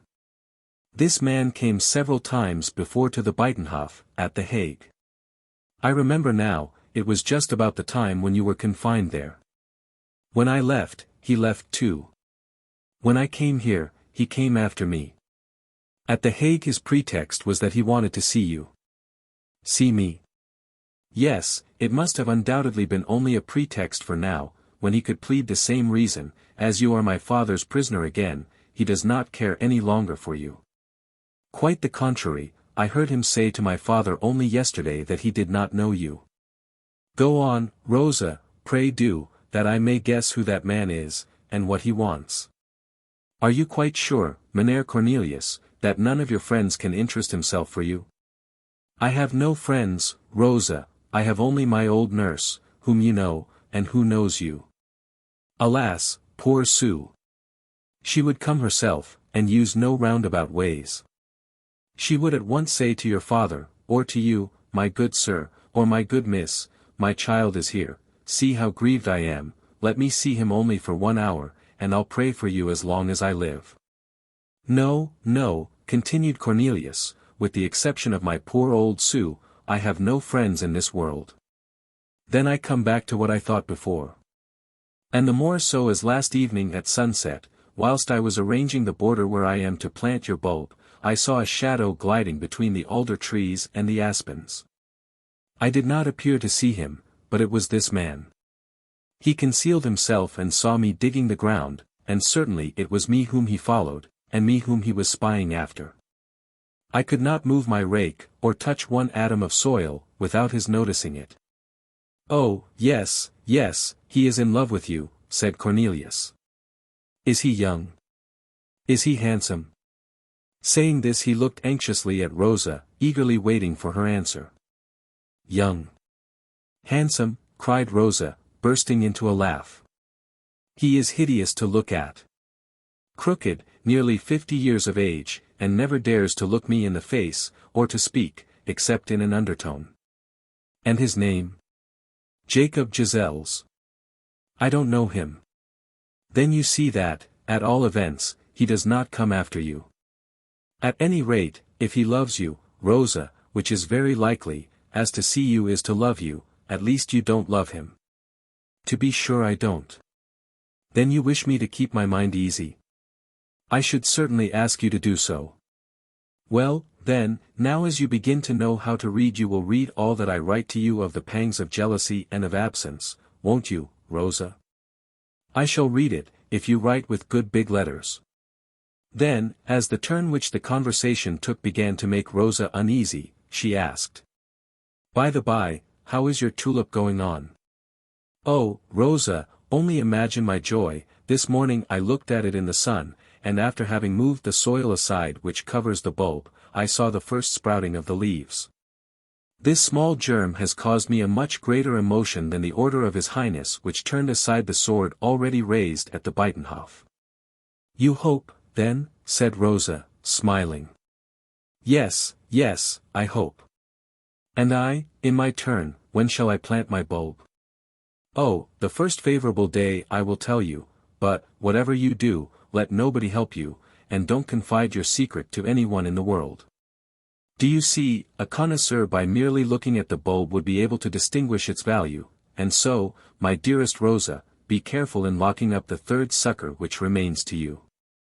It is still wrapped up in the same paper in which you put it, and just as you gave it me. I have laid it at the bottom of my chest under my point lace, which keeps it dry, without pressing upon it. But good night, my poor captive gentleman. How? Already? It must be, it must be. Coming so late and going so soon. My father might grow impatient not seeing me return, and that precious lover might suspect a rival. Here she listened uneasily. What is it? Asked Van Baerle. I thought I heard something. What, then? Something like a step, creaking on the staircase. Surely, said the prisoner, that cannot be Master Gryphus, he is always heard at a distance. No, it is not my father, I am quite sure, but it might be Mynheer Jacob. Rosa rushed toward the staircase, and a door was really heard rapidly to close before the young damsel had got down the first 10 steps. Cornelius was very uneasy about it, but it was after all only a prelude to greater anxieties. The flowing day passed without any remarkable incident. Gryphus made his 3 visits, and discovered nothing. He never came at the same hours as he hoped thus to discover the secrets of the prisoner. Van Baerle, therefore, had devised a contrivance, a sort of pulley, by means of which he was able to lower or to raise his jug below the ledge of tiles and stone before his window. The strings by which this was effected he had found means to cover with that moss which generally grows on tiles, or in the crannies of the walls. Gryphus suspected nothing, and the device succeeded for 8 days. One morning, however, when Cornelius, absorbed in the contemplation of his bulb, from which a germ of vegetation was already peeping forth, had not heard old Gryphus coming upstairs as a gale of wind was blowing which shook the whole tower. The door suddenly opened. Gryphus, perceiving an unknown and consequently a forbidden object in the hands of his prisoner, pounced upon it with the same rapidity as the hawk on its prey. As ill luck would have it, his coarse, hard hand, the same which he had broken, and which Cornelius van Baerle had set so well, grasped at once in the midst of the jug, on the spot where the bulb was lying in the soil. "What have you got here?" he roared. "Ah! Have I caught you?" and with this he grabbed in the soil. "Nothing, nothing," cried Cornelius, trembling. "Ah! Have I caught you? A jug and earth in it. There is some criminal secret at the bottom of all this." "Oh, my good master Gryphus," said Van Baerle, imploringly, and anxious as the partridge robbed of her young by the reaper. In fact, Gryphus was beginning to dig the soil with his crooked fingers. "Take care, sir, take care," said Cornelius, growing quite pale. "Care of what? Zounds!" "Of what?" roared the jailer. "Take care, I say, you will crush it, Master Gryphus." And with a rapid and almost frantic movement he snatched the jug from the hands of Gryphus, and hid it like a treasure under his arms. But Gryphus, obstinate, like an old man, and more convinced that he was discovering here a conspiracy against the Prince of Orange, rushed up to his prisoner, raising his stick. Seeing, however, the impassible resolution of the captive to protect his flower-pot, he was convinced that Cornelius trembled much less for his head than for his jug. He therefore tried to wrest it from him by force. "Hullo!" said the jailer, furious, "here, you see, you are rebelling." "Leave me my tulip," cried Van Baerle. "Ah, yes, tulip," replied the old man, "we know well the shifts of prisoners. But I vow to you—" "Let go," repeated Gryphus, stamping his foot, "let go, or I shall call the guard. Call whoever you like, but you shall not have this flower except with my life." Gryphus, exasperated, plunged his finger a second time into the soil, and now he drew out the bulb, which certainly looked quite black. And whilst Van Baerle, quite happy to have saved the vessel, did not suspect that the adversary had possessed himself of its precious contents, Gryphus hurled the softened bulb with all his force on the flags, where almost immediately after it was crushed to atoms under his heavy shoe. Van Baerle saw the work of destruction, got a glimpse of the juicy remains of his darling bulb, and, guessing the cause of the ferocious joy of Gryphus, uttered a cry of agony, which would have melted the heart even of that ruthless jailer who some years before killed Polisson Spider. The idea of striking down this spiteful bully passed like lightning through the brain of the Tulip-fancier. The blood rushed to his brow, and seemed like fire in his eyes, which blinded him, and he raised in his 2 hands the heavy jug with all the now useless earth which remained in it. One instant more, and he would have flung it on the bald head of old Gryphus. But a cry stopped him.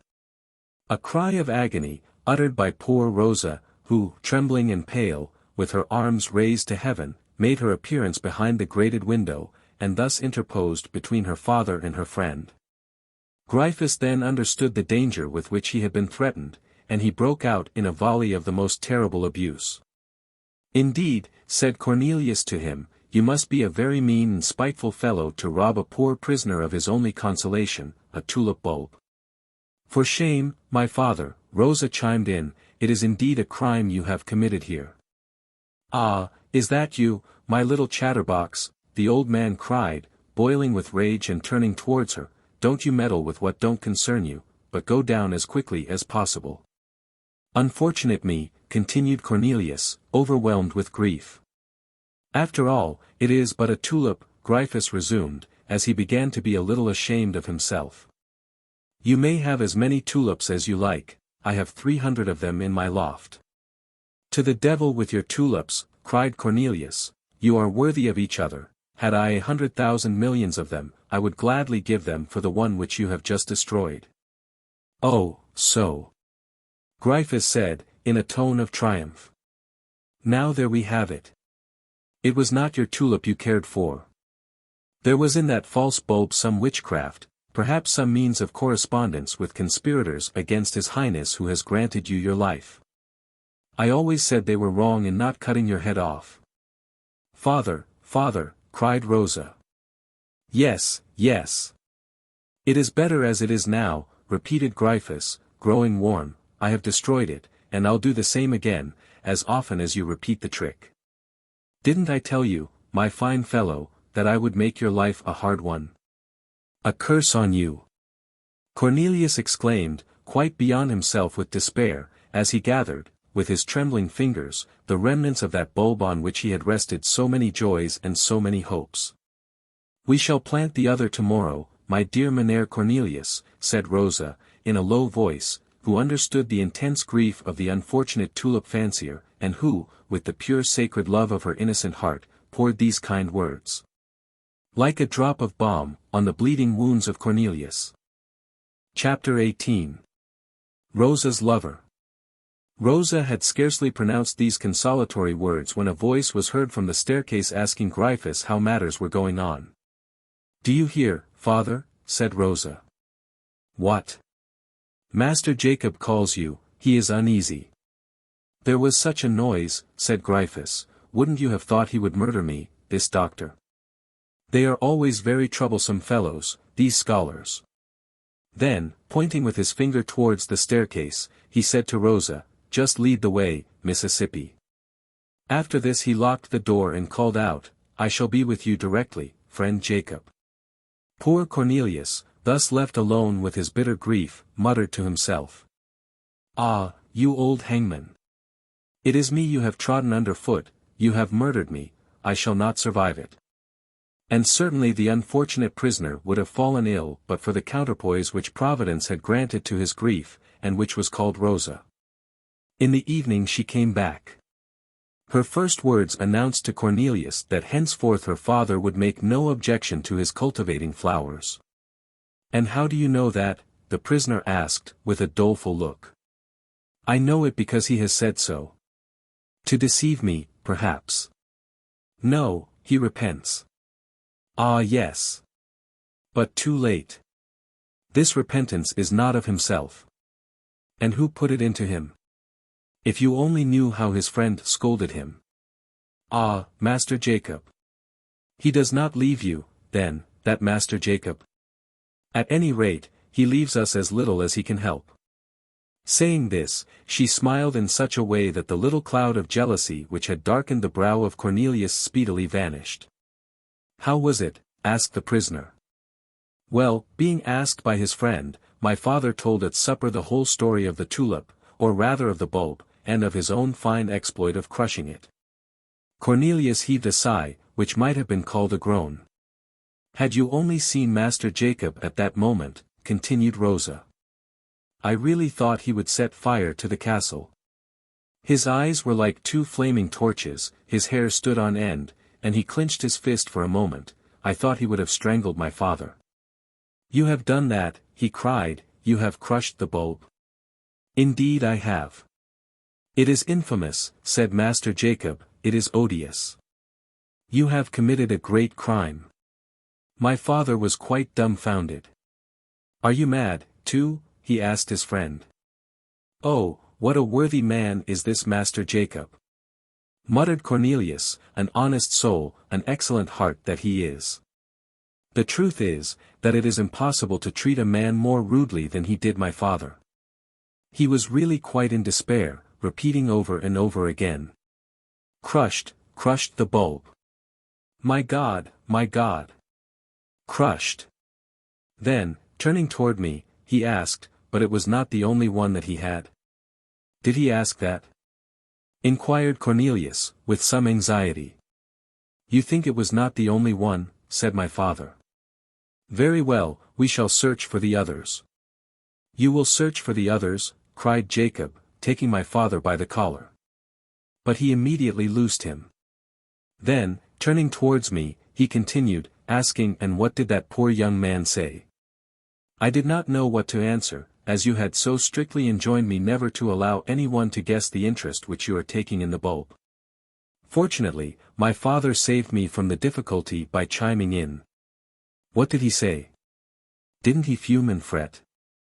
I interrupted him, saying, "Was it not natural that he should be furious? You were so unjust and brutal, father." "Well, now, are you mad?" cried my father. "What immense misfortune is it to crush a tulip bulb? You may buy 100 of them in the market of Gorkum. Perhaps some less precious one than that was." I quite incautiously replied. "And what did Jacob say or do at these words?" asked Cornelius. At these words, if I must say it, his eyes seemed to flash like lightning. "But," said Cornelius, "that was not all, I am sure he said something in his turn." "So, then, my pretty Rosa," he said, with a voice as sweet as honey, "so you think that bulb to have been a precious one?" I saw that I had made a blunder. "What do I know?" I said, negligently. "Do I understand anything of tulips? I only know, as unfortunately it is our lot to live with prisoners, that for them any pastime is of value. This poor Meneer van Baerle amused himself with this bulb. Well, I think it very cruel to take from him the only thing that he could have amused himself with. But, first of all," said my father, "we ought to know how he has contrived to procure this bulb." I turned my eyes away to avoid my father's look, but I met those of Jacob. It was as if he had tried to read my thoughts at the bottom of my heart. Some little show of anger sometimes saves an answer. I shrugged my shoulders, turned my back, and advanced towards the door. But I was kept by something which I heard, although it was uttered in a very low voice only. Jacob said to my father, "It would not be so difficult to ascertain that." "How so?" "You need only search his person, and if he has the other bulbs, we shall find them, as there usually are 3 suckers. "3 suckers," cried Cornelius. "Did you say that I have 3? The word certainly struck me just as much as it does you." I turned round. They were both of them so deeply engaged in their conversation that they did not observe my movement. "But," said my father, "perhaps he has not got his bulbs about him. Then take him down, under some pretext or other, and I will search his cell in the meanwhile." "Hullo, hullo," said Cornelius. "But this Mr. Jacob of yours is a villain, it seems." "I am afraid he is." "Tell me, Rosa," continued Cornelius, with a pensive air. "What? Did you not tell me that on the day when you prepared your boarders this man followed you?" "So he did." "That he glided like a shadow behind the elder trees?" "Certainly."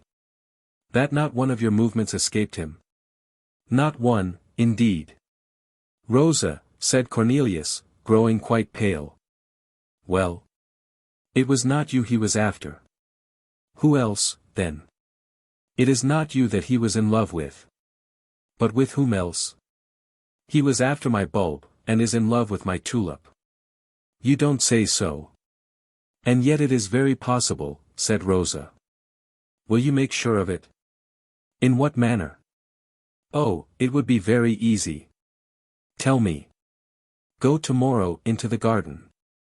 Manage matters so that Jacob may know, as he did the first time, that you are going there, and that he may follow you. Feign to put the bulb into the ground, leave the garden, but look through the keyhole of the door and watch him. Well, and what then? What then? We shall do as he does. Oh, said Rosa, with a sigh, you are very fond of your bulbs. To tell the truth, said the prisoner, sighing likewise, since your father crushed that unfortunate bulb, I feel as if part of my own self had been paralyzed. Now just hear me, said Rosa, will you try something else? What? Will you accept the proposition of my father? Which proposition? Did not he offer to you tulip bulbs by hundreds? Indeed he did. Accept 2 or 3, and, along with them, you may grow the 3rd sucker.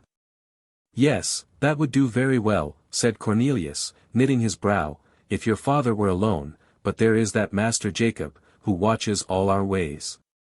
Well, that is true, but only think. You are depriving yourself, as I can easily see, of a very great pleasure. She pronounced these words with a smile, which was not altogether without a tinge of irony. Cornelius reflected for a moment. He evidently was struggling against some vehement desire. No, he cried at last, with the stoicism of a Roman of old, it would be a weakness, it would be a folly, it would be a meanness.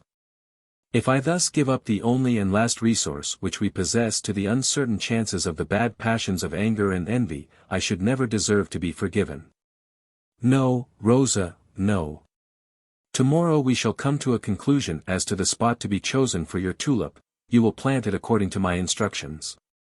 And as to the 3rd sucker, Cornelius here heaved a deep sigh, watch over it as a miser over his first or last piece of gold, as the mother over her child, as the wounded over the last drop of blood in his veins, watch over it, Rosa.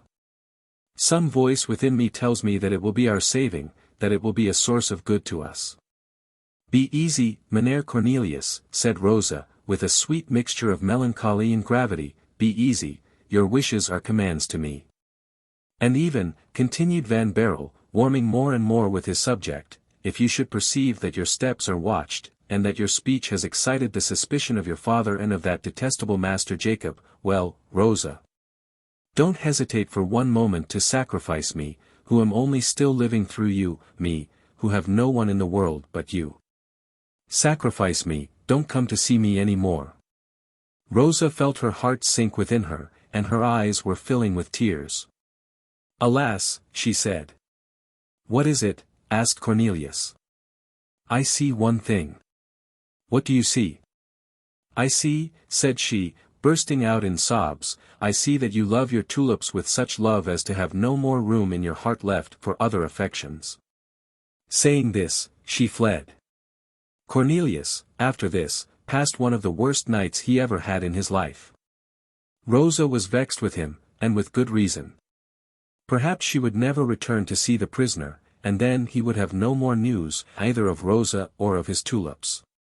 We have to confess, to the disgrace of our hero and of floriculture, that of his 2 affections he felt most strongly inclined to regret the loss of Rosa. And when, at about 3 in the morning, he fell asleep overcome with fatigue, and harassed with remorse, the grand black tulip yielded precedence in his dreams to the sweet blue eyes of the fair maid of Friesland. Chapter 19.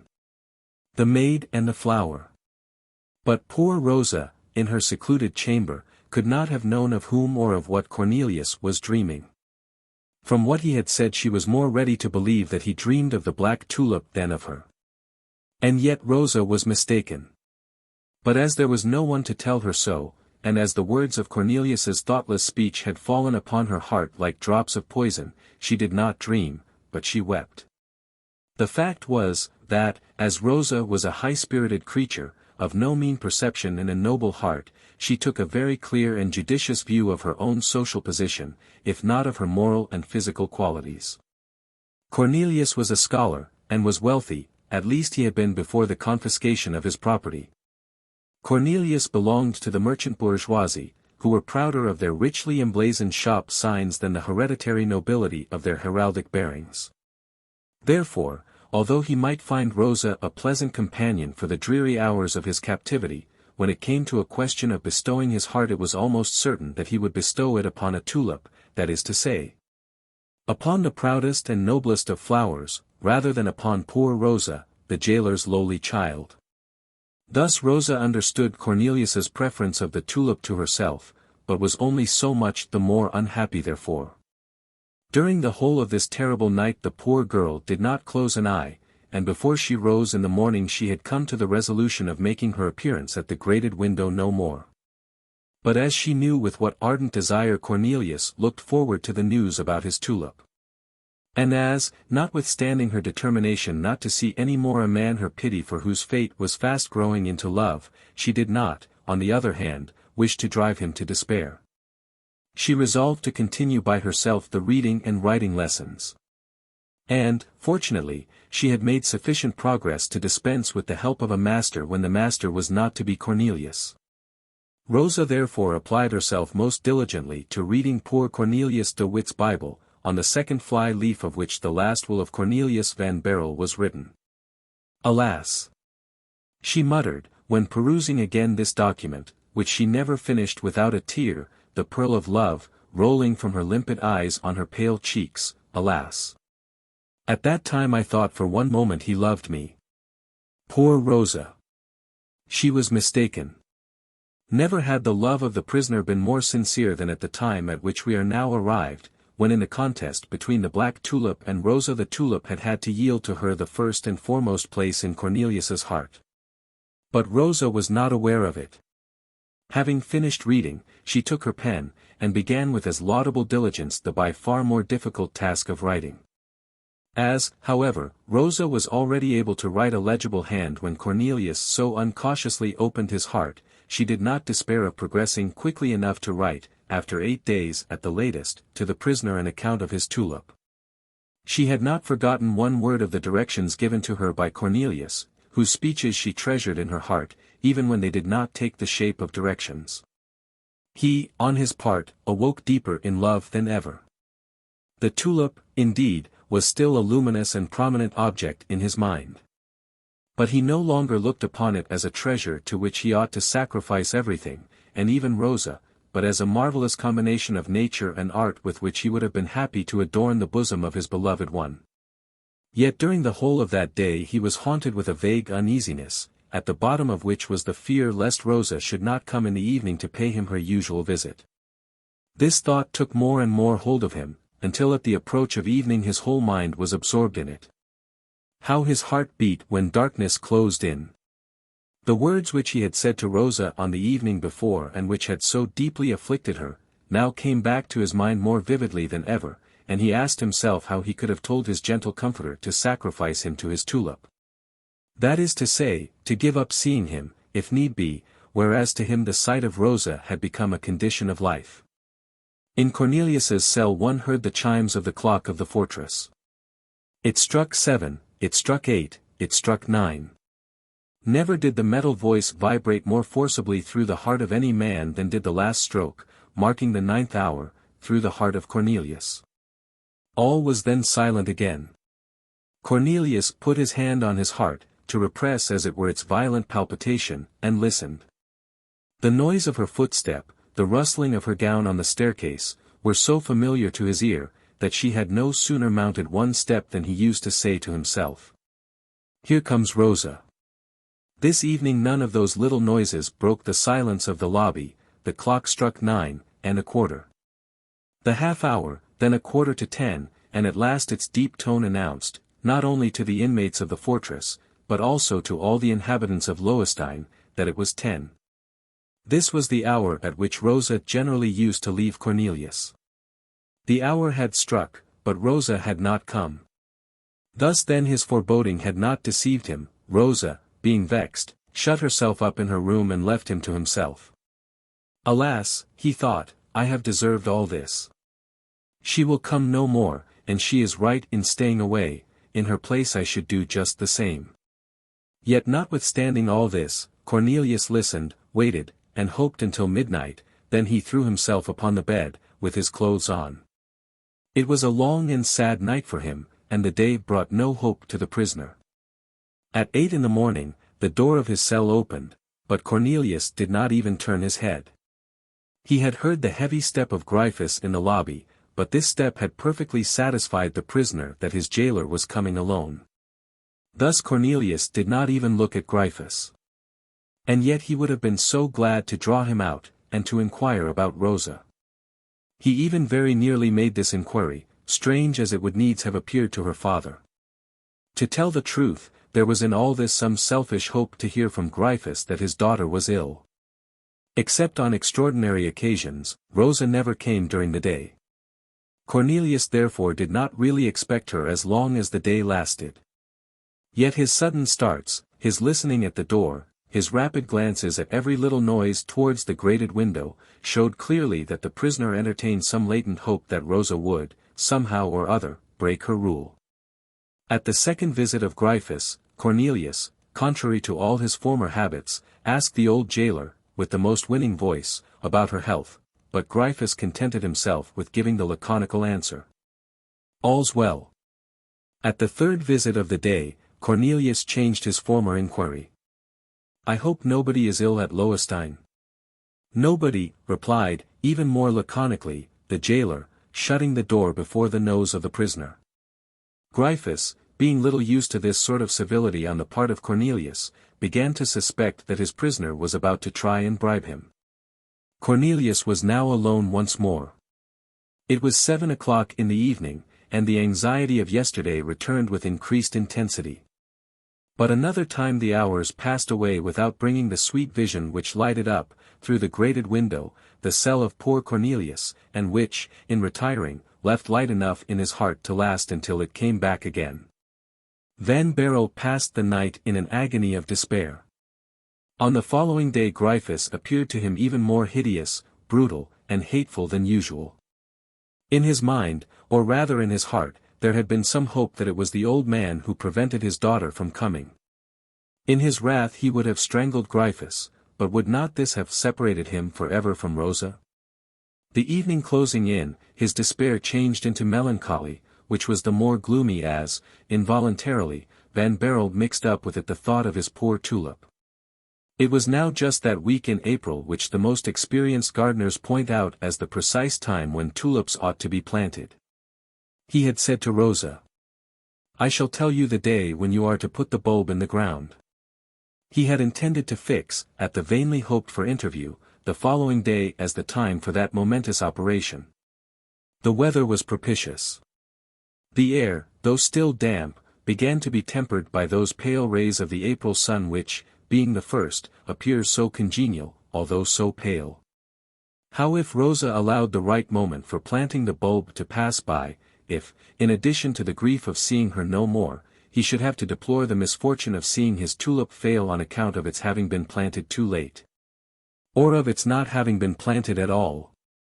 These two vexations combined might well make him leave off eating and drinking. This was the case on the fourth day. It was pitiful to see Cornelius, dumb with grief, and pale from utter prostration, stretch out his head through the iron bars of his window, at the risk of not being able to draw it back again. To try and get a glimpse of the garden on the left spoken of by Rosa, who had told him that its parapet overlooked the river. He hoped that perhaps he might see, in the light of the April sun, Rosa or the tulip, the two lost objects of his love. In the evening, Gryphus took away the breakfast and dinner of Cornelius, who had scarcely touched them. On the following day he did not touch them at all, and Gryphus carried the dishes away just as he had brought them. Cornelius had remained in bed the whole day.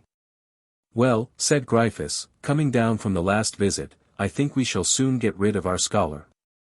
Rosa was startled. "Nonsense," said Jacob. "What do you mean?" "He doesn't drink, he doesn't eat, he doesn't leave his bed. He will get out of it, like Mynheer Grotius, in a chest, only the chest will be a coffin." Rosa grew pale as death. "Ah," she said to herself, "he is uneasy about his tulip." And, rising with a heavy heart, she returned to her chamber, where she took a pen and paper, and during the whole of that night busied herself with tracing letters. On the following morning, when Cornelius got up to drag himself to the window, he perceived a paper which had been slipped under the door. He pounced upon it, opened it, and read the following words, in a handwriting which he could scarcely have recognized as that of Rosa, so much had she improved during her short absence of 7 days. "Be easy, your tulip is going on well. Although these few words of Rosa's somewhat soothed the grief of Cornelius, yet he felt not the less the irony which was at the bottom of them. Rosa, then, was not ill, she was offended. She had not been forcibly prevented from coming, but had voluntarily stayed away. Thus Rosa, being at liberty, found in her own will the force not to come and see him, who was dying with grief at not having seen her. Cornelius had paper and a pencil which Rosa had brought to him. He guessed that she expected an answer, but that she would not come before the evening to fetch it. He therefore wrote on a piece of paper, similar to that which he had received. It was not my anxiety about the tulip that has made me ill, but the grief at not seeing you. After Gryphus had made his last visit of the day, and darkness had set in, he slipped the paper under the door, and listened with the most intense attention, but he neither heard Rosa's footsteps nor the rustling of her gown. He only heard a voice as feeble as a breath, and gentle like a caress, which whispered through the grated little window in the door the word, "Tomorrow." Now tomorrow was the 8th day. For 8 days Cornelius and Rosa had not seen each other. Chapter 20. The events which took place during those 8 days. On the following evening, at the usual hour, Van Baerle heard some one scratch at the grated little window, just as Rosa had been in the habit of doing in the heyday of their friendship. Cornelius being, as may easily be imagined, not far off from the door, perceived Rosa, who at last was waiting again for him with her lamp in her hand. Seeing him so sad and pale, she was startled, and said, "You are ill, Mynheer Cornelius." "Yes, I am," he answered, as indeed he was suffering in mind and in body. "I saw that you did not eat," said Rosa. "My father told me that you remained in bed all day. I then wrote to calm your uneasiness concerning the fate of the most precious object of your anxiety." "And I," said Cornelius, "I have answered. Seeing your return, my dear Rosa, I thought you had received my letter. It is true. I have received it. You cannot this time excuse yourself with not being able to read. Not only do you read very fluently, but also you have made marvelous progress in writing. Indeed, I have not only received, but also read your note. Accordingly I am come to see whether there might not be some remedy to restore you to health." "Restore me to health?" cried Cornelius, "but have you any good news to communicate to me?" Saying this, the poor prisoner looked at Rosa, his eyes sparkling with hope. Whether she did not, or would not, understand this look, Rosa answered gravely. "I have only to speak to you about your tulip, which, as I well know, is the object uppermost in your mind." Rosa pronounced those few words in a freezing tone, which cut deeply into the heart of Cornelius. He did not suspect what lay hidden under this appearance of indifference with which the poor girl affected to speak of her rival, the black tulip. "Oh," muttered Cornelius, "again. Again. Have I not told you, Rosa, that I thought but of you? That it was you alone whom I regretted, you whom I missed, you whose absence I felt more than the loss of liberty and of life itself?" Rosa smiled with a melancholy air. "Ah," she said, "your tulip has been in such danger." Cornelius trembled involuntarily, and showed himself clearly to be caught in the trap, if ever the remark was meant as such. "Danger!" he cried, quite alarmed. "What danger?" Rosa looked at him with gentle compassion. She felt that what she wished was beyond the power of this man, and that he must be taken as he was, with his little foible. "Yes," she said, "you have guessed the truth. That suitor and amorous swain, Jacob, did not come on my account." "And what did he come for?" Cornelius anxiously asked. "He came for the sake of the tulip." "Alas!" said Cornelius, growing even paler at this piece of information than he had been when Rosa, a fortnight before, had told him that Jacob was coming for her sake. Rosa saw this alarm, and Cornelius guessed, from the expression of her face, in what direction her thoughts were running. "Oh, pardon me, Rosa," he said, "I know you, and I am well aware of the kindness and sincerity of your heart. To you God has given the thought and strength for defending yourself, but to my poor tulip, when it is in danger, God has given nothing of the sort." Rosa, without replying to this excuse of the prisoner, continued. From the moment when I first knew that you were uneasy on account of the man who followed me, and in whom I had recognized Jacob, I was even more uneasy myself. On the day, therefore, after that on which I saw you last, and on which you said. Cornelius interrupted her. Once more, pardon me, Rosa, he cried. I was wrong in saying to you what I said. I have asked your pardon for that unfortunate speech before. I ask it again, shall I always ask it in vain? On the following day, Rosa continued, remembering what you had told me about the stratagem which I was to employ to ascertain whether that odious man was after the tulip, or after me. Yes, yes, odious. Tell me, he said, do you hate that man? I do hate him, said Rosa, as he is the cause of all the unhappiness I have suffered these 8 days. You, too, have been unhappy, Rosa. I thank you 1,000 times for this kind confession.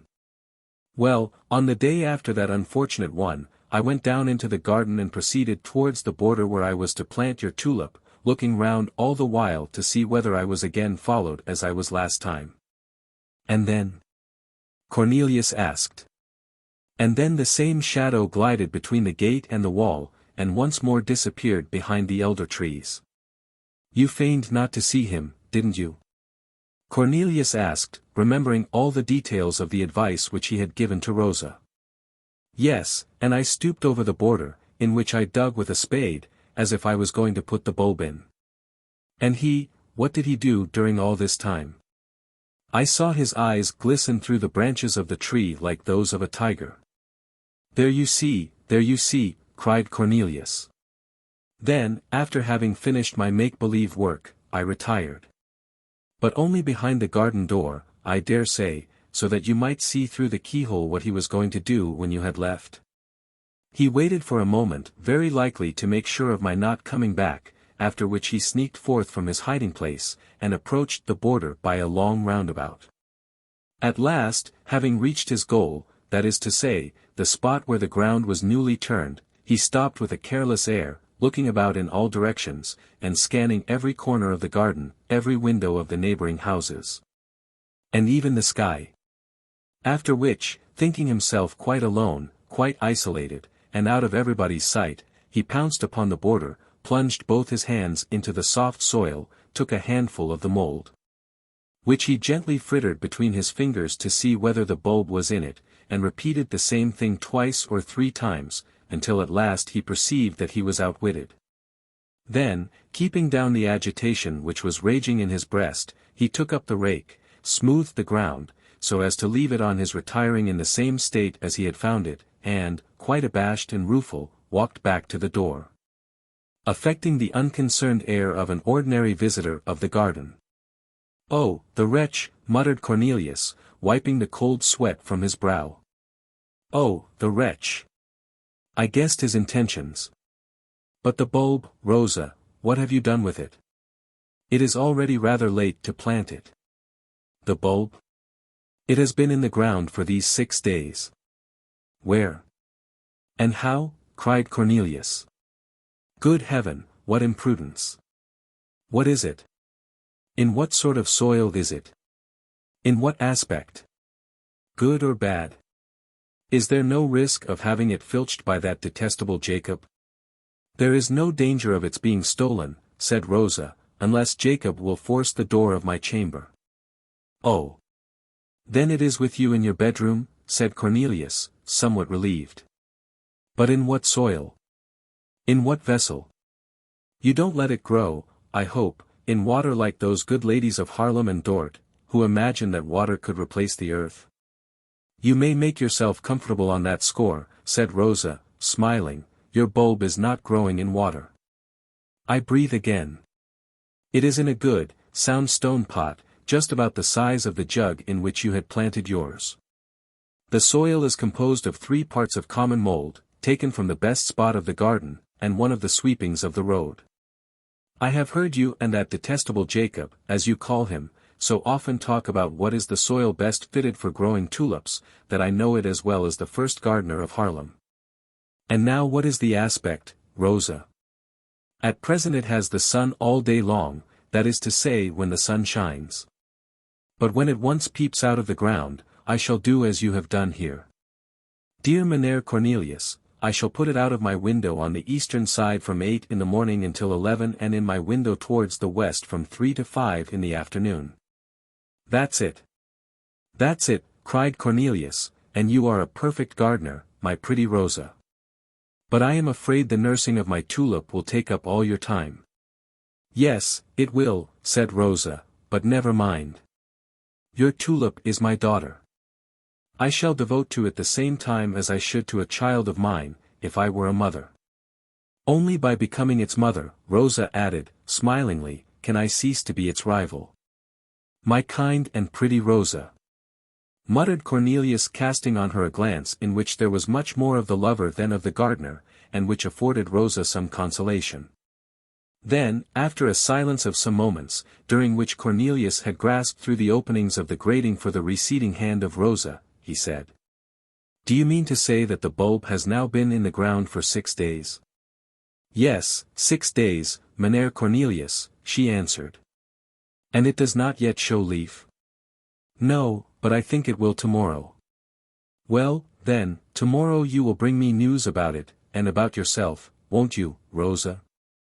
I care very much for the daughter, as you called it just now, but I care even much more for the mother. Tomorrow, said Rosa, looking at Cornelius askance. I don't know whether I shall be able to come tomorrow. Good heavens! Said Cornelius, why can't you come tomorrow? Mynheer Cornelius, I have lots of things to do. And I have only one, muttered Cornelius. Yes, said Rosa, to love your tulip. To love you, Rosa. Rosa shook her head, after which followed a pause. Well, Cornelius at last broke the silence, well, Rosa, everything changes in the realm of nature, the flowers of spring are succeeded by other flowers. And the bees, which so tenderly caressed the violets and the wallflowers, will flutter with just as much love about the honeysuckles, the rose, the jessamine, and the carnation. What does all this mean? Asked Rosa. You have abandoned me, Miss Rosa, to seek your pleasure elsewhere. You have done well, and I will not complain. What claim have I to your fidelity? My fidelity! Rosa exclaimed, with her eyes full of tears, and without caring any longer to hide from Cornelius this dew of pearls dropping on her cheeks, my fidelity. Have I not been faithful to you? Do you call it faithful to desert me, and to leave me here to die? But, Mynheer Cornelius, said Rosa, am I not doing everything for you that could give you pleasure? Have I not devoted myself to your tulip? You are bitter, Rosa, you reproach me with the only unalloyed pleasure which I have had in this world. I reproach you with nothing, Mynheer Cornelius, except, perhaps, with the intense grief which I felt when people came to tell me at the Buitenhof that you were about to be put to death. You are displeased, Rosa, my sweet girl, with my loving flowers. I am not displeased with your loving them, Mynheer Cornelius, only it makes me sad to think that you love them better than you do me. Oh, my dear, dear Rosa. Look how my hands tremble, look at my pale cheek, hear how my heart beats. It is for you, my love, not for the black tulip.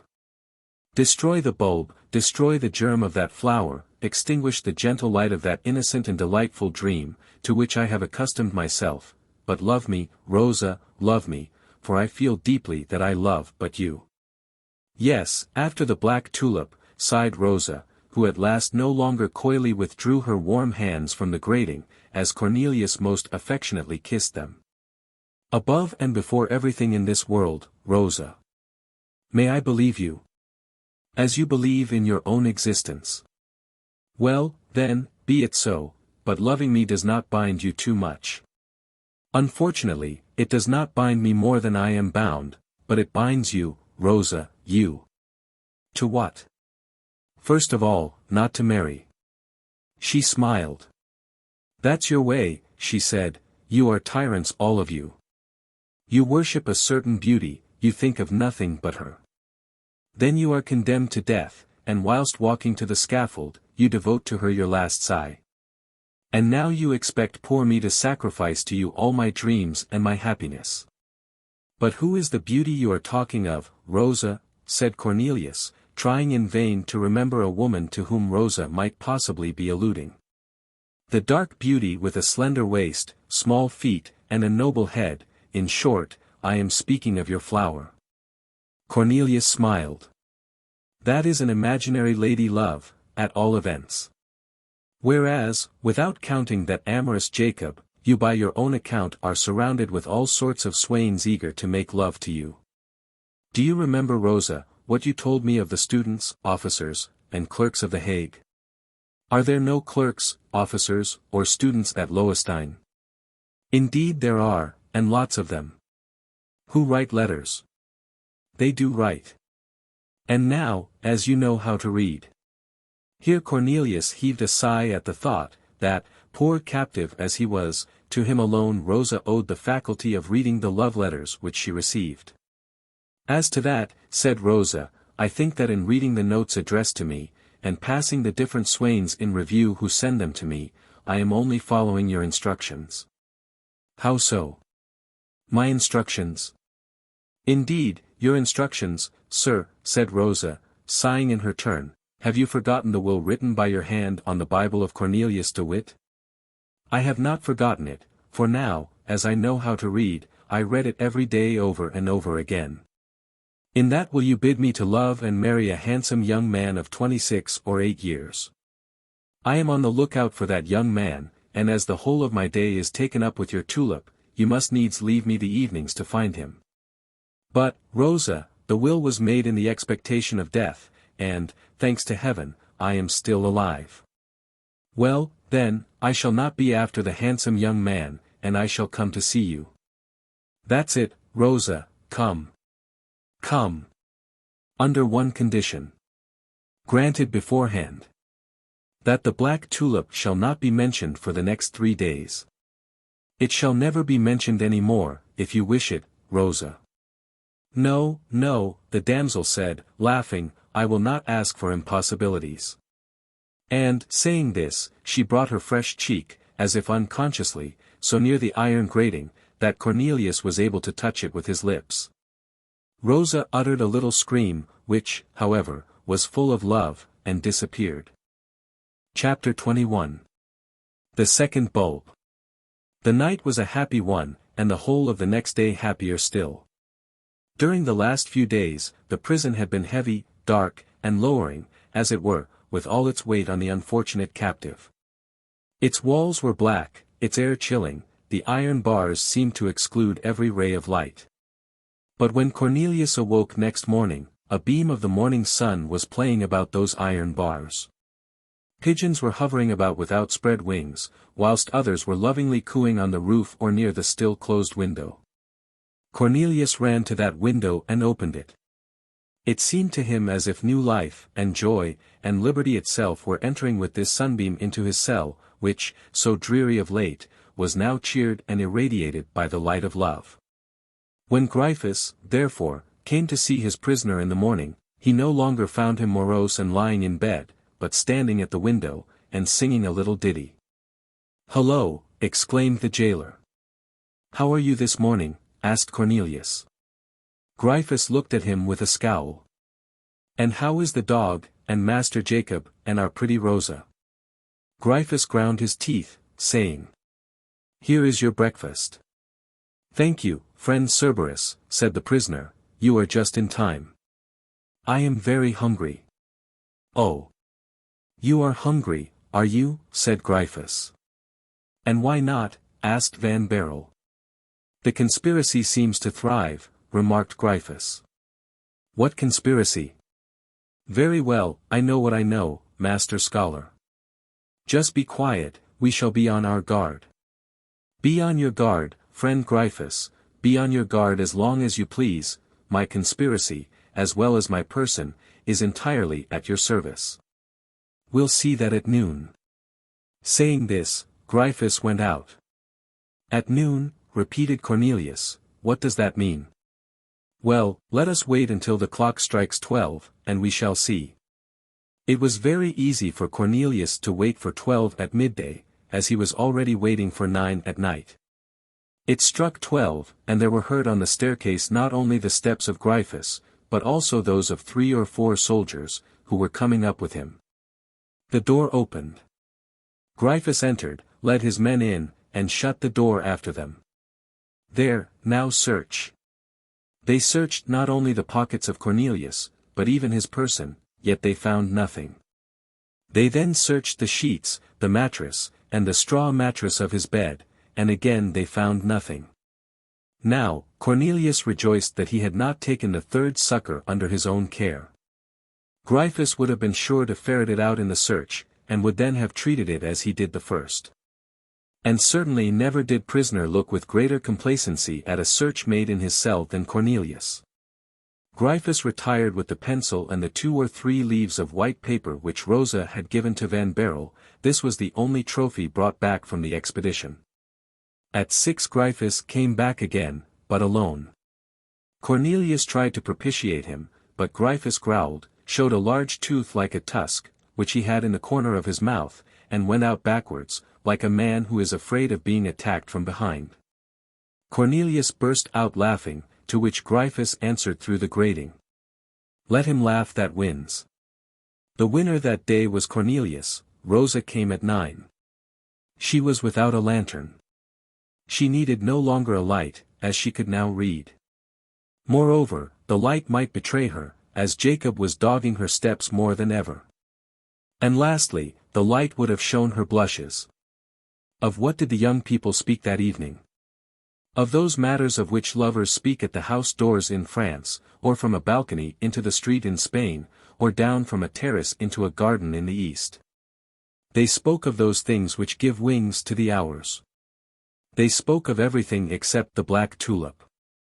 At last, when the clock struck 10, they parted as usual. Cornelius was happy, as thoroughly happy as a tulip-fancier would be to whom one has not spoken of his tulip. He found Rosa pretty, good, graceful, and charming. But why did Rosa object to the tulip being spoken of? This was indeed a great defect in Rosa. Cornelius confessed to himself, sighing, that woman was not perfect. Part of the night he thought of this imperfection, that is to say, so long as he was awake he thought of Rosa. After having fallen asleep, he dreamed of her. But the Rosa of his dreams was by far more perfect than the Rosa of real life. Not only did the Rosa of his dreams speak of the tulip, but also brought to him a black one in a china vase. Cornelius then awoke, trembling with joy, and muttering, "Rosa, Rosa, I love you." And as it was already day, he thought it right not to fall asleep again, and he continued following up the line of thought in which his mind was engaged when he awoke. Ah! If Rosa had only conversed about the tulip, Cornelius would have preferred her to Queen Semiramis, to Queen Cleopatra, to Queen Elizabeth, to Queen Anne of Austria, that is to say, to the greatest or most beautiful queens whom the world has seen. But Rosa had forbidden it under pain of not returning. Rosa had forbidden the least mention of the tulip for 3 days. That meant 72 hours given to the lover to be sure, but it was 72 hours stolen from the horticulturist. There was one consolation: of the 72 hours during which Rosa would not allow the tulip to be mentioned, 36 had passed already. And the remaining 36 would pass quickly enough, 18 with waiting for the evening's interview, and 18 with rejoicing in its remembrance. Rosa came at the same hour, and Cornelius submitted most heroically to the pangs which the compulsory silence concerning the tulip gave him.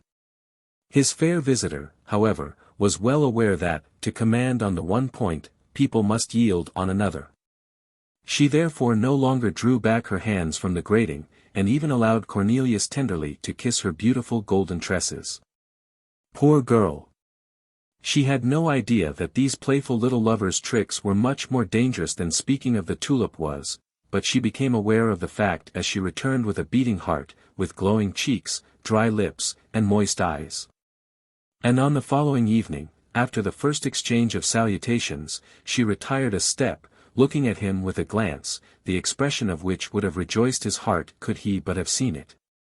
"Well," she said, "she is up. She is up." "Who?"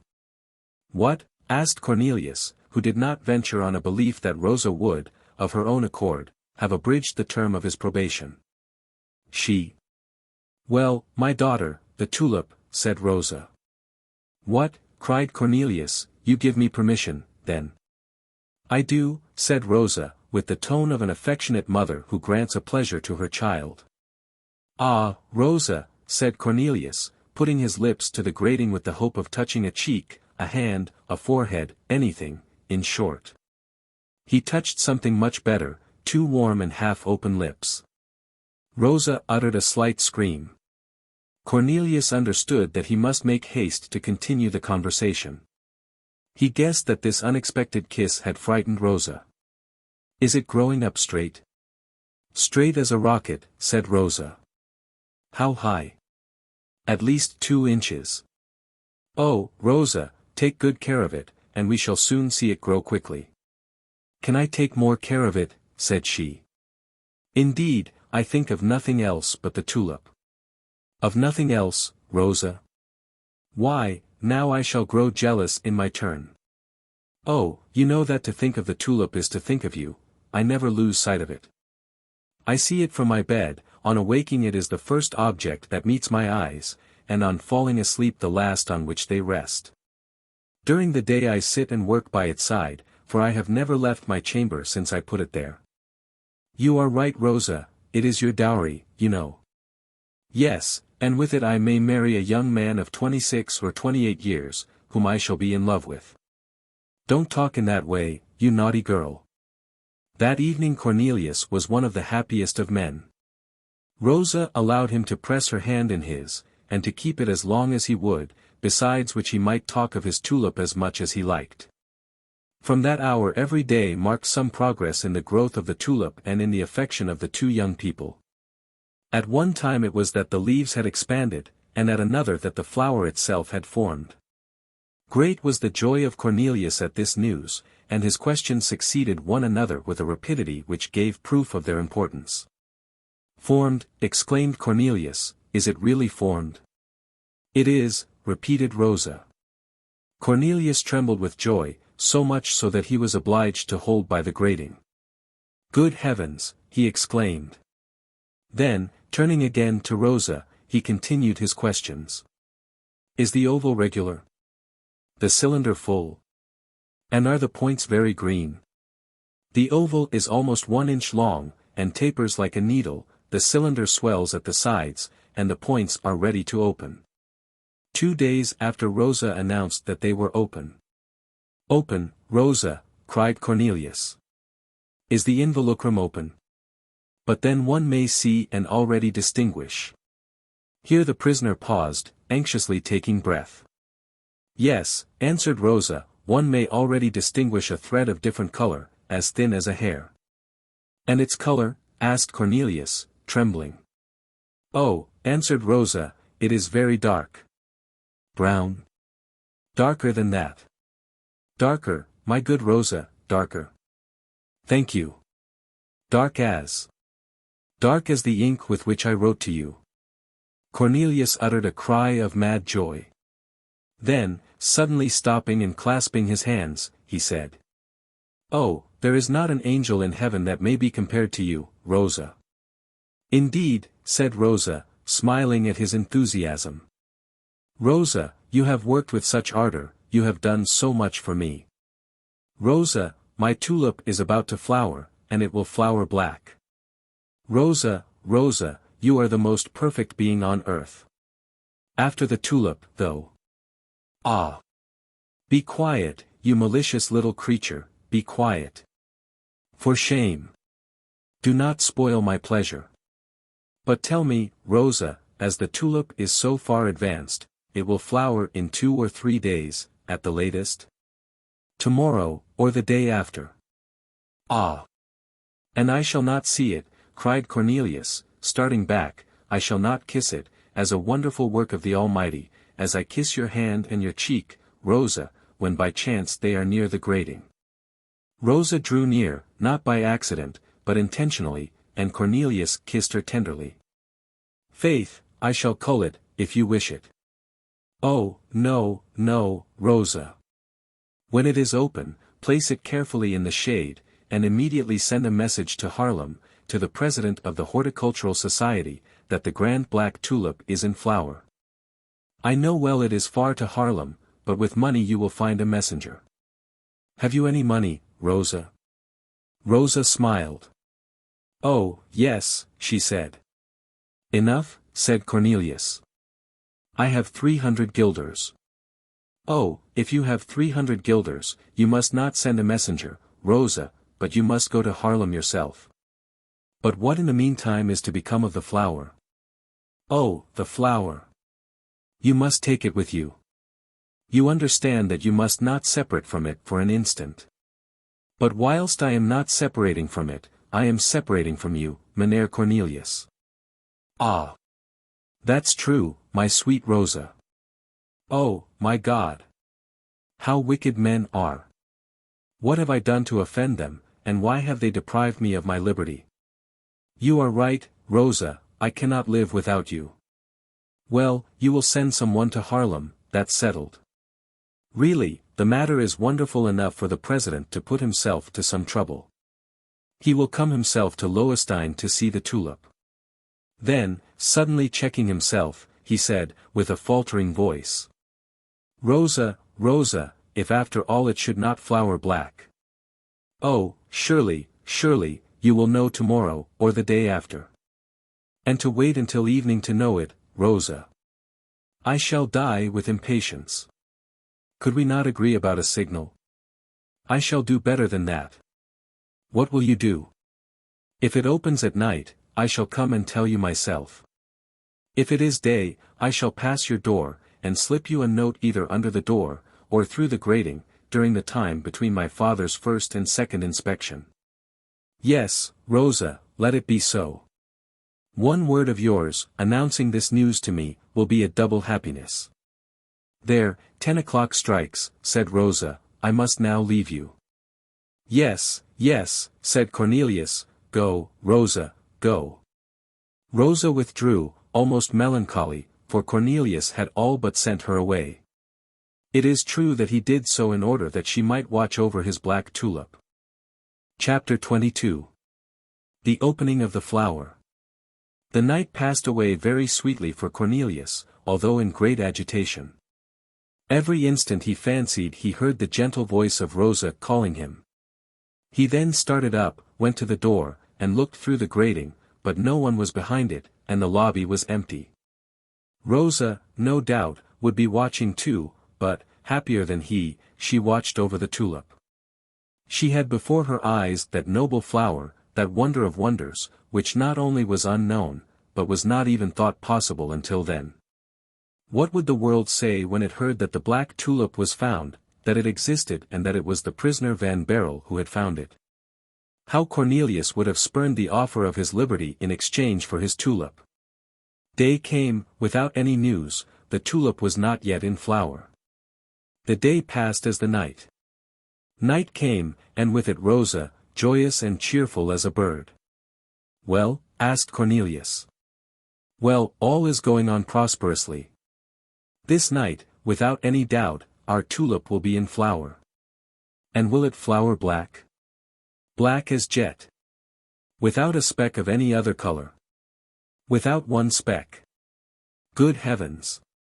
My dear Rosa, I have been dreaming all night, in the first place of you. Rosa made a sign of incredulity, and then of what we must do.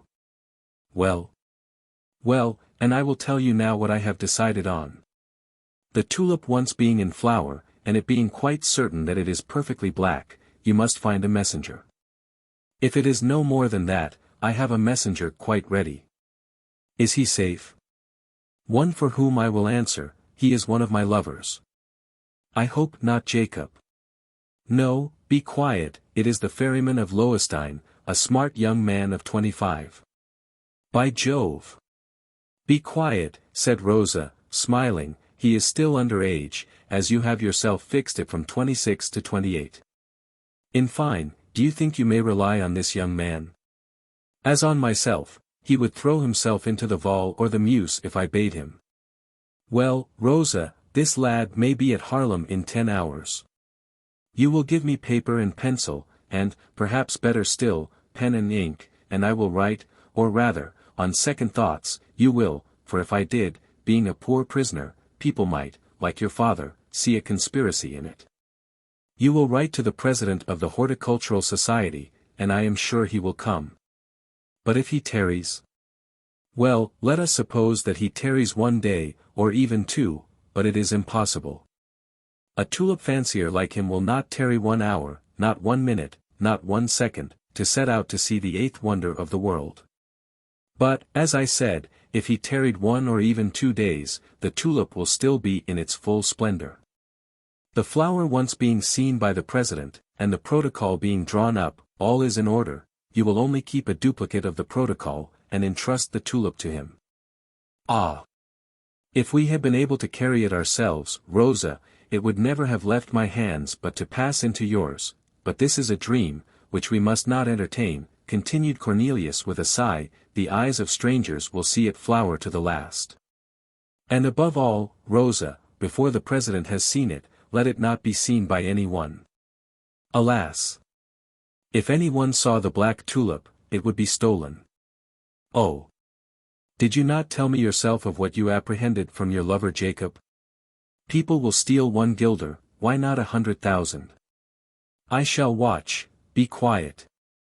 But if it opened whilst you were here? The whimsical little thing would indeed be quite capable of playing such a trick, said Rosa.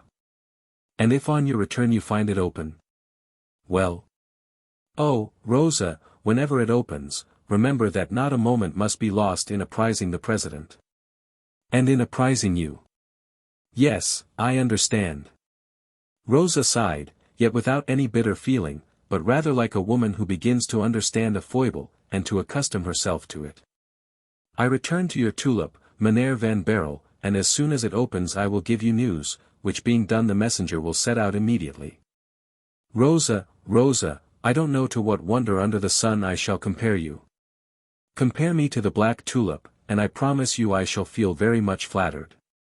Good night, then, till we meet again, Meneer Cornelius. Oh, say, good night, my friend. Good night, my friend, said Rosa, a little consoled. Say, my very dear friend. Oh, my friend. Very dear friend, I entreat you, say, very dear, Rosa, very dear. Very dear, yes, very dear, said Rosa, with a beating heart, beyond herself with happiness. And now that you have said, very dear, dear Rosa, say also, most happy, say, happier and more blessed than ever man was under the sun. I only lack one thing, Rosa. And that is?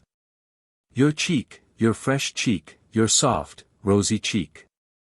Oh, Rosa, give it me of your own free will, and not by chance. Ah! The prisoner's prayer ended in a sigh of ecstasy. His lips met those of the maiden, not by chance, nor by stratagem, but as St. Pur's was to meet the lips of Julie 100 years later. Rosa made her escape. Cornelius stood with his heart upon his lips, and his face glued to the wicket in the door. He was fairly choking with happiness and joy. He opened his window, and gazed long, with swelling heart, at the cloudless vault of heaven, and the moon, which shone like silver upon the twofold stream flowing from far beyond the hills. He filled his lungs with the pure, sweet air, while his brain dwelt upon thoughts of happiness, and his heart overflowed with gratitude and religious fervor. O thou art always watching from on high, my God, he cried, half prostrate, his glowing eyes fixed upon the stars, forgive me that I almost doubted thy existence during these latter days, for thou didst hide thy face behind the clouds. And wert for a moment lost to my sight, O thou merciful God, thou pitying Father everlasting. But today, this evening, and tonight, again I see thee in all thy wondrous glory in the mirror of thy heavenly abode, and more clearly still in the mirror of my grateful heart. He was well again, the poor invalid. The wretched captive was free once more. During part of the night Cornelius, with his heart full of joy and delight, remained at his window, gazing at the stars, and listening for every sound. Then casting a glance from time to time towards the lobby. Down there, he said, is Rosa, watching like myself, and waiting from minute to minute. Down there, under Rosa's eyes, is the mysterious flower, which lives, which expands, which opens. Perhaps Rosa holds in this moment the stem of the tulip between her delicate fingers. Touch it gently, Rosa. Perhaps she touches with her lips its expanding chalice. Touch it cautiously, Rosa, your lips are burning. Yes, perhaps at this moment the two objects of my dearest love caress each other under the eye of heaven. At this moment, a star blazed in the southern sky, and shot through the whole horizon, falling down, as it were, on the fortress of Loewestein. Cornelius felt a thrill run through his frame. Ah! He said, here is heaven sending a soul to my flower. And as if he had guessed correctly, nearly at that very moment the prisoner heard in the lobby a step light as that of a sylph, and the rustling of a gown, and a well-known voice, which said to him, Cornelius, my friend, my very dear friend. And very happy friend, come quickly. Cornelius darted with one spring from the window to the door, his lips met those of Rosa, who told him, with a kiss. It is open, it is black, here it is. How? Here it is, exclaimed Cornelius. Yes, we ought indeed to run some little risk to give a great joy, here it is, take it. And with one hand she raised to the level of the grating a dark lantern, which she had lit in the meanwhile, whilst with the other she held to the same height the miraculous tulip. Cornelius uttered a cry, and was nearly fainting. Oh! Muttered he, my God, thou dost reward me for my innocence and my captivity, as thou hast allowed two such flowers to grow at the grated window of my prison. The tulip was beautiful, splendid, magnificent.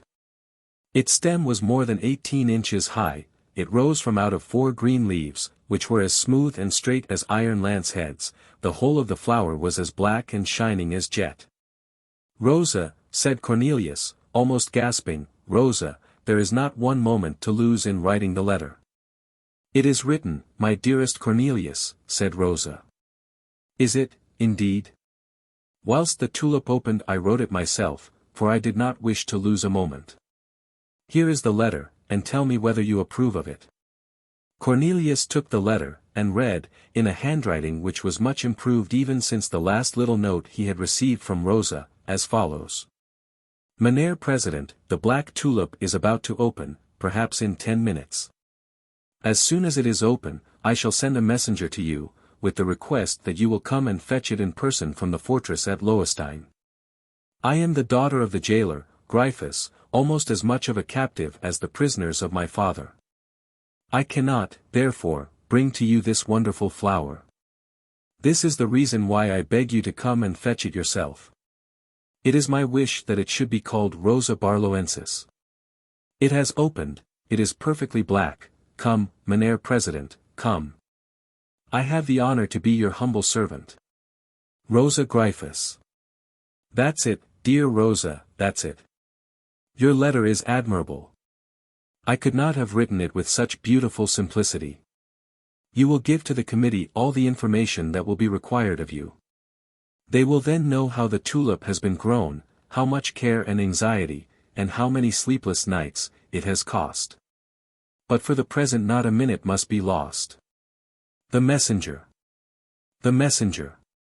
What's the name of the president? Give me the letter, I will direct it. Oh, he is very well known, it is Mynheer van Sistens, the burgomaster of Haarlem, give it to me, Rosa, give it to me. And with a trembling hand Cornelius wrote the address. To Mynheer Peter van Sistens, burgomaster, and president of the Horticultural Society of Haarlem. And now, Rosa, go, said Cornelius, and let us implore the protection of God, who has so kindly watched over us until now. Chapter 23. The Rival. And in fact the poor young people were in great need of protection. They had never been so near the destruction of their hopes as at this moment, when they thought themselves certain of their fulfillment. The reader cannot but have recognized in Jacob our old friend, or rather enemy, Isaac Boxtel, and has guessed, no doubt, that this worthy had followed from the Buitenhof to Loewestein the object of his love and the object of his hatred.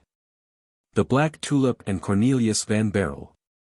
What no one but a tulip-fancier, and an envious tulip-fancier, could have discovered, the existence of the bulbs and the endeavors of the prisoner, jealousy had enabled Boxtel, if not to discover, at least to guess. We have seen him, more successful under the name of Jacob than under that of Isaac, gain the friendship of Gryphus, which for several months he cultivated by means of the best Genevra ever distilled from the Texel to Antwerp. And he lulled the suspicion of the jealous turnkey by holding out to him the flattering prospect of his designing to marry Rosa. Besides thus offering a bait to the ambition of the father, he managed, at the same time, to interest his zeal as a jailer, picturing to him in the blackest colors the learned prisoner whom Gryphus had in his keeping, and who, as the sham Jacob had it, was in league with Satan, to the detriment of His Highness the Prince of Orange. At first he had also made some way with Rosa, not, indeed, in her affections, but inasmuch as, by talking to her of marriage and of love, he had evaded all the suspicions which he might otherwise have excited. We have seen how his imprudence in following Rosa into the garden had unmasked him in the eyes of the young damsel, and how the instinctive fears of Cornelius had put the two lovers on their guard against him. The reader will remember that the first cause of uneasiness was given to the prisoner by the rage of Jacob when Gryphus crushed the first bulb. In that moment Boxtel's exasperation was the more fierce, as, though suspecting that Cornelius possessed a second bulb, he by no means felt sure of it.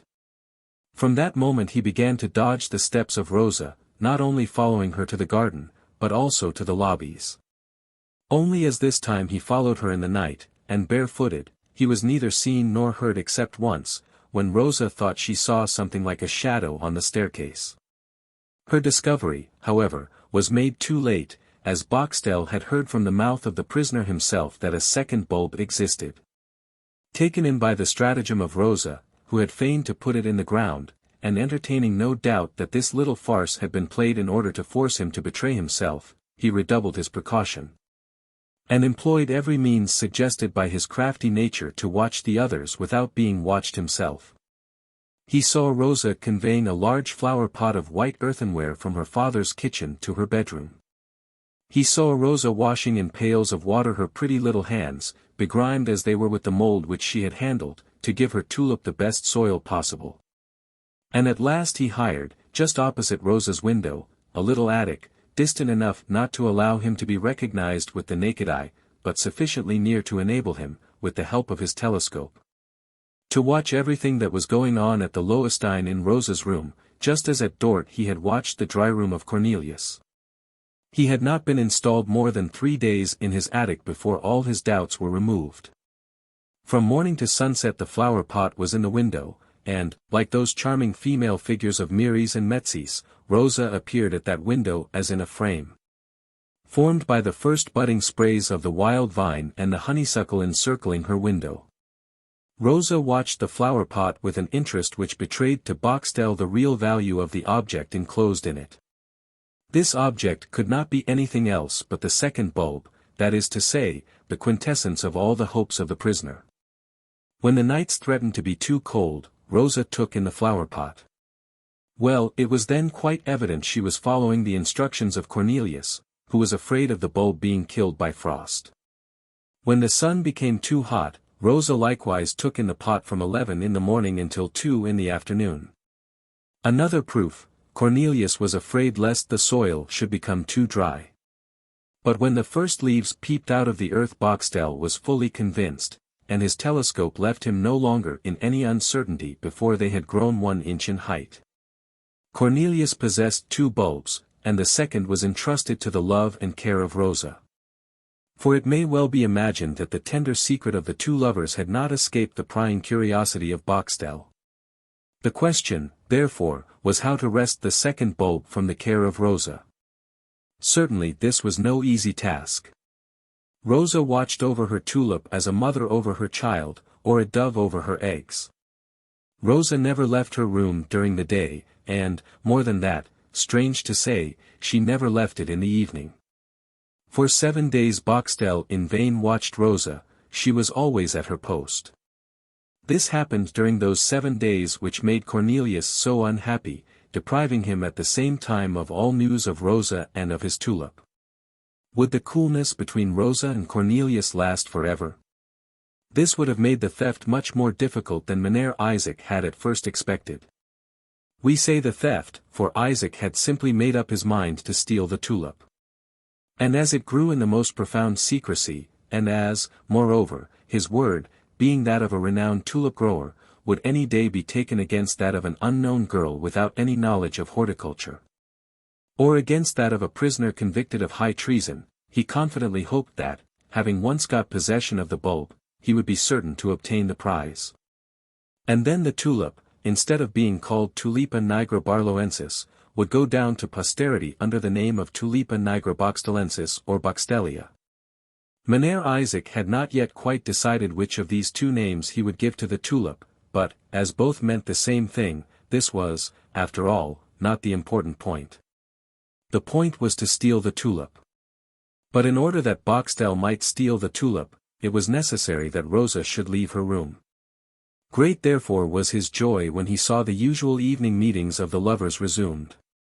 He first of all took advantage of Rosa's absence to make himself fully acquainted with all the peculiarities of the door of her chamber. The lock was a double one and in good order, but Rosa always took the key with her. Boxtel at first entertained an idea of stealing the key, but it soon occurred to him, not only that it would be exceedingly difficult to abstract it from her pocket, but also that, when she perceived her loss, she would not leave her room until the lock was changed, and then Boxtel's first theft would be useless. He thought it, therefore, better to employ a different expedient. He collected as many keys as he could, and tried all of them during one of those delightful hours which Rosa and Cornelius passed together at the grating of the cell. 2 of the keys entered the lock, and one of them turned round once, but not the second time. There was, therefore, only a little to be done to this key. Boxtel covered it with a slight coat of wax, and when he thus renewed the experiment, the obstacle which prevented the key from being turned a second time left its impression on the wax. It cost Boxtel 2 days more to bring his key to perfection, with the aid of a small file.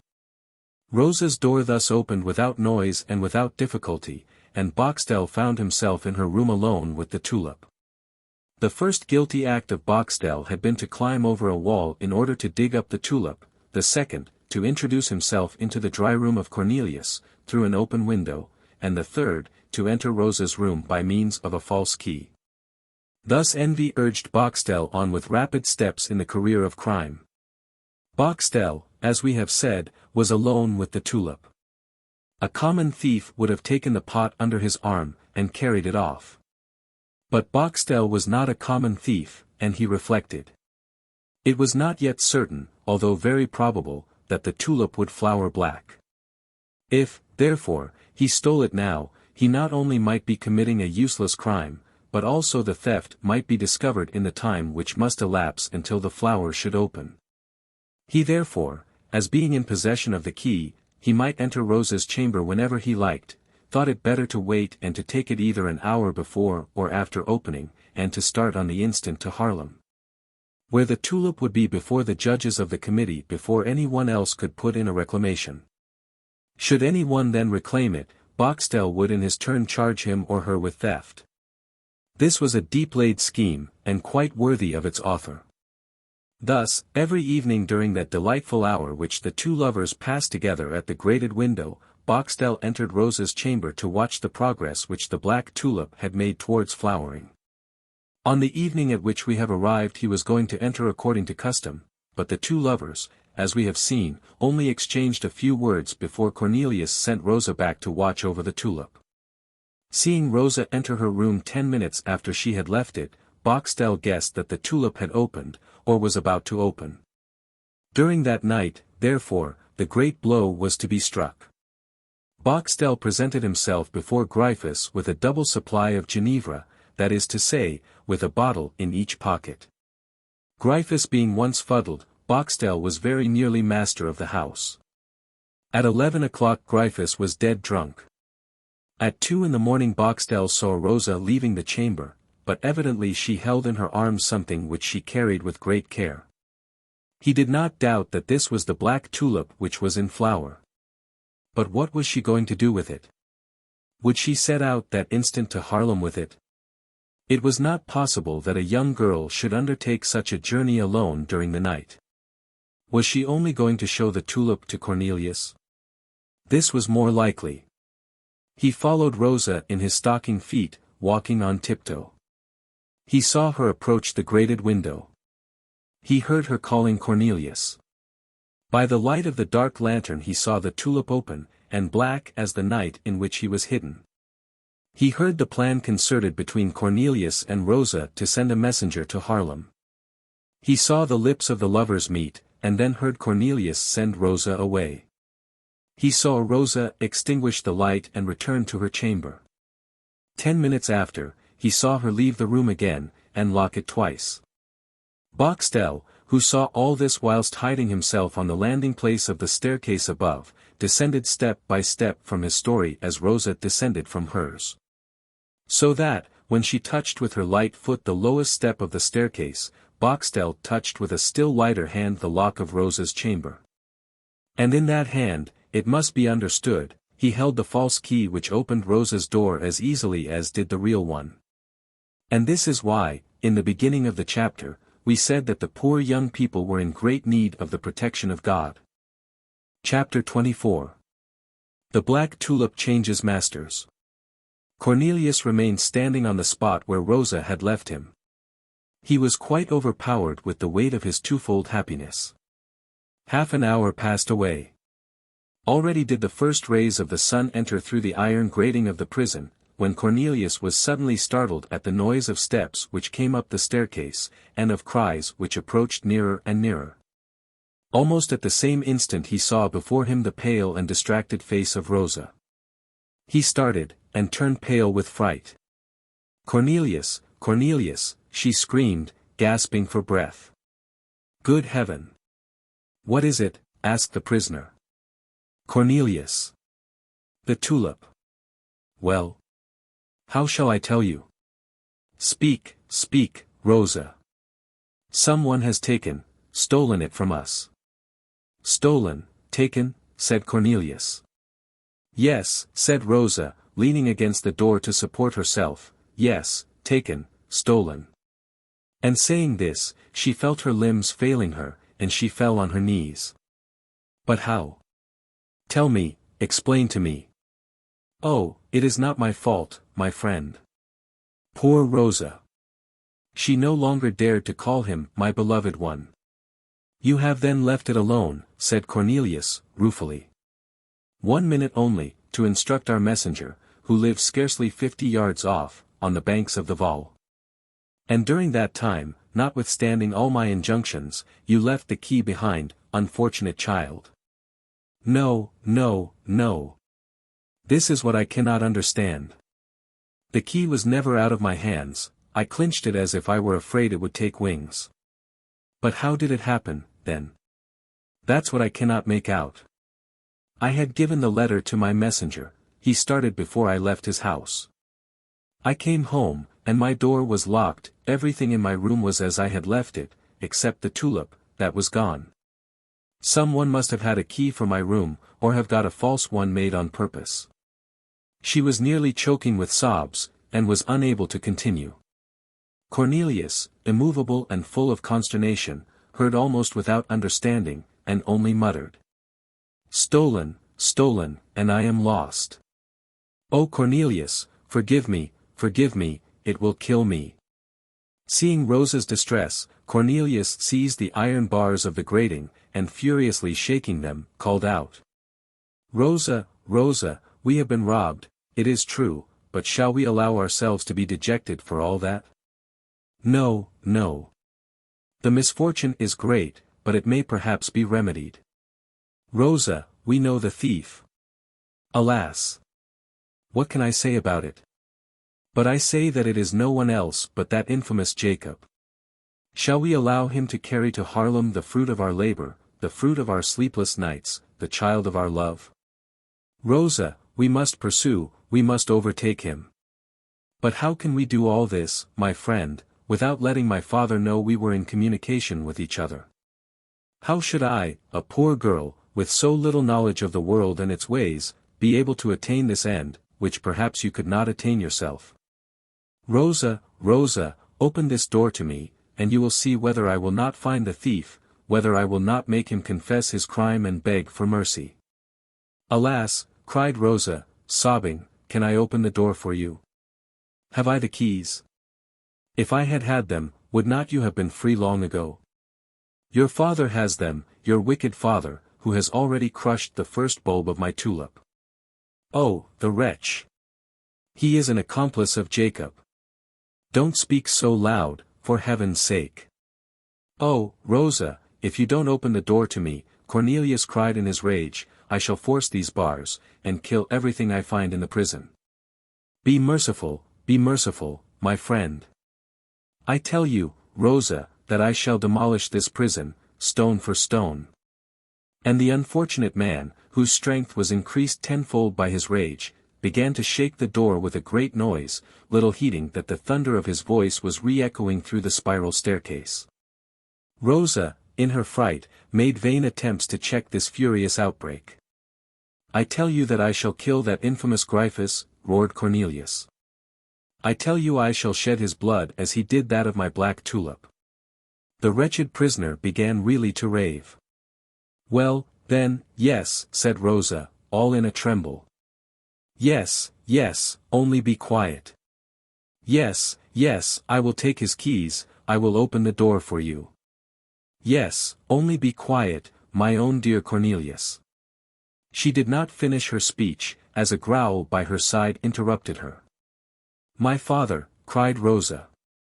Gryphus, roared Van Baerle. Oh, you villain. Old Gryphus, in the midst of all the noise, had ascended the staircase without being heard.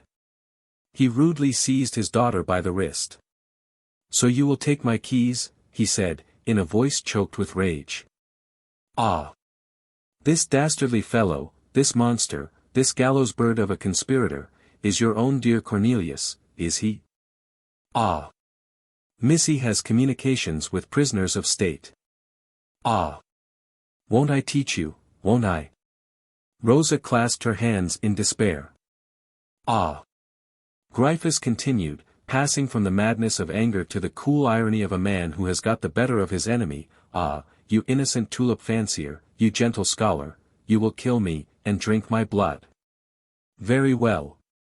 Very well. And you have my daughter for an accomplice. Am I, forsooth, in a den of thieves, in a cave of brigands?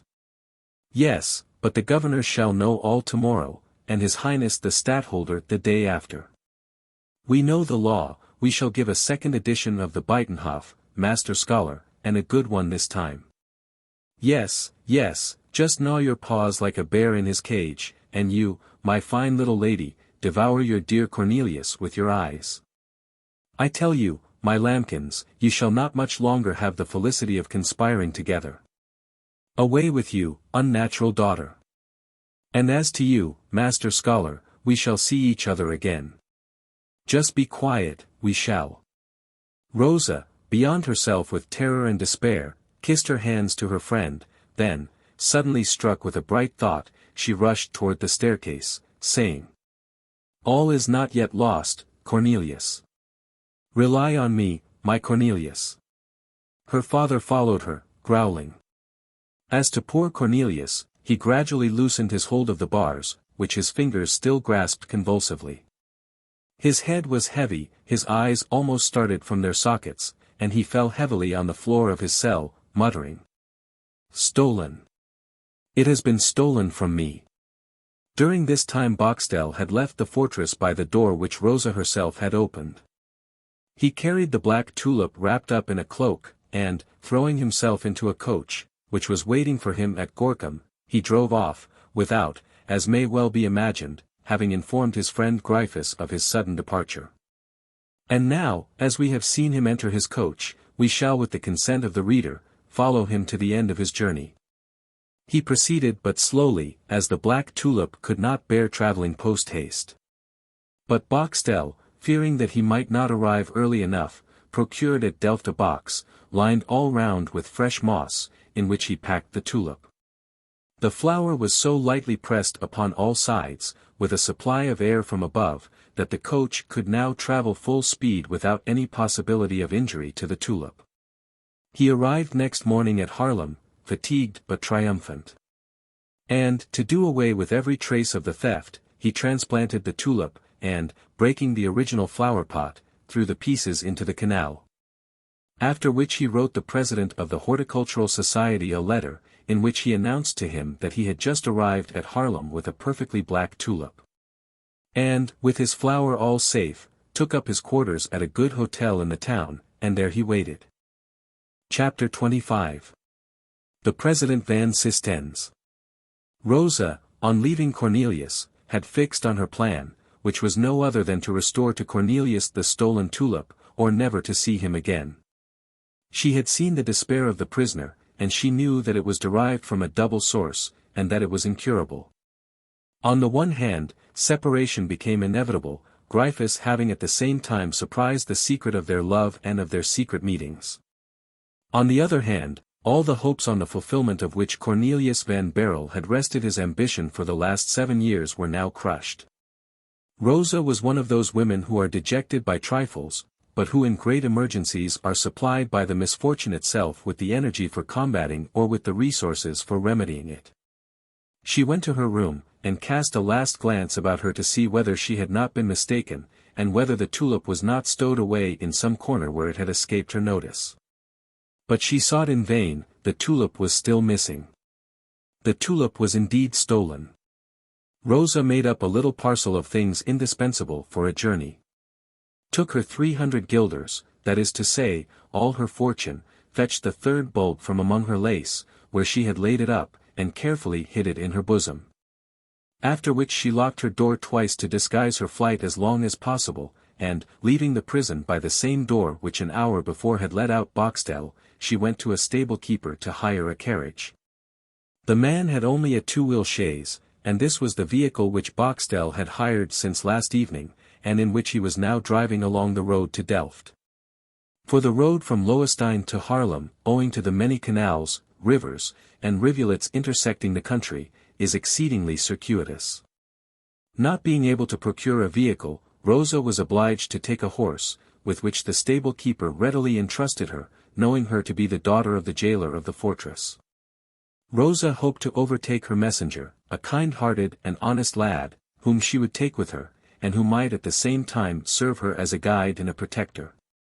And in fact she had not proceeded more than a league before she saw him hastening along one of the side paths of a very pretty road by the river. Setting her horse off at a canter, she soon came up with him. The honest lad was not aware of the important character of his message, nevertheless, he used as much speed as if he had known it, and in less than an hour he had already gone 1.5 leagues.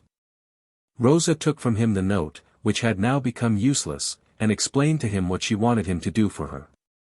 The boatman placed himself entirely at her disposal, promising to keep pace with the horse if Rosa would allow him to take hold of either the croup or the bridle of her horse.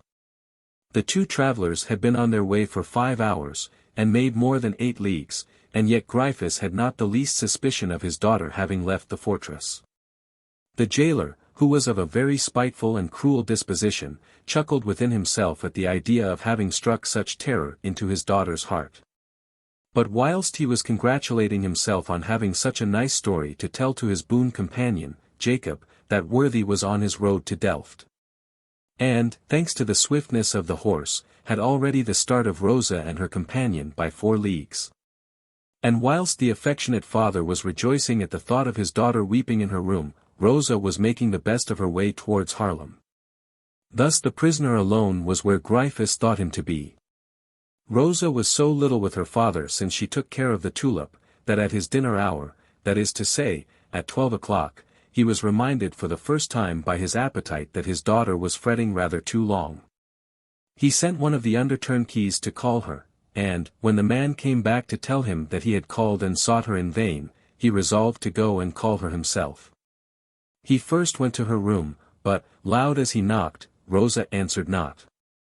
The locksmith of the fortress was sent for, he opened the door, but Gryphus no more found Rosa than she had found the tulip. At that very moment she entered Rotterdam. Gryphus therefore had just as little chance of finding her in the kitchen as in her room, and just as little in the garden as in the kitchen. The reader may imagine the anger of the jailer when, after having made inquiries about the neighborhood, he heard that his daughter had hired a horse, and, like an adventuress, set out on a journey without saying where she was going. Gryphus again went up in his fury to Van Baerle, abused him, threatened him, knocked all the miserable furniture of his cell about, and promised him all sorts of misery, even starvation and flogging. Cornelius, without even hearing what his jailer said, allowed himself to be ill-treated, abused, and threatened, remaining all the while sullen, immovable, dead to every emotion and fear. After having sought for Rosa in every direction, Gryphus looked out for Jacob, and, as he could not find him either, he began to suspect from that moment that Jacob had run away with her. The damsel, meanwhile, after having stopped for 2 hours at Rotterdam, had started again on her journey. On that evening she slept at Delft, and on the following morning she reached Haarlem, 4 hours after Boxtel had arrived there. Rosa, first of all, caused herself to be led before Meneer van Sistens, the president of the Horticultural Society of Haarlem. She found that worthy gentleman in a situation which, to do justice to our story, we must not pass over in our description. The president was drawing up a report to the committee of the society. This report was written on large-sized paper, in the finest handwriting of the president. Rosa was announced simply as Rosa Gryphus, but as her name, well as it might sound, was unknown to the president, she was refused admittance. Rosa, however, was by no means abashed, having vowed in her heart, in pursuing her cause, not to allow herself to be put down either by refusal, or abuse, or even brutality. Announced to the president, she said to the servant, that I want to speak to him about the black tulip. These words seemed to be an open sesame, for she soon found herself in the office of the president, Van Sistens, who gallantly rose from his chair to meet her. He was a spare little man, resembling the stem of a flower, his head forming its chalice, and his 2 limp arms representing the double leaf of the tulip. The resemblance was rendered complete by his waddling gait, which made him even more like that flower when it bends under a breeze. "Well, miss," he said, "you are coming, I am told, about the affair of the black tulip." To the president of the Horticultural Society the Tulipa nigra was a first-rate power, which, in its character as queen of the tulips, might send ambassadors. "Yes, sir," answered Rosa, "I come at least to speak of it." "Is it doing well, then?" asked Van Sistens, with a smile of tender veneration. "Alas! Sir, I don't know," said Rosa. "How is that? Could any misfortune have happened to it?" "A very great one, sir, yet not to it, but to me." "What? It has been stolen from me." "Stolen? The black tulip?" "Yes, sir." "Do you know the thief?" "I have my suspicions, but I must not yet accuse any one. But the matter may very easily be ascertained." "How is that?" "As it has been stolen from you, the thief cannot be far off." "Why not?" "Because I have seen the black tulip only 2 hours ago."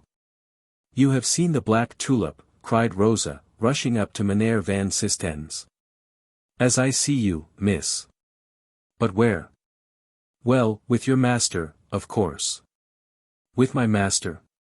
"Yes, are you not in the service of Master Isaac Boxtel?" "I." "Yes, you. But for whom do you take me, sir?" "And for whom do you take me?" "I hope, sir, I take you for what you are, that is to say, for the Honorable Meneer van Sistens, Burgomaster of Haarlem, and President of the Horticultural Society." "And what is it you told me just now?" "I told you, sir, that my tulip has been stolen." "Then your tulip is that of Meneer Boxtel." "Well, my child, you express yourself very badly. The tulip has been stolen, not from you, but from Meneer Boxtel." "I repeat to you, sir, that I do not know who this Meneer Boxtel is, and that I have now heard his name pronounced for the first time." "You do not know who Meneer Boxtel is, and you also had a black tulip?" "But is there any other besides mine?" asked Rosa, trembling. "Yes, that of Meneer Boxtel. How is it? Black, of course. Without speck. Without a single speck, or even point. And you have this tulip, you have it deposited here? No, but it will be, as it has to be exhibited before the committee previous to the prize being awarded.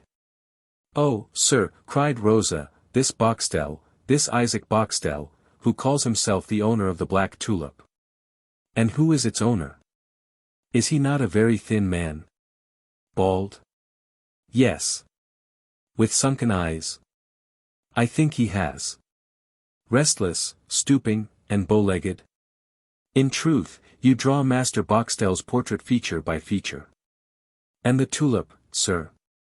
Is it not in a pot of white and blue earthenware, with yellowish flowers in a basket on 3 sides? Oh, as to that I am not quite sure, I looked more at the flower than at the pot.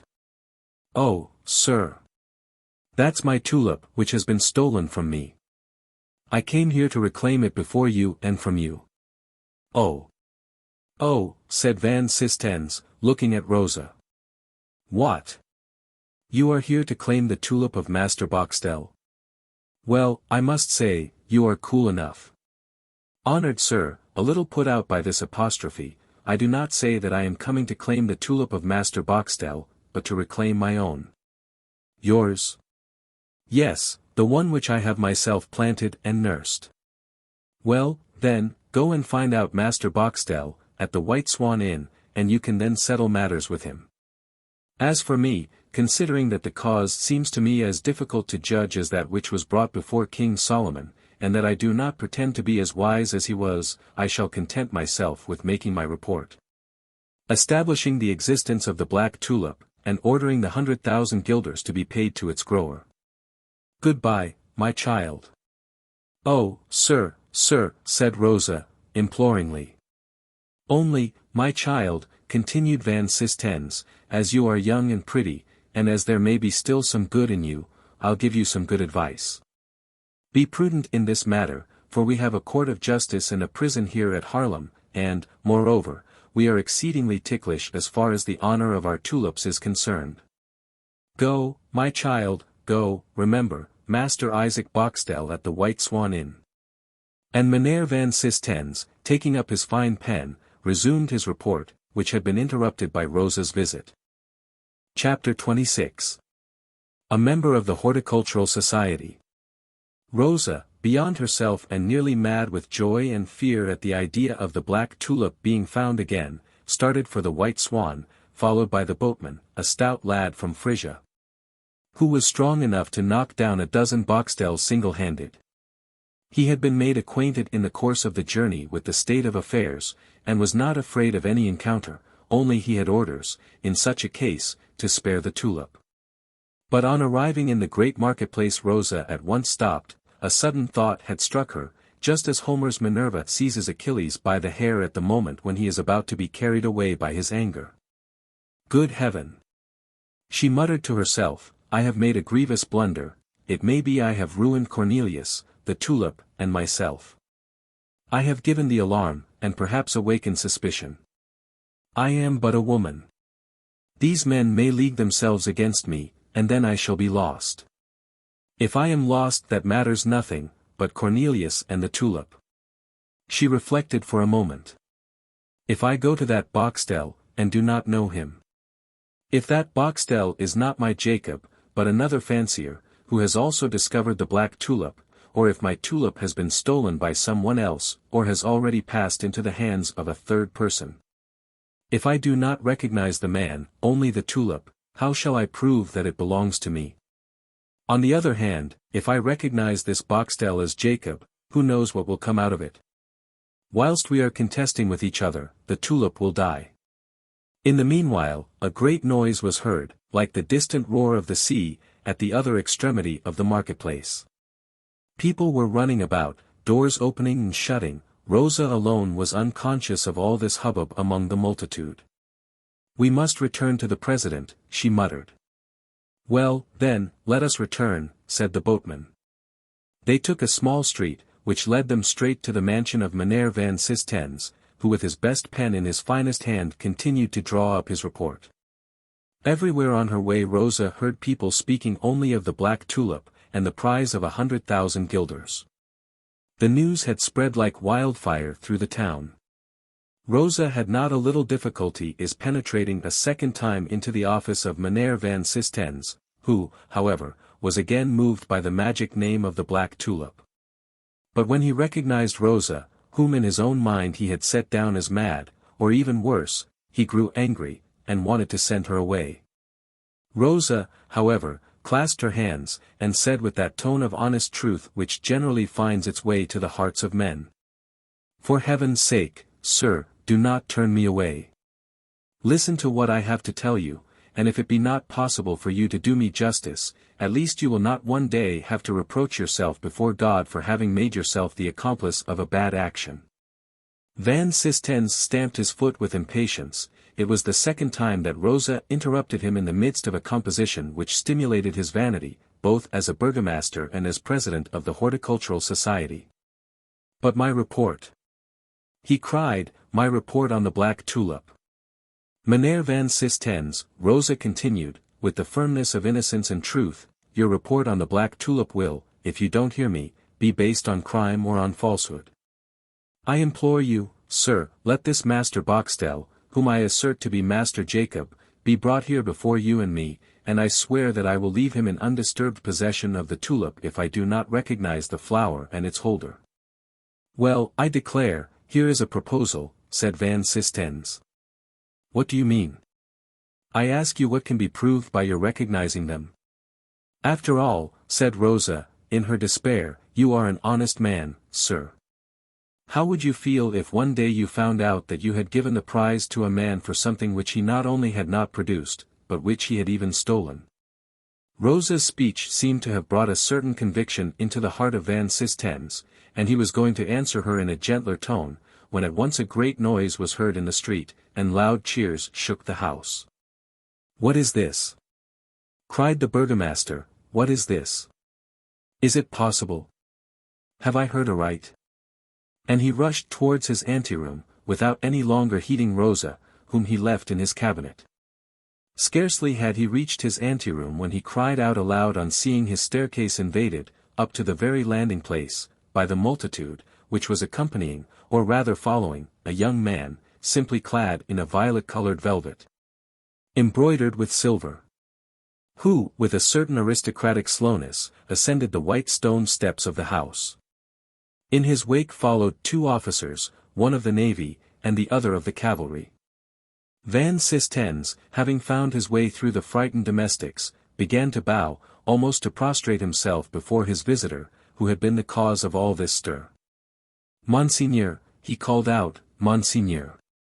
What distinguished honor is your highness bestowing for ever on my humble house by your visit?" "Dear Meneer van Sistens," said William of Orange, with a serenity which, with him, took the place of a smile, "I am a true Hollander, I am fond of the water, of beer, and of flowers. Sometimes even of that cheese the flavor of which seems so grateful to the French. The flower which I prefer to all others is, of course, the tulip. I heard at Leyden that the city of Haarlem at last possessed the black tulip. And, after having satisfied myself of the truth of news which seemed so incredible, I have come to know all about it from the president of the Horticultural Society."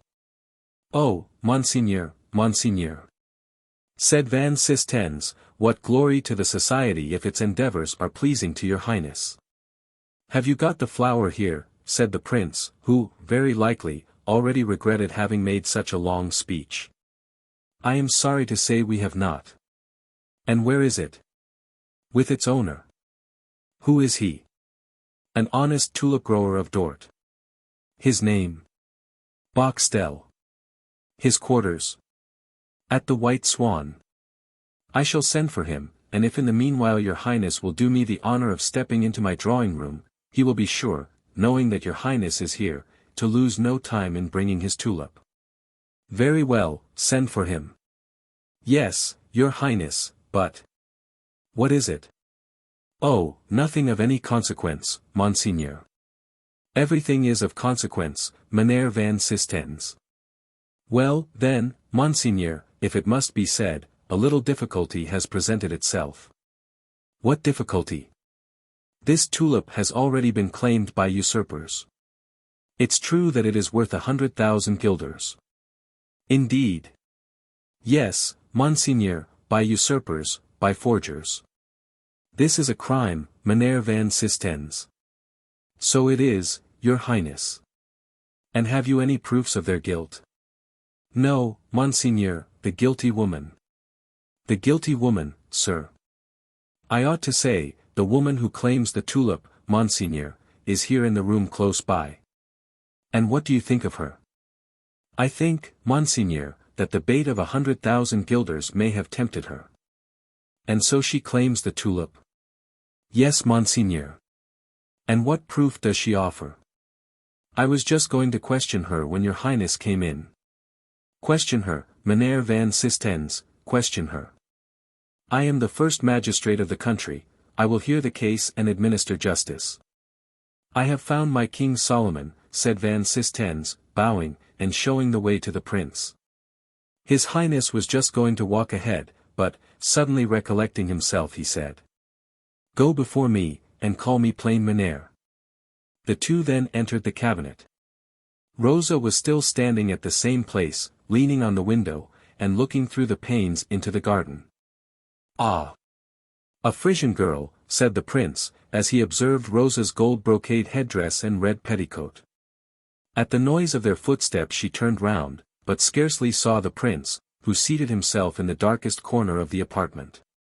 All her attention, as may be easily imagined, was fixed on that important person who was called Van Sistens, so that she had no time to notice the humble stranger who was following the master of the house, and who, for aught she knew, might be somebody or nobody. The humble stranger took a book down from the shelf, and made Van Sistens a sign to commence the examination forthwith. Van Sistens, likewise at the invitation of the young man in the violet coat, sat down in his turn, and, quite happy and proud of the importance thus cast upon him, began. My child. You promise to tell me the truth and the entire truth concerning this tulip? I promise. Well, then, speak before this gentleman. This gentleman is one of the members of the Horticultural Society. What am I to tell you, sir, said Rosa, beside that which I have told you already? Well, then, what is it? I repeat the question I have addressed to you before. Which? That you will order Meneer Boxtel to come here with his tulip. If I do not recognize it as mine I will frankly tell it. But if I do recognize it I will reclaim it, even if I go before His Highness the Stadtholder himself, with my proofs in my hands. You have, then, some proofs, my child? God, who knows my good right, will assist me to some.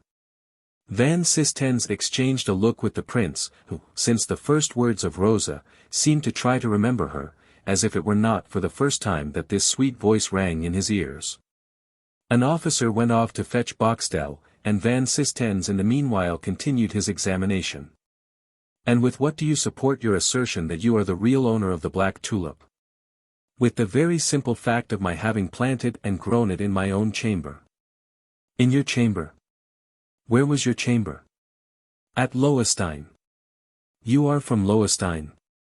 I am the daughter of the jailer of the fortress.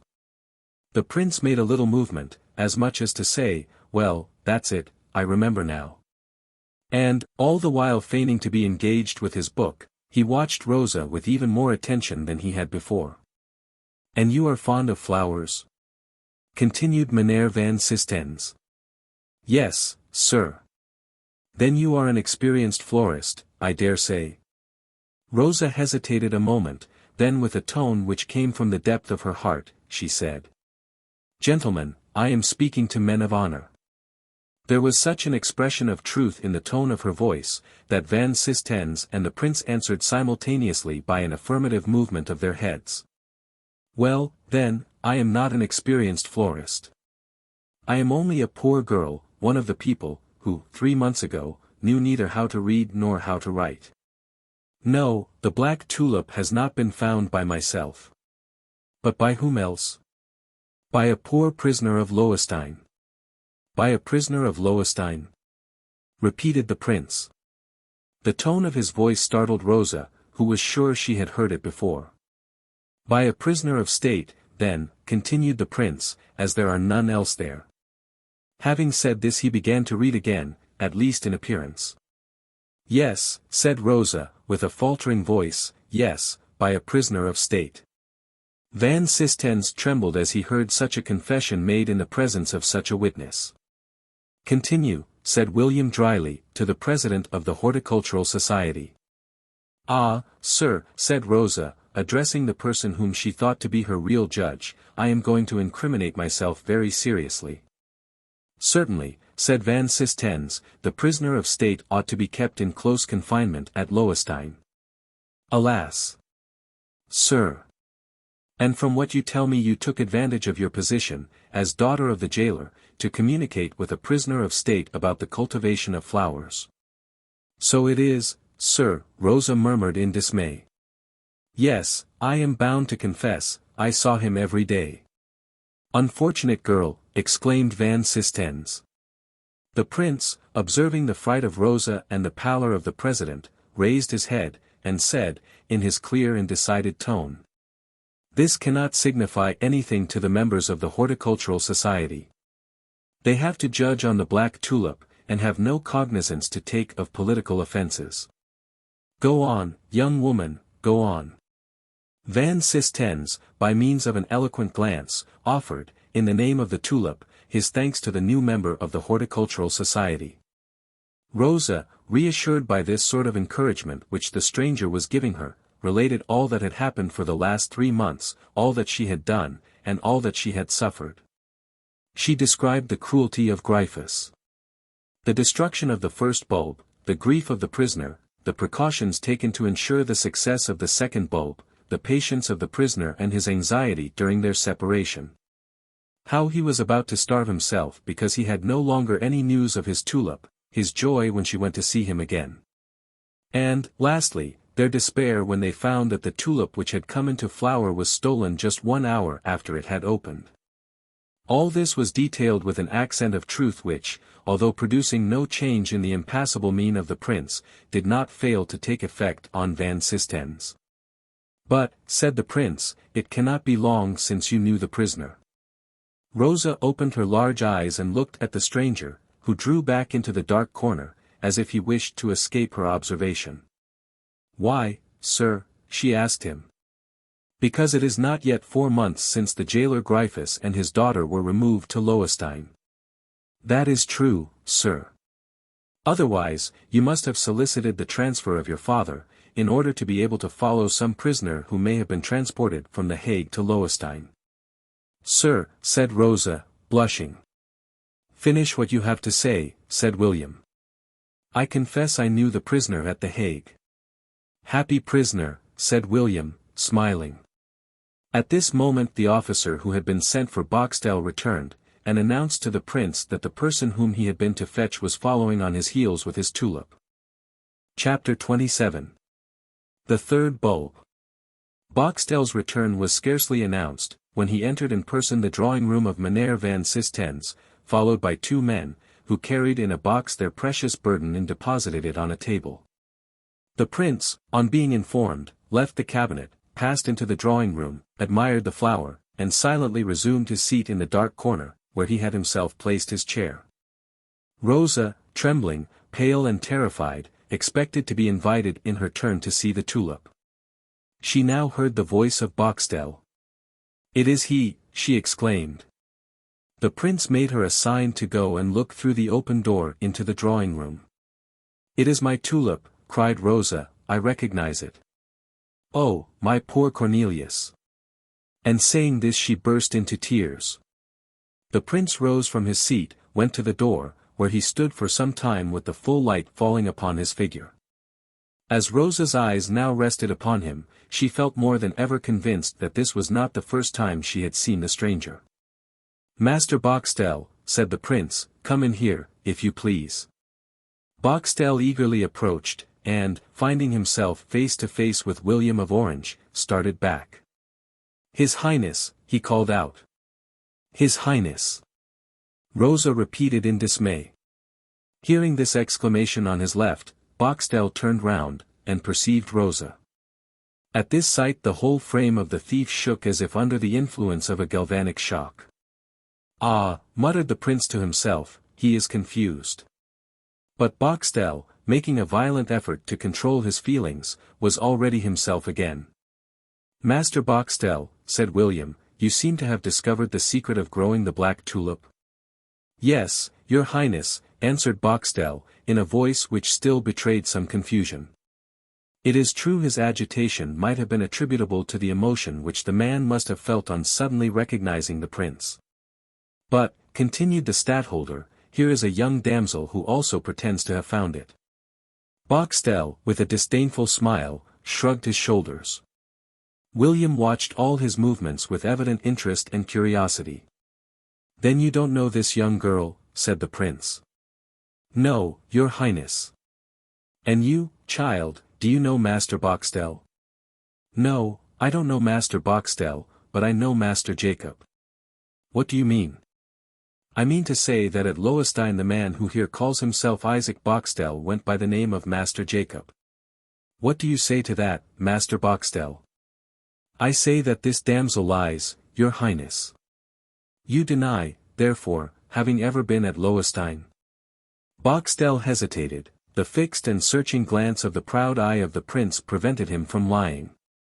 "I cannot deny having been at Lowenstein, your highness, but I deny having stolen the tulip." "You have stolen it, and that from my room," cried Rosa, with indignation. "I deny it." "Now listen to me. Do you deny having followed me into the garden, on the day when I prepared the border where I was to plant it? Do you deny having followed me into the garden when I pretended to plant it? Do you deny that, on that evening, you rushed after my departure to the spot where you hoped to find the bulb? Do you deny having dug in the ground with your hands, but, thank God, in vain, as it was a stratagem to discover your intentions? Say, do you deny all this?" Boxtel did not deem it fit to answer these several charges, but, turning to the prince, continued. "I have now for 20 years grown tulips at Dort. I have even acquired some reputation in this art.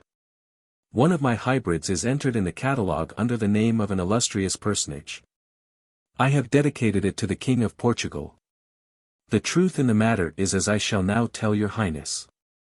This damsel knew that I had produced the black tulip, and, in concert with a lover of hers in the fortress of Lowenstein, she formed the plan of ruining me by appropriating to herself the prize of 100,000 guilders, which, with the help of your highness's justice, I hope to gain." "Yah!" cried Rosa, beyond herself with anger. "Silence," said the prince. Then, turning to Boxtel, he said. "And who is that prisoner to whom you allude as the lover of this young woman?" Rosa nearly swooned, for Cornelius was designated as a dangerous prisoner, and recommended by the prince to the especial surveillance of the jailer. Nothing could have been more agreeable to Boxtel than this question. "This prisoner," he said, "is a man whose name in itself will prove to your highness what trust you may place in his probity. He is a prisoner of state, who was once condemned to death." "And his name?" Rosa hid her face in her hands with a movement of despair.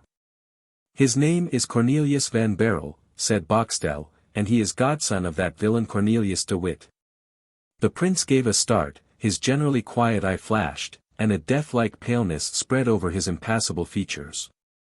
He went up to Rosa, and with his finger, gave her a sign to remove her hands from her face. Rosa obeyed, as if under mesmeric influence, without having seen the sign. "It was, then, to follow this man that you came to me at Leyden to solicit for the transfer of your father?" Rosa hung down her head, and, nearly choking, said, "Yes, your highness." "Go on," said the prince to Boxtel. "I have nothing more to say," Isaac continued. "Your highness knows all. But there is one thing which I did not intend to say, because I did not wish to make this girl blush for her ingratitude. I came to Lowenstein because I had business there. On this occasion I made the acquaintance of old Gryphus, and, falling in love with his daughter, made an offer of marriage to her. And, not being rich, I committed the imprudence of mentioning to them my prospect of gaining 100,000 guilders, in proof of which I showed to them the black tulip. Her lover having himself made a show at Dort of cultivating tulips to hide his political intrigues, they now plotted together for my ruin. On the eve of the day when the flower was expected to open, the tulip was taken away by this young woman. She carried it to her room, from which I had the good luck to recover it at the very moment when she had the impudence to dispatch a messenger to announce to the members of the Horticultural Society that she had produced the grand black tulip. But she did not stop there. There is no doubt that, during the few hours which she kept the flower in her room, she showed it to some persons whom she may now call as witnesses. But, fortunately, your Highness has now been warned against this impostor and her witnesses. Oh, my God, my God! What infamous falsehoods! Said Rosa, bursting into tears, and throwing herself at the feet of the stadtholder, who, although thinking her guilty, felt pity for her dreadful agony. You have done very wrong, my child, he said, and your lover shall be punished for having thus badly advised you. For you are so young, and have such an honest look, that I am inclined to believe the mischief to have been his doing, and not yours. Monseigneur! Monseigneur, cried Rosa, Cornelius is not guilty. William started. Not guilty of having advised you?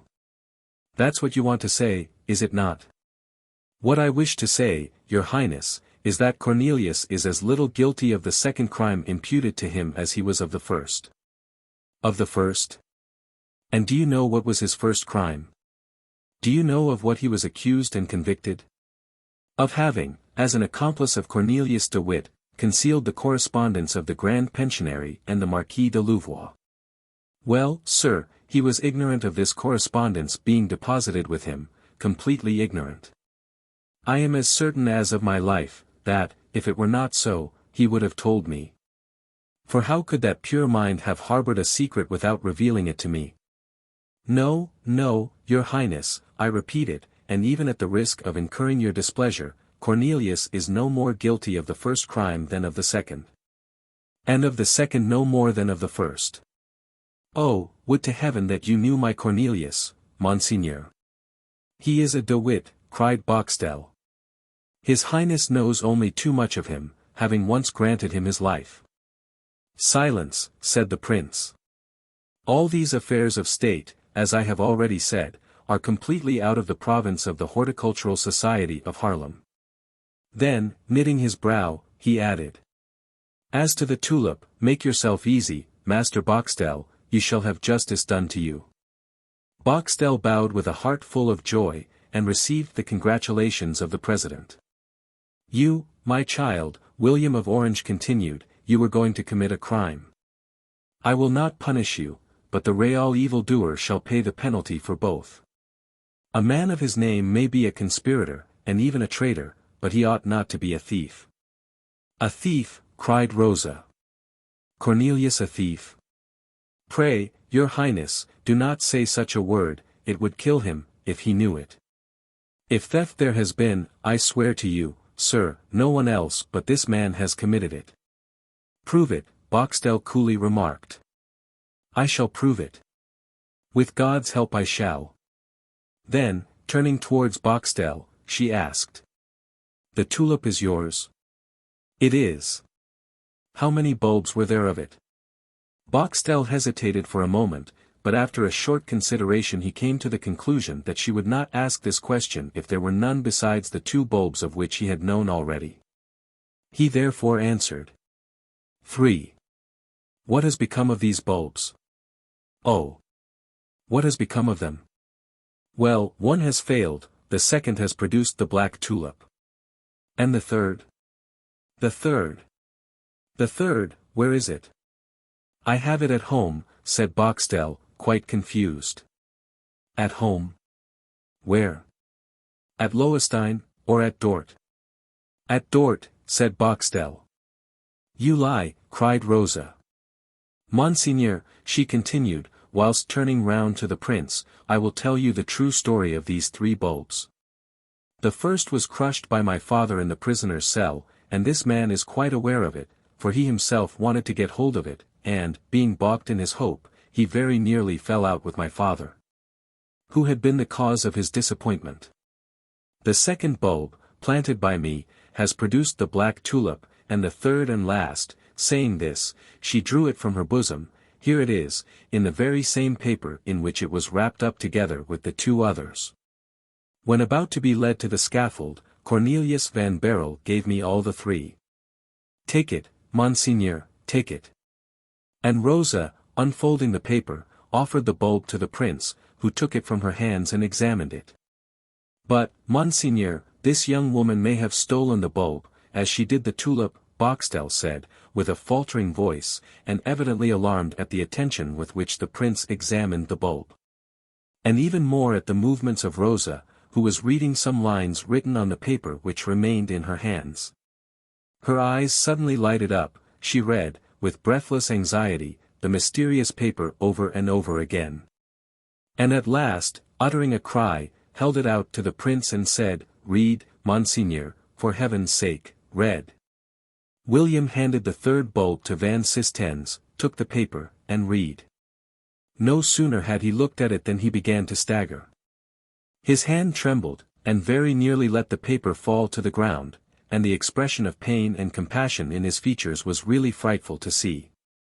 It was that fly-leaf, taken from the Bible, which Cornelius de Witt had sent to Dort by Creek, the servant of his brother John, to request Van Baerle to burn the correspondence of the Grand Pensionary with the Marquis de Louvois. This request, as the reader may remember, was couched in the following terms. "My dear godson, burn the parcel which I have entrusted to you. Burn it without looking at it, and without opening it, so that its contents may forever remain unknown to yourself. Secrets of this description are death to those with whom they are deposited. Burn it, and you will have saved John and Cornelius de Witt. Farewell, and love me. Cornelius de Witt. August 20th, 1672. This slip of paper offered the proofs both of Van Baerle's innocence and of his claim to the property of the tulip. Rosa and the stadtholder exchanged one look only. That of Rosa was meant to express, "Here, you see yourself." That of the stadtholder signified, "Be quiet, and wait." The prince wiped the cold sweat from his forehead, and slowly folded up the paper, whilst his thoughts were wandering in that labyrinth without a goal and without a guide, which is called remorse and shame for the past. Soon, however, raising his head with an effort, he said, in his usual voice, "Go, Mr. Boxtel, justice shall be done, I promise you." Then, turning to the president, he added, "You, my dear Mynheer Van Sistens, take charge of this young woman and of the tulip. Goodbye." All bowed, and the prince left, among the deafening cheers of the crowd outside.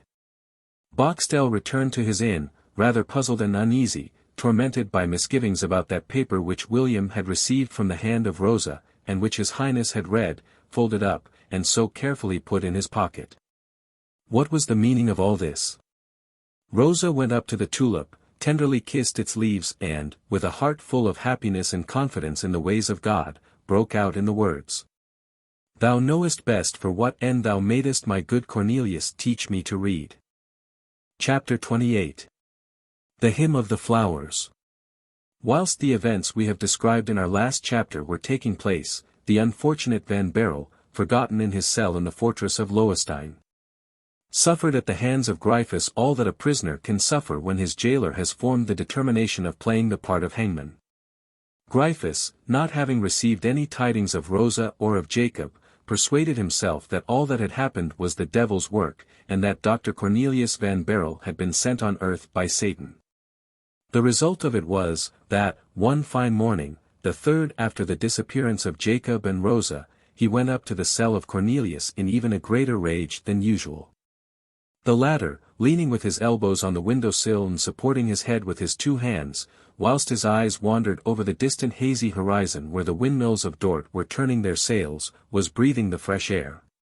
In order to be able to keep down his tears and to fortify himself in his philosophy.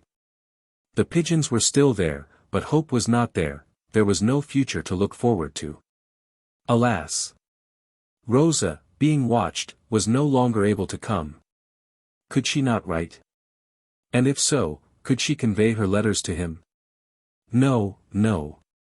He had seen during the 2 preceding days too much fury and malignity in the eyes of old Gryphus to expect that his vigilance would relax, even for one moment.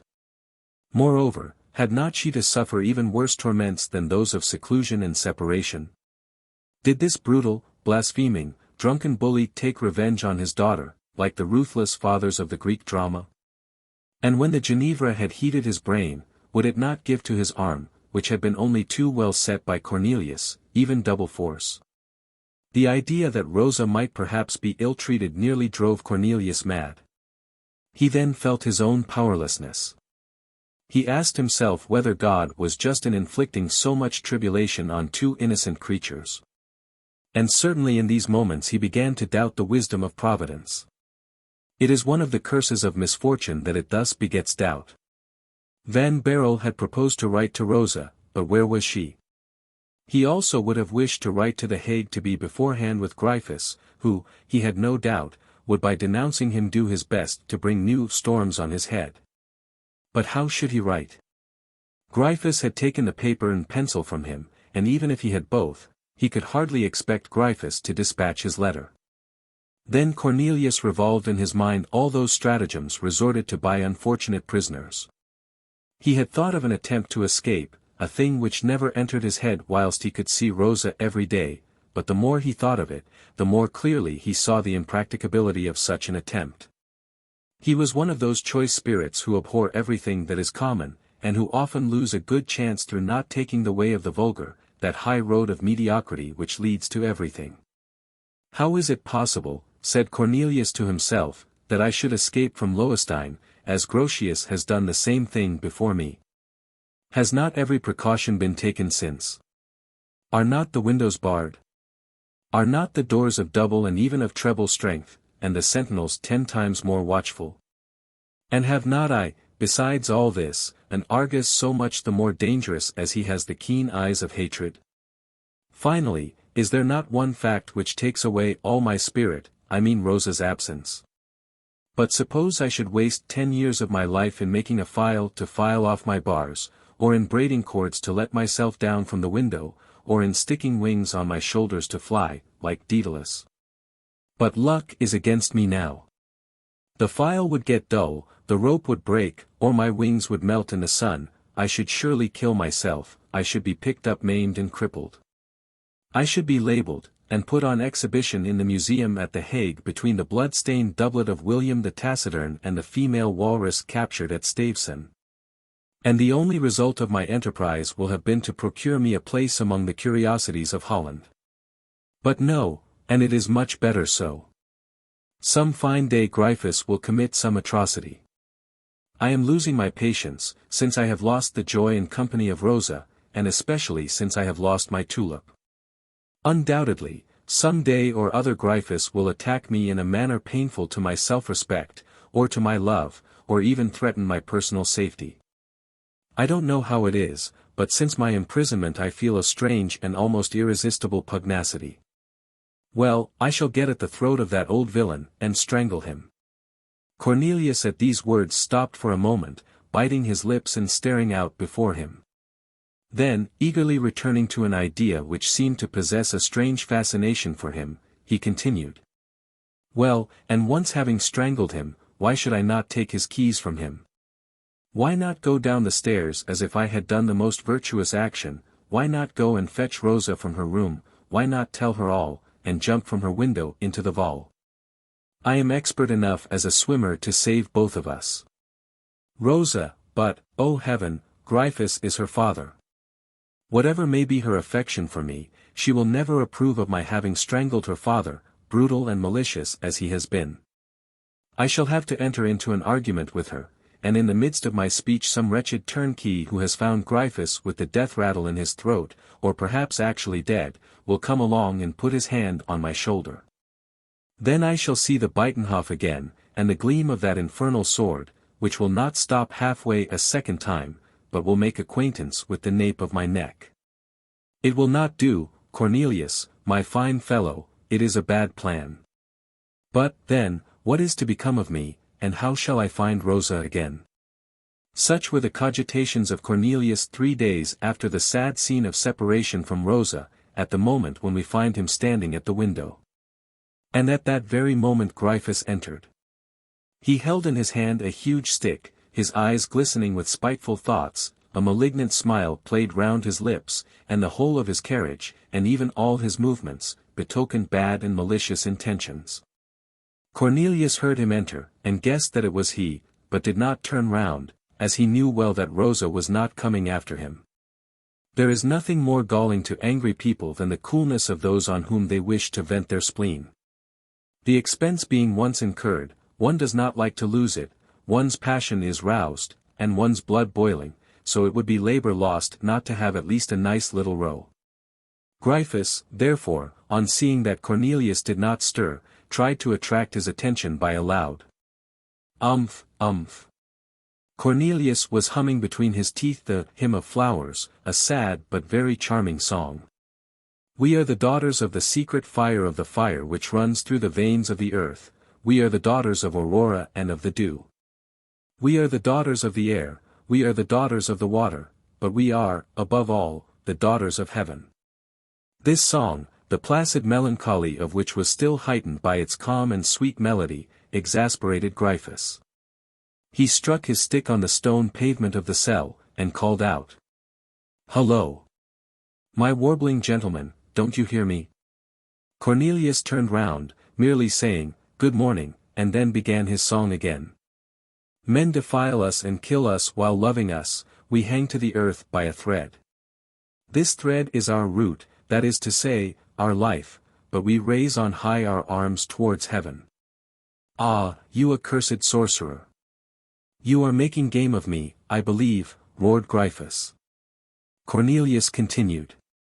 For heaven is our home, our true home, as from thence comes our soul, as thither our soul returns, our soul, that is to say, our perfume.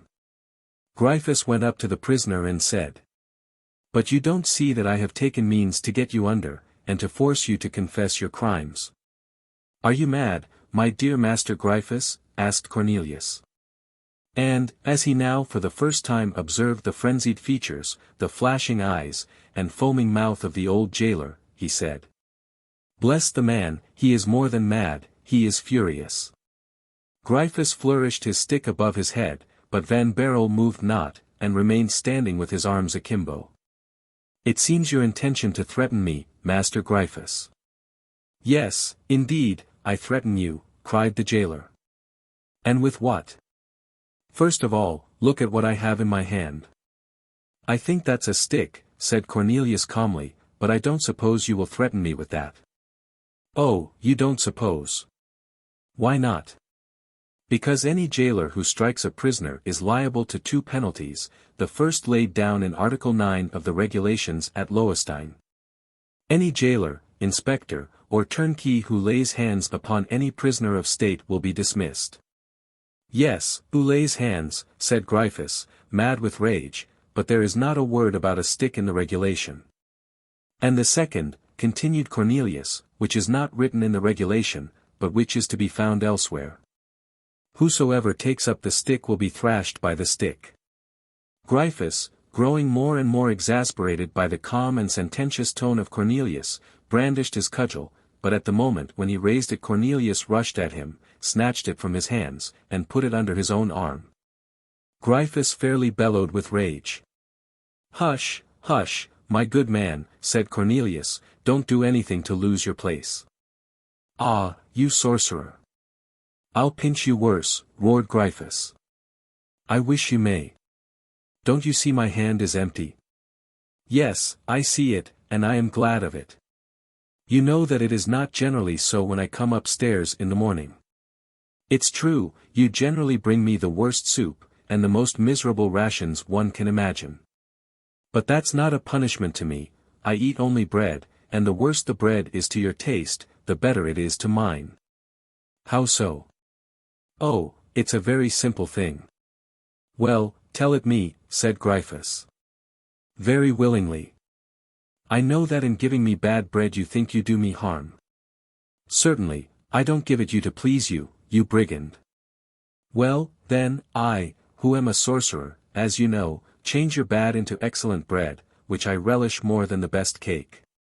And then I have the double pleasure of eating something that gratifies my palate, and of doing something that puts you in a rage. Gryphus answered with a growl. Oh! You confess, then, that you are a sorcerer. Indeed, I am one. I don't say it before all the world, because they might burn me for it, but as we are alone, I don't mind telling you. Well, well, well, answered Gryphus. But if a sorcerer can change black bread into white, won't he die of hunger if he has no bread at all? What's that? Said Cornelius. Consequently, I shall not bring you any bread at all, and we shall see how it will be after 8 days. Cornelius grew pale.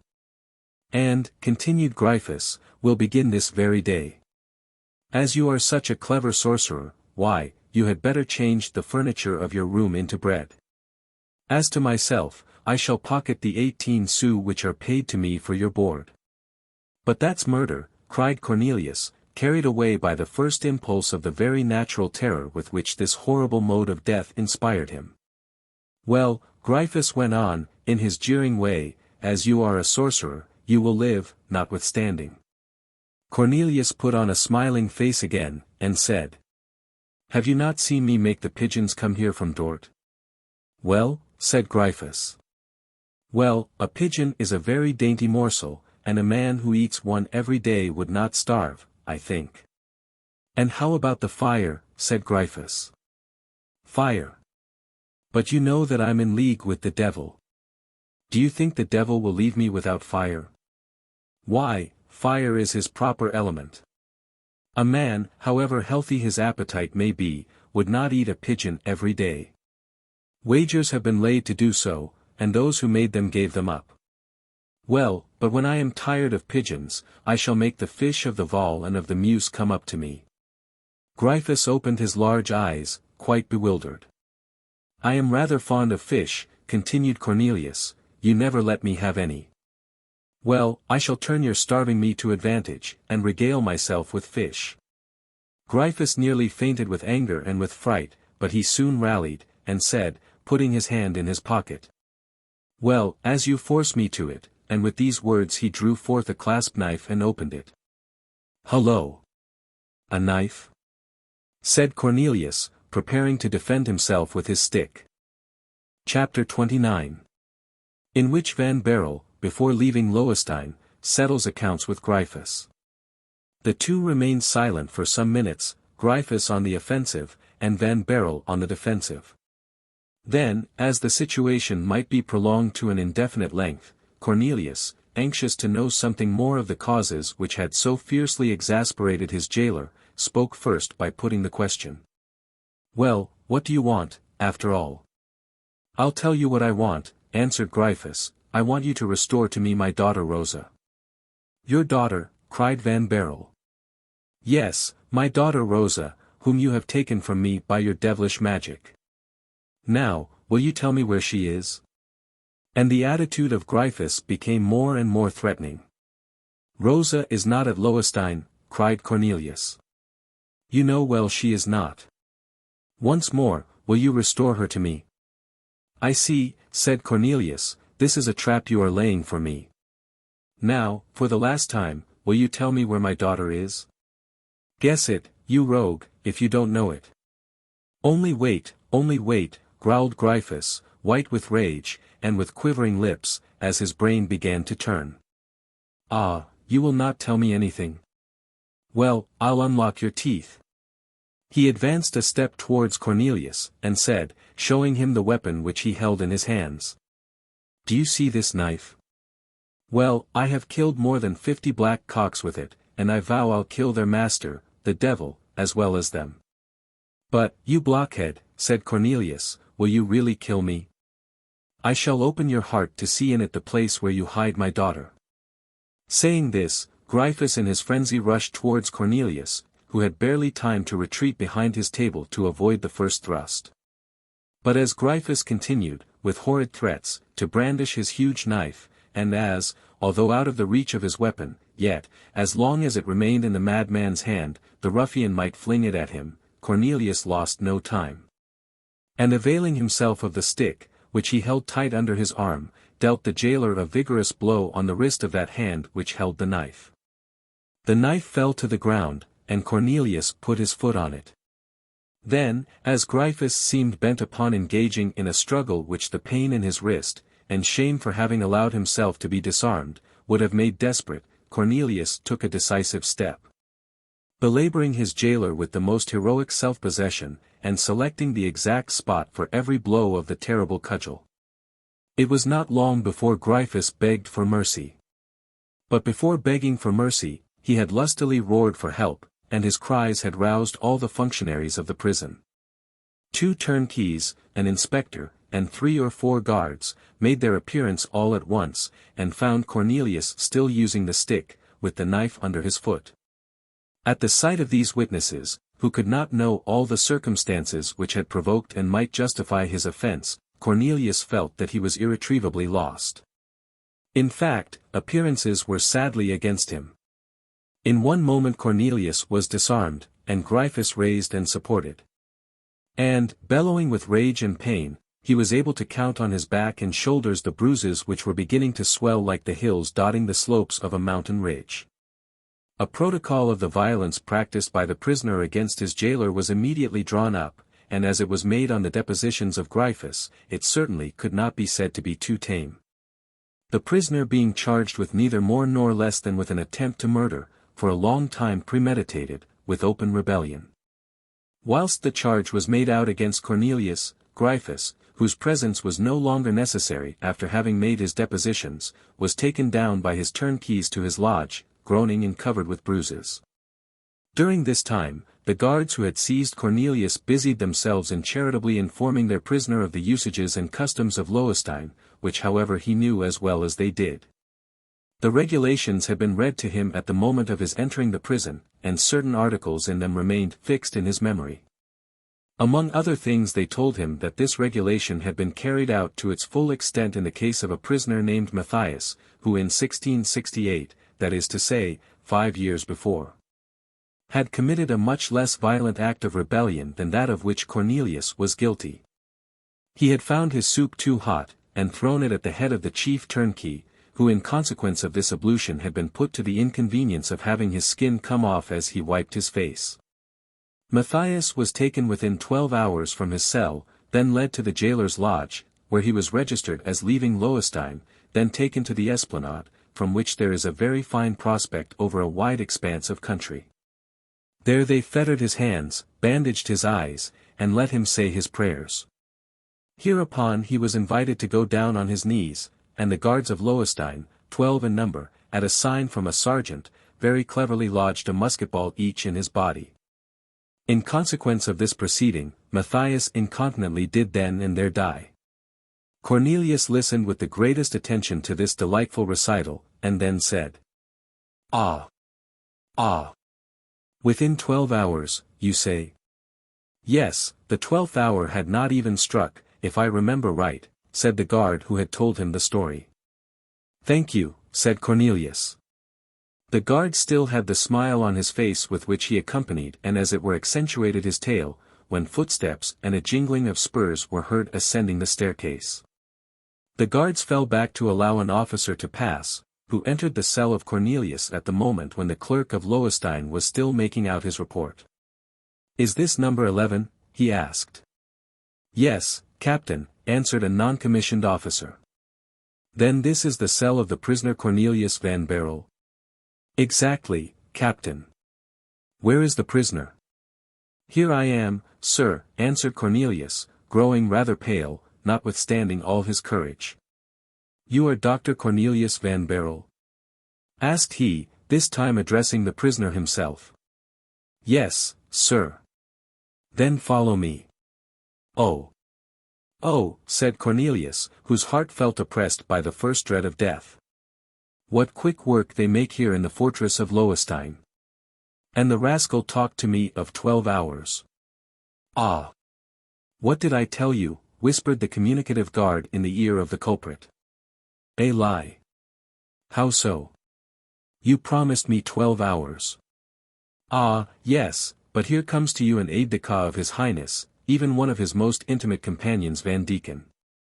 Zounds! They did not grant such an honor to poor Matthias. Come, come, said Cornelius, drawing a long breath.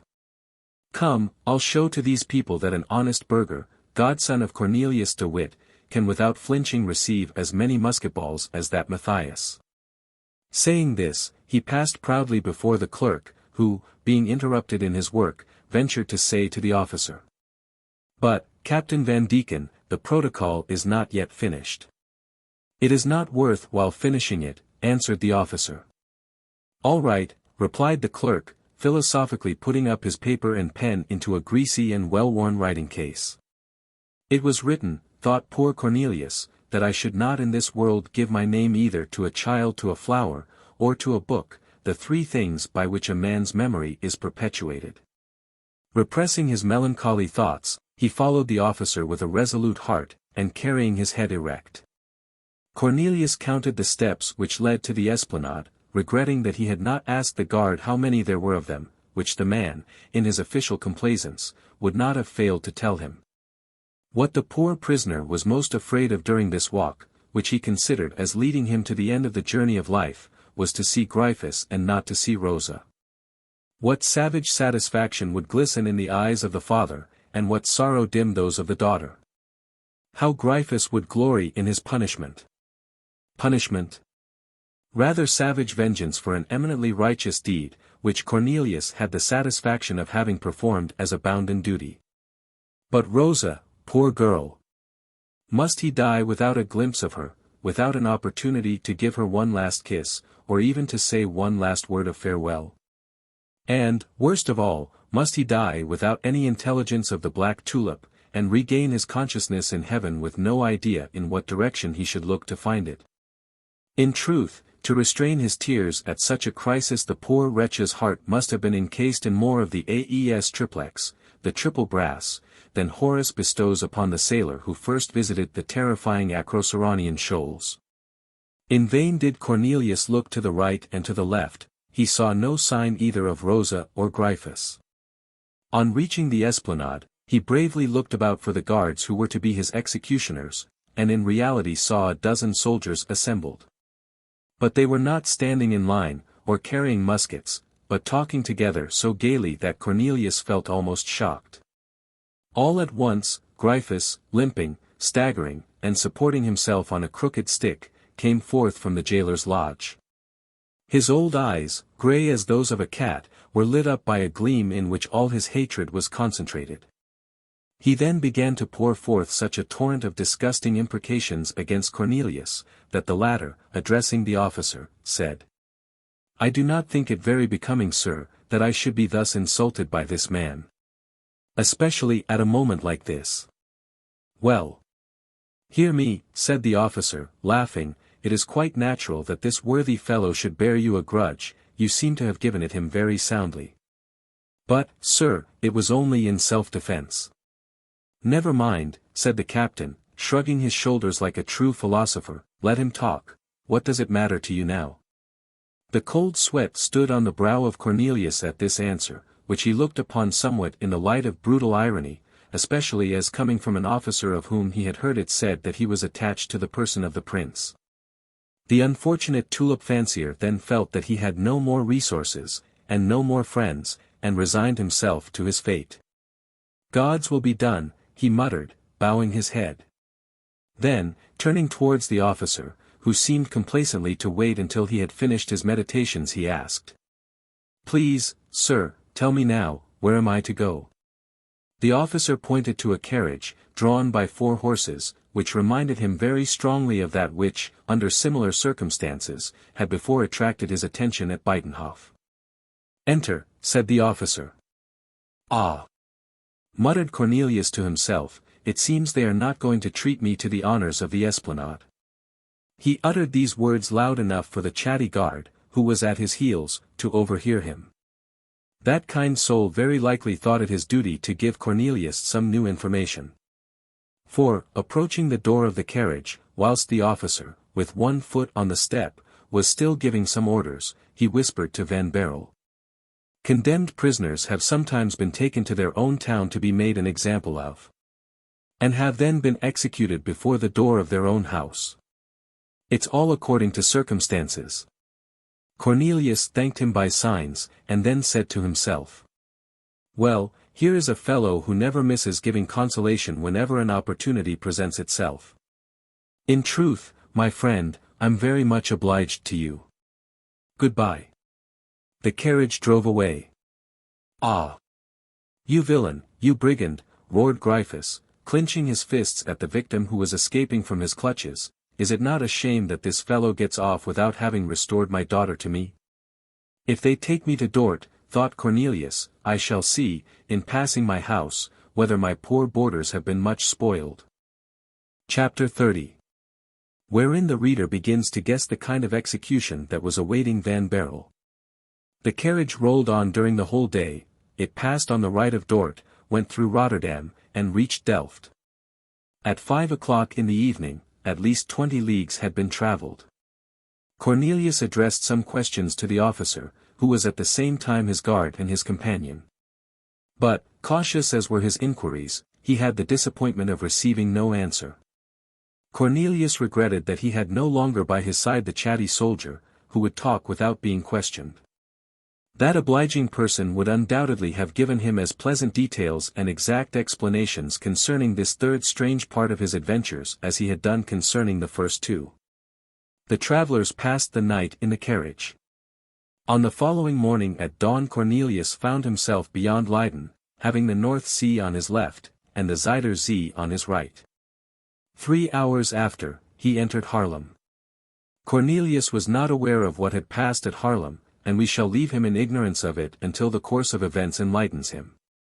But the reader has a right to know all about it even before our hero, and therefore we shall not make him wait. We have seen that Rosa and the Tulip, like two orphan sisters, had been left by Prince William of Orange at the house of the President van Sistens. Rosa did not hear again from the stadtholder until the evening of that day on which she had seen him face to face. Toward evening, an officer called at Van Sissen's house. He came from His Highness, with a request for Rosa to appear at the town hall. There, in the large council room into which she was ushered, she found the prince writing. He was alone, with a large Frisian greyhound at his feet, which looked at him with a steady glance, as if the faithful animal were wishing to do what no man could do, read the thoughts of his master in his face. William continued his writing for a moment, then, raising his eyes, and seeing Rosa standing near the door, he said, without laying down his pen, "Come here, my child." Rosa advanced a few steps towards the table.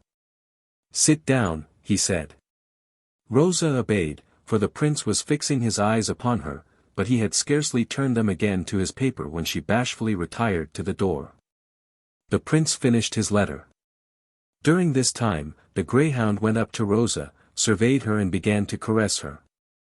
"Ah, ah," said William to his dog, "it's easy to see that she is a countrywoman of yours, and that you recognize her." Then, turning towards Rosa, and fixing on her his scrutinizing, and at the same time impenetrable glance, he said, "Now, my child." The prince was scarcely 23, and Rosa 18 or 20. He might therefore perhaps better have said, "My sister." "My child," he said, with that strangely commanding accent which chilled all those who approached him, "we are alone, let us speak together." Rosa began to tremble, and yet there was nothing but kindness in the expression of the prince's face. "Monseigneur," she stammered. "You have a father at Loewestein?" "Yes, your highness." "You do not love him?" "I do not.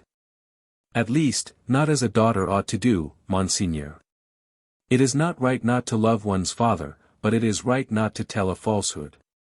Rosa cast her eyes to the ground. "What is the reason of your not loving your father?" "He is wicked." "In what way does he show his wickedness?" "He ill-treats the prisoners." "All of them?" "All." "But don't you bear him a grudge for ill-treating someone in particular?" "My father ill-treats in particular Mynheer Van Baerle, who is your lover?" Rosa started back a step. "Whom I love, Monseigneur," she answered proudly. "Since when?" asked the prince. "Since the day when I first saw him." "And when was that?" "The day after that on which the Grand Pensionary John and his brother Cornelius met with such an awful death." The prince compressed his lips, and knit his brow, and his eyelids dropped so as to hide his eyes for an instant. After a momentary silence, he resumed the conversation. "But to what can it lead to love a man who is doomed to live and die in prison? It will lead, if he lives and dies in prison, to my aiding him in life and in death. And would you accept the lot of being the wife of a prisoner? As the wife of Meneer van Baerle, I should, under any circumstances, be the proudest and happiest woman in the world, but—" "But what?" "I dare not say, Monseigneur. There is something like hope in your tone. What do you hope?" She raised her moist and beautiful eyes, and looked at William with a glance full of meaning, which was calculated to stir up in the recesses of his heart the clemency which was slumbering there. "Ah, I understand you," he said. Rosa, with a smile, clasped her hands. "You hope in me?" said the prince. "Yes, Monseigneur." "Umph." The prince sealed the letter which he had just written, and summoned one of his officers, to whom he said, "Captain Van Deken, carry this dispatch to Lowenstein. You will read the orders which I give to the governor, and execute them as far as they regard you." The officer bowed, and a few minutes afterwards the gallop of a horse was heard resounding in the vaulted archway. "My child," continued the prince, "the feast of the tulip will be on Sunday next, that is to say, the day after tomorrow. Make yourself smart with these 500 guilders, as I wish that day to be a great day for you." "How does your highness wish me to be dressed?" faltered Rosa. "Take the costume of a Frisian bride," said William, "it will suit you very well indeed." Chapter 31. Haarlem. Haarlem, whither, 3 days ago, we conducted our gentle reader, and whither we request him to follow us once more in the footsteps of the prisoner, is a pleasant city, which justly prides itself on being one of the most shady in all the Netherlands. While other towns boast of the magnificence of their arsenals and dockyards, and the splendor of their shops and markets, Haarlem's claims to fame rest upon her superiority to all other provincial cities in the number and beauty of her spreading elms, graceful poplars, and, more than all, upon her pleasant walks, shaded by the lovely arches of magnificent oaks, lindens, and chestnuts. Haarlem, just as her neighbor, Leyden, became the center of science, and her queen, Amsterdam, that of commerce, Haarlem preferred to be the agricultural, or, more strictly speaking, the horticultural metropolis. In fact, girt about as she was, breezy and exposed to the sun's hot rays, she seemed to offer to gardeners so many more guarantees of success than other places, with their heavy sea air, and their scorching heat. On this account all the serene souls who loved the earth and its fruits had gradually gathered together at Haarlem, just as all the nervous, uneasy spirits, whose ambition was for travel and commerce, had settled in Rotterdam and Amsterdam. And all the politicians and selfish worldlings at The Hague. We have observed that Leyden overflowed with scholars. In like manner Haarlem was devoted to the gentle pursuits of peace, to music and painting, orchards and avenues, groves and parks. Haarlem went wild about flowers, and tulips received their full share of worship. Haarlem offered prizes for tulip growing. And this fact brings us in the most natural manner to that celebration which the city intended to hold on May 15, 1673 in honor of the great black tulip, immaculate and perfect, which should gain for its discoverer 100,000 guilders. Haarlem, having placed on exhibition its favorite, having advertised its love of flowers in general and of tulips in particular, at a period when the souls of men were filled with war and sedition, Haarlem, having enjoyed the exquisite pleasure of admiring the very purest ideal of tulips in full bloom, Haarlem, this tiny town, full of trees and of sunshine, of light and shade, had determined that the ceremony of bestowing the prize should be a fete which should live forever in the memory of men. So much the more reason was there, too, in her determination, in that Holland is the home of fates. Never did sluggish natures manifest more eager energy of the singing and dancing sort than those of the good republicans of the 7 provinces when amusement was the order of the day. Study the pictures of the 2 tenures. It is certain that sluggish folk are of all men the most earnest in tiring themselves, not when they are at work, but at play. Thus Haarlem was thrice given over to rejoicing, for a threefold celebration was to take place.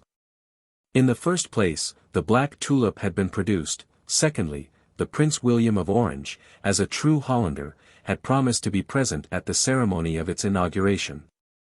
And, thirdly, it was a point of honor with the States to show to the French, at the conclusion of such a disastrous war as that of 1672, that the flooring of the Batavian Republic was solid enough for its people to dance on it, with the accompaniment of the cannon of their fleets.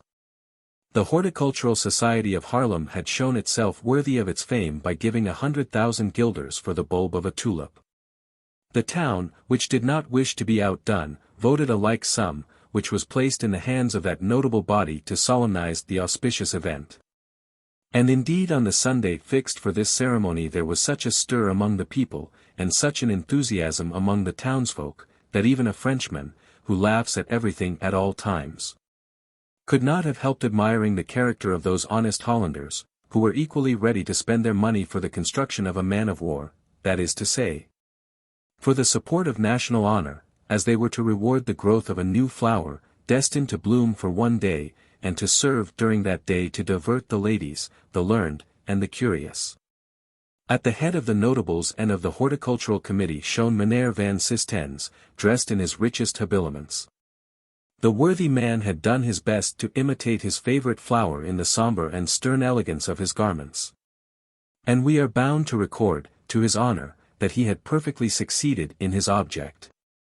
Dark crimson velvet, dark purple silk, and jet-black cloth, with linen of dazzling whiteness, composed the festive dress of the president, who marched at the head of his committee carrying an enormous nosegay, like that which 121 years later, Monsieur de Robespierre displayed at the festival of the Supreme Being. There was, however, a little difference between the two.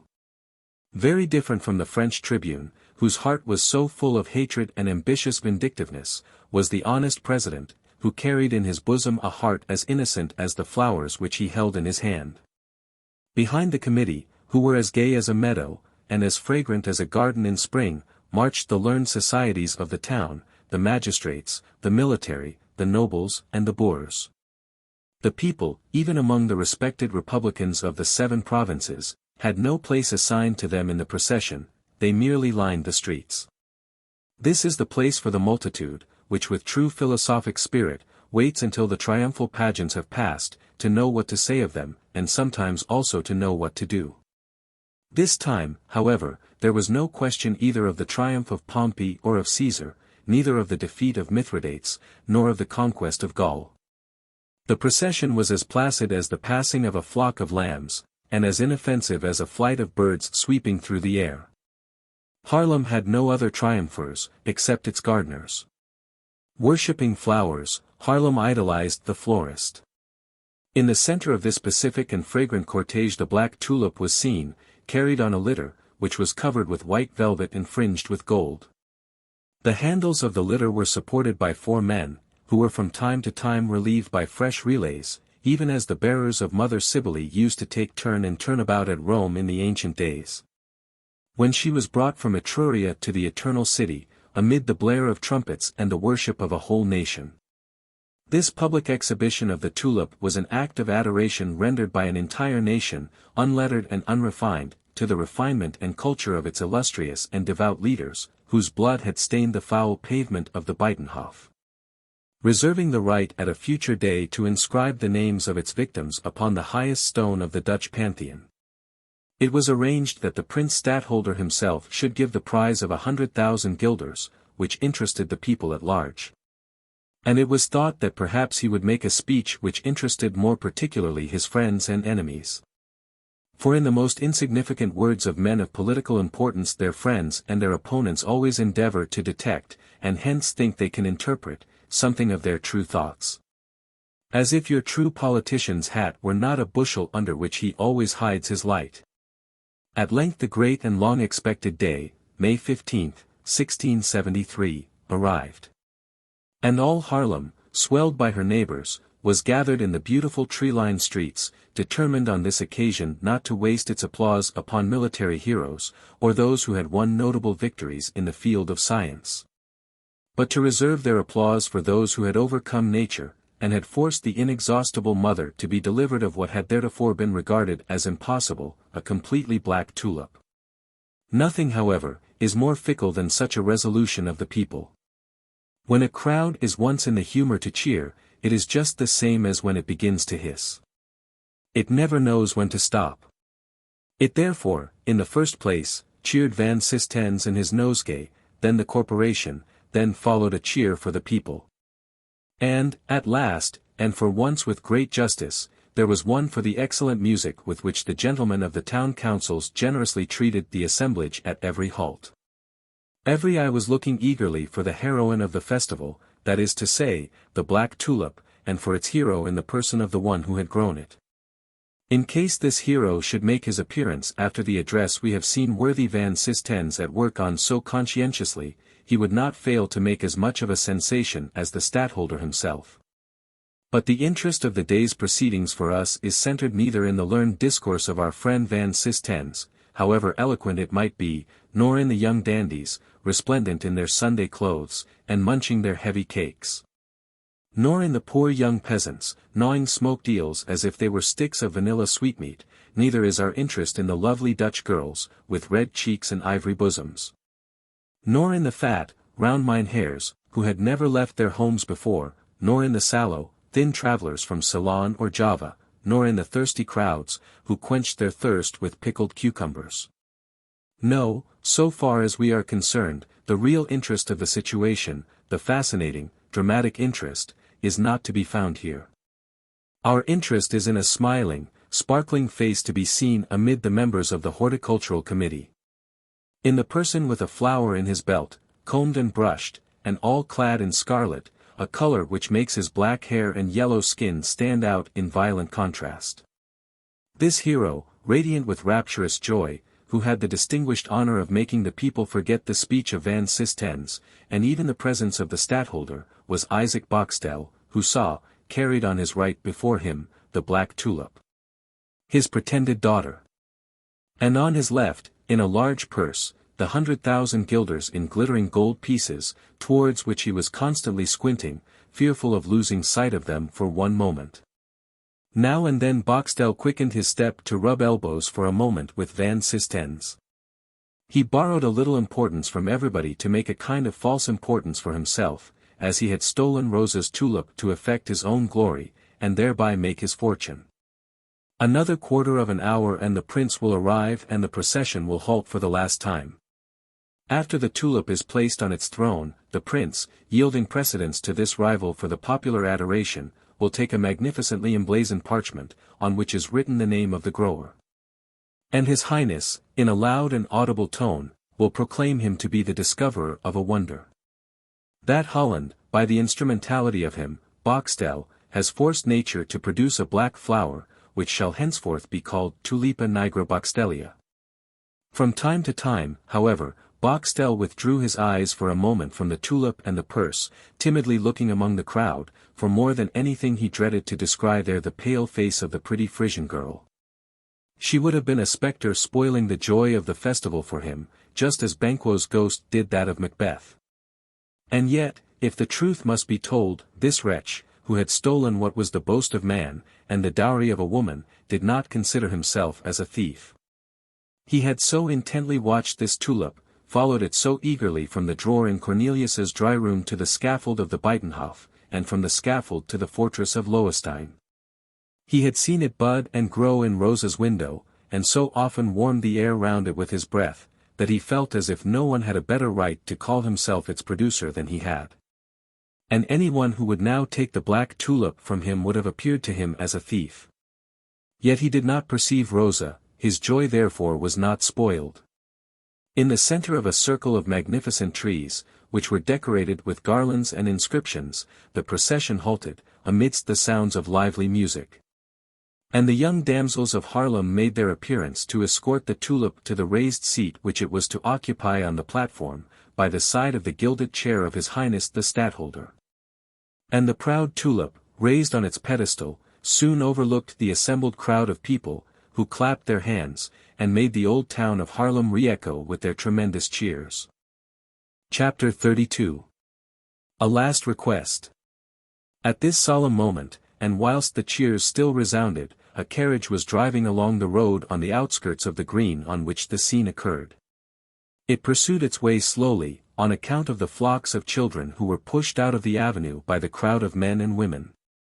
This carriage, covered with dust, and creaking on its axles, the result of a long journey, enclosed the unfortunate Van Baerle, who was just beginning to get a glimpse through the open window of the scene which we have tried, with poor success, no doubt, to present to the eyes of the reader. The crowd and the noise and the display of artificial and natural magnificence were as dazzling to the prisoner as a ray of light flashing suddenly into his dungeon. Notwithstanding the little readiness which his companion had shown in answering his questions concerning his fate, he ventured once more to ask the meaning of all this bustle, which at first sight seemed to be utterly disconnected with his own affairs. "What is all this, pray, Mynheer Lieutenant?" he asked of his conductor. "As you may see, sir," replied the officer, "it is a feast." "Ah, a feast," said Cornelius, in the sad tone of indifference of a man to whom no joy remains in this world. Then, after some moments' silence, during which the carriage had proceeded a few yards, he asked once more, "The feast of the patron saint of Haarlem? As I see so many flowers."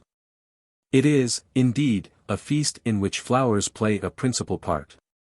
"Oh, the sweet scents! Oh, the beautiful colors!" cried Cornelius.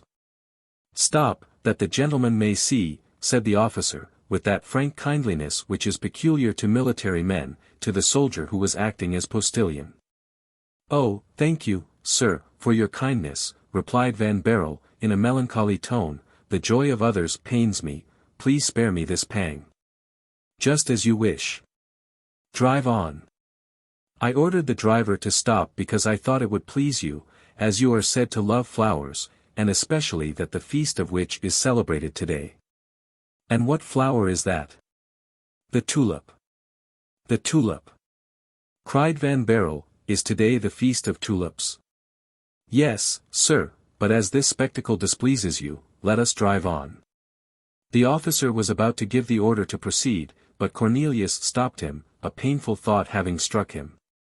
He asked, with faltering voice, "Is the prize given today, sir?" "Yes, the prize for the black tulip." Cornelius's cheek flushed, his whole frame trembled, and the cold sweat stood on his brow. "Alas! Sir," he said, "all these good people will be as unfortunate as myself, for they will not see the solemnity which they have come to witness, or at least they will see it incompletely." "What is it you mean to say?" "I mean to say," replied Cornelius, throwing himself back in the carriage, "that the black tulip will not be found, except by one whom I know." "In this case," said the officer, "the person whom you know has found it, for the thing which the whole of Haarlem is looking at this moment is neither more nor less than the black tulip." "The black tulip," replied Van Baerle, thrusting half his body out of the carriage window. "Where is it? Where is it?" "Down there on the throne, don't you see?" "I do see it." "Come along, sir," said the officer. "Now we must drive off." "Oh, have pity, have mercy, sir," said Van Baerle, "don't take me away. Let me look once more. Is what I see down there the black tulip? Quite black? Is it possible? Oh, sir, have you seen it? It must have specks, it must be imperfect, it must only be dyed black. Ah! If I were there, I should see it at once. Let me alight, let me see it close, I beg of you." "Are you mad, sir? How could I allow such a thing? I implore you. But you forget that you are a prisoner." "It is true I am a prisoner, but I am a man of honor, and I promise you on my word that I will not run away, I will not attempt to escape, only let me see the flower." "But my orders, sir, my orders." And the officer again made the driver a sign to proceed. Cornelius stopped him once more. "Oh, be forbearing, be generous. My whole life depends upon your pity. Alas! Perhaps it will not be much longer. You don't know, sir, what I suffer. You don't know the struggle going on in my heart and mind. For after all," Cornelius cried in despair, "if this were my tulip, if it were the one which has been stolen from Rosa. Oh, I must alight, sir. I must see the flower. You may kill me afterwards if you like, but I will see it, I must see it. Be quiet, unfortunate man, and come quickly back into the carriage, for here is the escort of His Highness the Stadtholder, and if the prince observed any disturbance, or heard any noise, it would be ruin to me, as well as to you." Van Baerle, more afraid for his companion than himself, threw himself back into the carriage, but he could only keep quiet for half a minute, and the first 20 horsemen had scarcely passed when he again leaned out of the carriage window, gesticulating imploringly towards the Stadtholder at the very moment when he passed. William, impassible and quiet as usual, was proceeding to the green to fulfill his duty as chairman. He held in his hand the roll of parchment, which, on this festive day, had become his baton. Seeing the man gesticulate with imploring mien, and perhaps also recognizing the officer who accompanied him, His Highness ordered his carriage to stop. In an instant his snorting steeds stood still, at a distance of about 6 yards from the carriage in which Van Baerle was caged. "What is this?" the prince asked the officer, who at the first order of the Stadtholder had jumped out of the carriage, and was respectfully approaching him. "Monseigneur," he cried, "this is the prisoner of state whom I have fetched from Loewestein, and whom I have brought to Haarlem according to your Highness's command."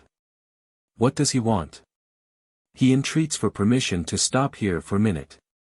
"To see the black tulip, Monseigneur," said Van Baerle, clasping his hands, "and when I have seen it, when I have seen what I desire to know, I am quite ready to die, if die I must. But in dying I shall bless your Highness's mercy for having allowed me to witness the glorification of my work."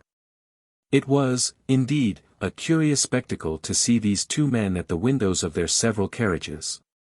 The one surrounded by his guards, and all-powerful, the other a prisoner and miserable, the one going to mount a throne, the other believing himself to be on his way to the scaffold.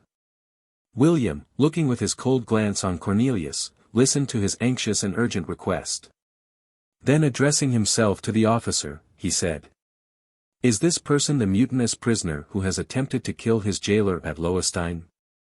Cornelius heaved a sigh and hung his head. His good-tempered honest face turned pale and red at the same instant. These words of the all-powerful prince, who by some secret messenger unavailable to other mortals had already been apprised of his crime, seemed to him to forebode not only his doom, but also the refusal of his last request. He did not try to make a struggle, or to defend himself. And he presented to the prince the affecting spectacle of despairing innocence, like that of a child, a spectacle which was fully understood and felt by the great mind and the great heart of him who observed it. "Allow the prisoner to alight, and let him see the black tulip, it is well worth being seen once." "Thank you, Monseigneur, thank you," said Cornelius, nearly swooning with joy, and staggering on the steps of his carriage. Had not the officer supported him, our poor friend would have made his thanks to His Highness prostrate on his knees with his forehead in the dust. After having granted this permission, the prince proceeded on his way over the green amidst the most enthusiastic acclamations. He soon arrived at the platform, and the thunder of cannon shook the air. Chapter 33. Conclusion.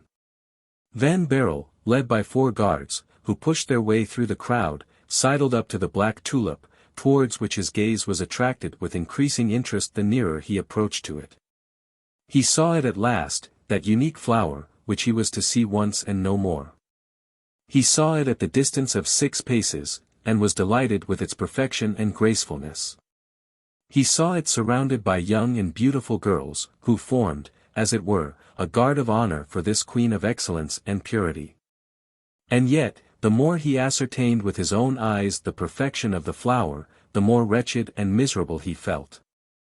He looked all around for someone to whom he might address only one question, but his eyes everywhere met strange faces, and the attention of all was directed towards the chair of state, on which the stadtholder had seated himself. William rose, casting a tranquil glance over the enthusiastic crowd, and his keen eyes rested by turns on the three extremities of a triangle formed opposite to him by three persons of very different interests and feelings. At one of the angles, Boxtel, trembling with impatience, and quite absorbed in watching the prince, the gilders, the black tulip, and the crowd. At the other, Cornelius, panting for breath, silent, and his attention, his eyes, his life, his heart, his love, quite concentrated on the black tulip.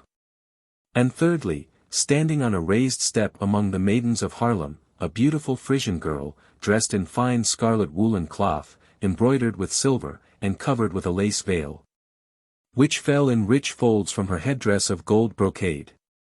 In one word, Rosa, who, faint and with swimming eyes, was leaning on the arm of one of the officers of William. The prince then slowly unfolded the parchment, and said, with a calm clear voice, which, although low, made itself perfectly heard amidst the respectful silence, which all at once arrested the breath of 50,000 spectators. You know what has brought us here. A prize of 100,000 guilders has been promised to whosoever should grow the black tulip. The black tulip has been grown. Here it is before your eyes, coming up to all the conditions required by the program of the Horticultural Society of Haarlem. The history of its production, and the name of its grower, will be inscribed in the Book of Honor of the city. Let the person approach to whom the black tulip belongs. In pronouncing these words, the prince, to judge of the effect they produced, surveyed with his eagle eye the three extremities of the triangle. He saw Boxtel rushing forward. He saw Cornelius make an involuntary movement, and lastly he saw the officer who was taking care of Rosa lead, or rather push her forward towards him. At the sight of Rosa, a double cry arose on the right and left of the prince. Boxtel, thunderstruck, and Cornelius, in joyful amazement, both exclaimed, "Rosa! Rosa! This tulip is yours, is it not, my child?" said the prince. "Yes, Monseigneur," stammered Rosa, whose striking beauty excited a general murmur of applause. "Oh," muttered Cornelius, "she has then belied me, when she said this flower was stolen from her. Oh! That's why she left Lowenstein. Alas! Am I then forgotten, betrayed by her whom I thought my best friend on earth? Oh," sighed Boxtel, "I am lost."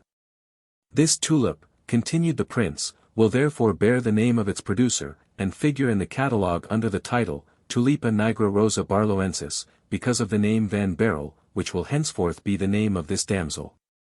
And at the same time William took Rosa's hand, and placed it in that of a young man, who rushed forth, pale and beyond himself with joy, to the foot of the throne saluting alternately the prince and his bride. And who with a grateful look to heaven, returned his thanks to the giver of all this happiness. At the same moment there fell at the feet of the President Van Sistens another man, struck down by a very different emotion. Boxtel, crushed by the failure of his hopes, lay senseless on the ground. When they raised him, and examined his pulse and his heart, he was quite dead. This incident did not much disturb the festival, as neither the prince nor the president seemed to mind it much. Cornelius started back in dismay, when in the thief, in the pretended Jacob, he recognized his neighbor, Isaac Boxtel, whom, in the innocence of his heart, he had not for one instant suspected of such a wicked action. Then, to the sound of trumpets, the procession marched back without any change in its order, except that Boxtel was now dead, and that Cornelius and Rosa were walking triumphantly side by side and hand in hand. On their arriving at the Hôtel de Ville, the prince, pointing with his finger to the purse with the 100,000 guilders, said to Cornelius, "It is difficult to say by whom this money is gained, by you or by Rosa. For if you have found the black tulip, she has nursed it and brought it into flower. It would therefore be unjust to consider it as her dowry, it is the gift of the town of Haarlem to the tulip." Cornelius wondered what the prince was driving at. The latter continued, "I give to Rosa the sum of 100,000 guilders, which she has fairly earned, and which she can offer to you. They are the reward of her love, her courage, and her honesty. As to you, sir, thanks to Rosa again, who has furnished the proofs of your innocence." And, saying these words, the prince handed to Cornelius that fly-leaf of the Bible on which was written the letter of Cornelius de Witt, and in which the third bulb had been wrapped. "As to you, it has come to light that you were imprisoned for a crime which you had not committed. This means, that you are not only free, but that your property will be restored to you, as the property of an innocent man cannot be confiscated. Cornelius van Baerle, you are the godson of Cornelius de Witt and the friend of his brother John. Remain worthy of the name you have received from one of them, and of the friendship you have enjoyed with the other." The two de Witts, wrongly judged and wrongly punished in a moment of popular error, were two great citizens, of whom Holland is now proud. The prince, after these last words, which contrary to his custom, he pronounced with a voice full of emotion, gave his hands to the lovers to kiss, whilst they were kneeling before him. Then heaving a sigh, he said, "Alas! You are very happy, who, dreaming only of what perhaps is the true glory of Holland, and forms especially her true happiness, do not attempt to acquire for her anything beyond new colors of tulips." And, casting a glance towards that point of the compass where France lay, as if he saw new clouds gathering there, he entered his carriage and drove off. Cornelius started on the same day for Dort with Rosa, who sent her lover's old housekeeper as a messenger to her father, to apprise him of all that had taken place. Those who, thanks to our description, have learned the character of old Gryphus, will comprehend that it was hard for him to become reconciled to his son-in-law. He had not yet forgotten the blows which he had received in that famous encounter.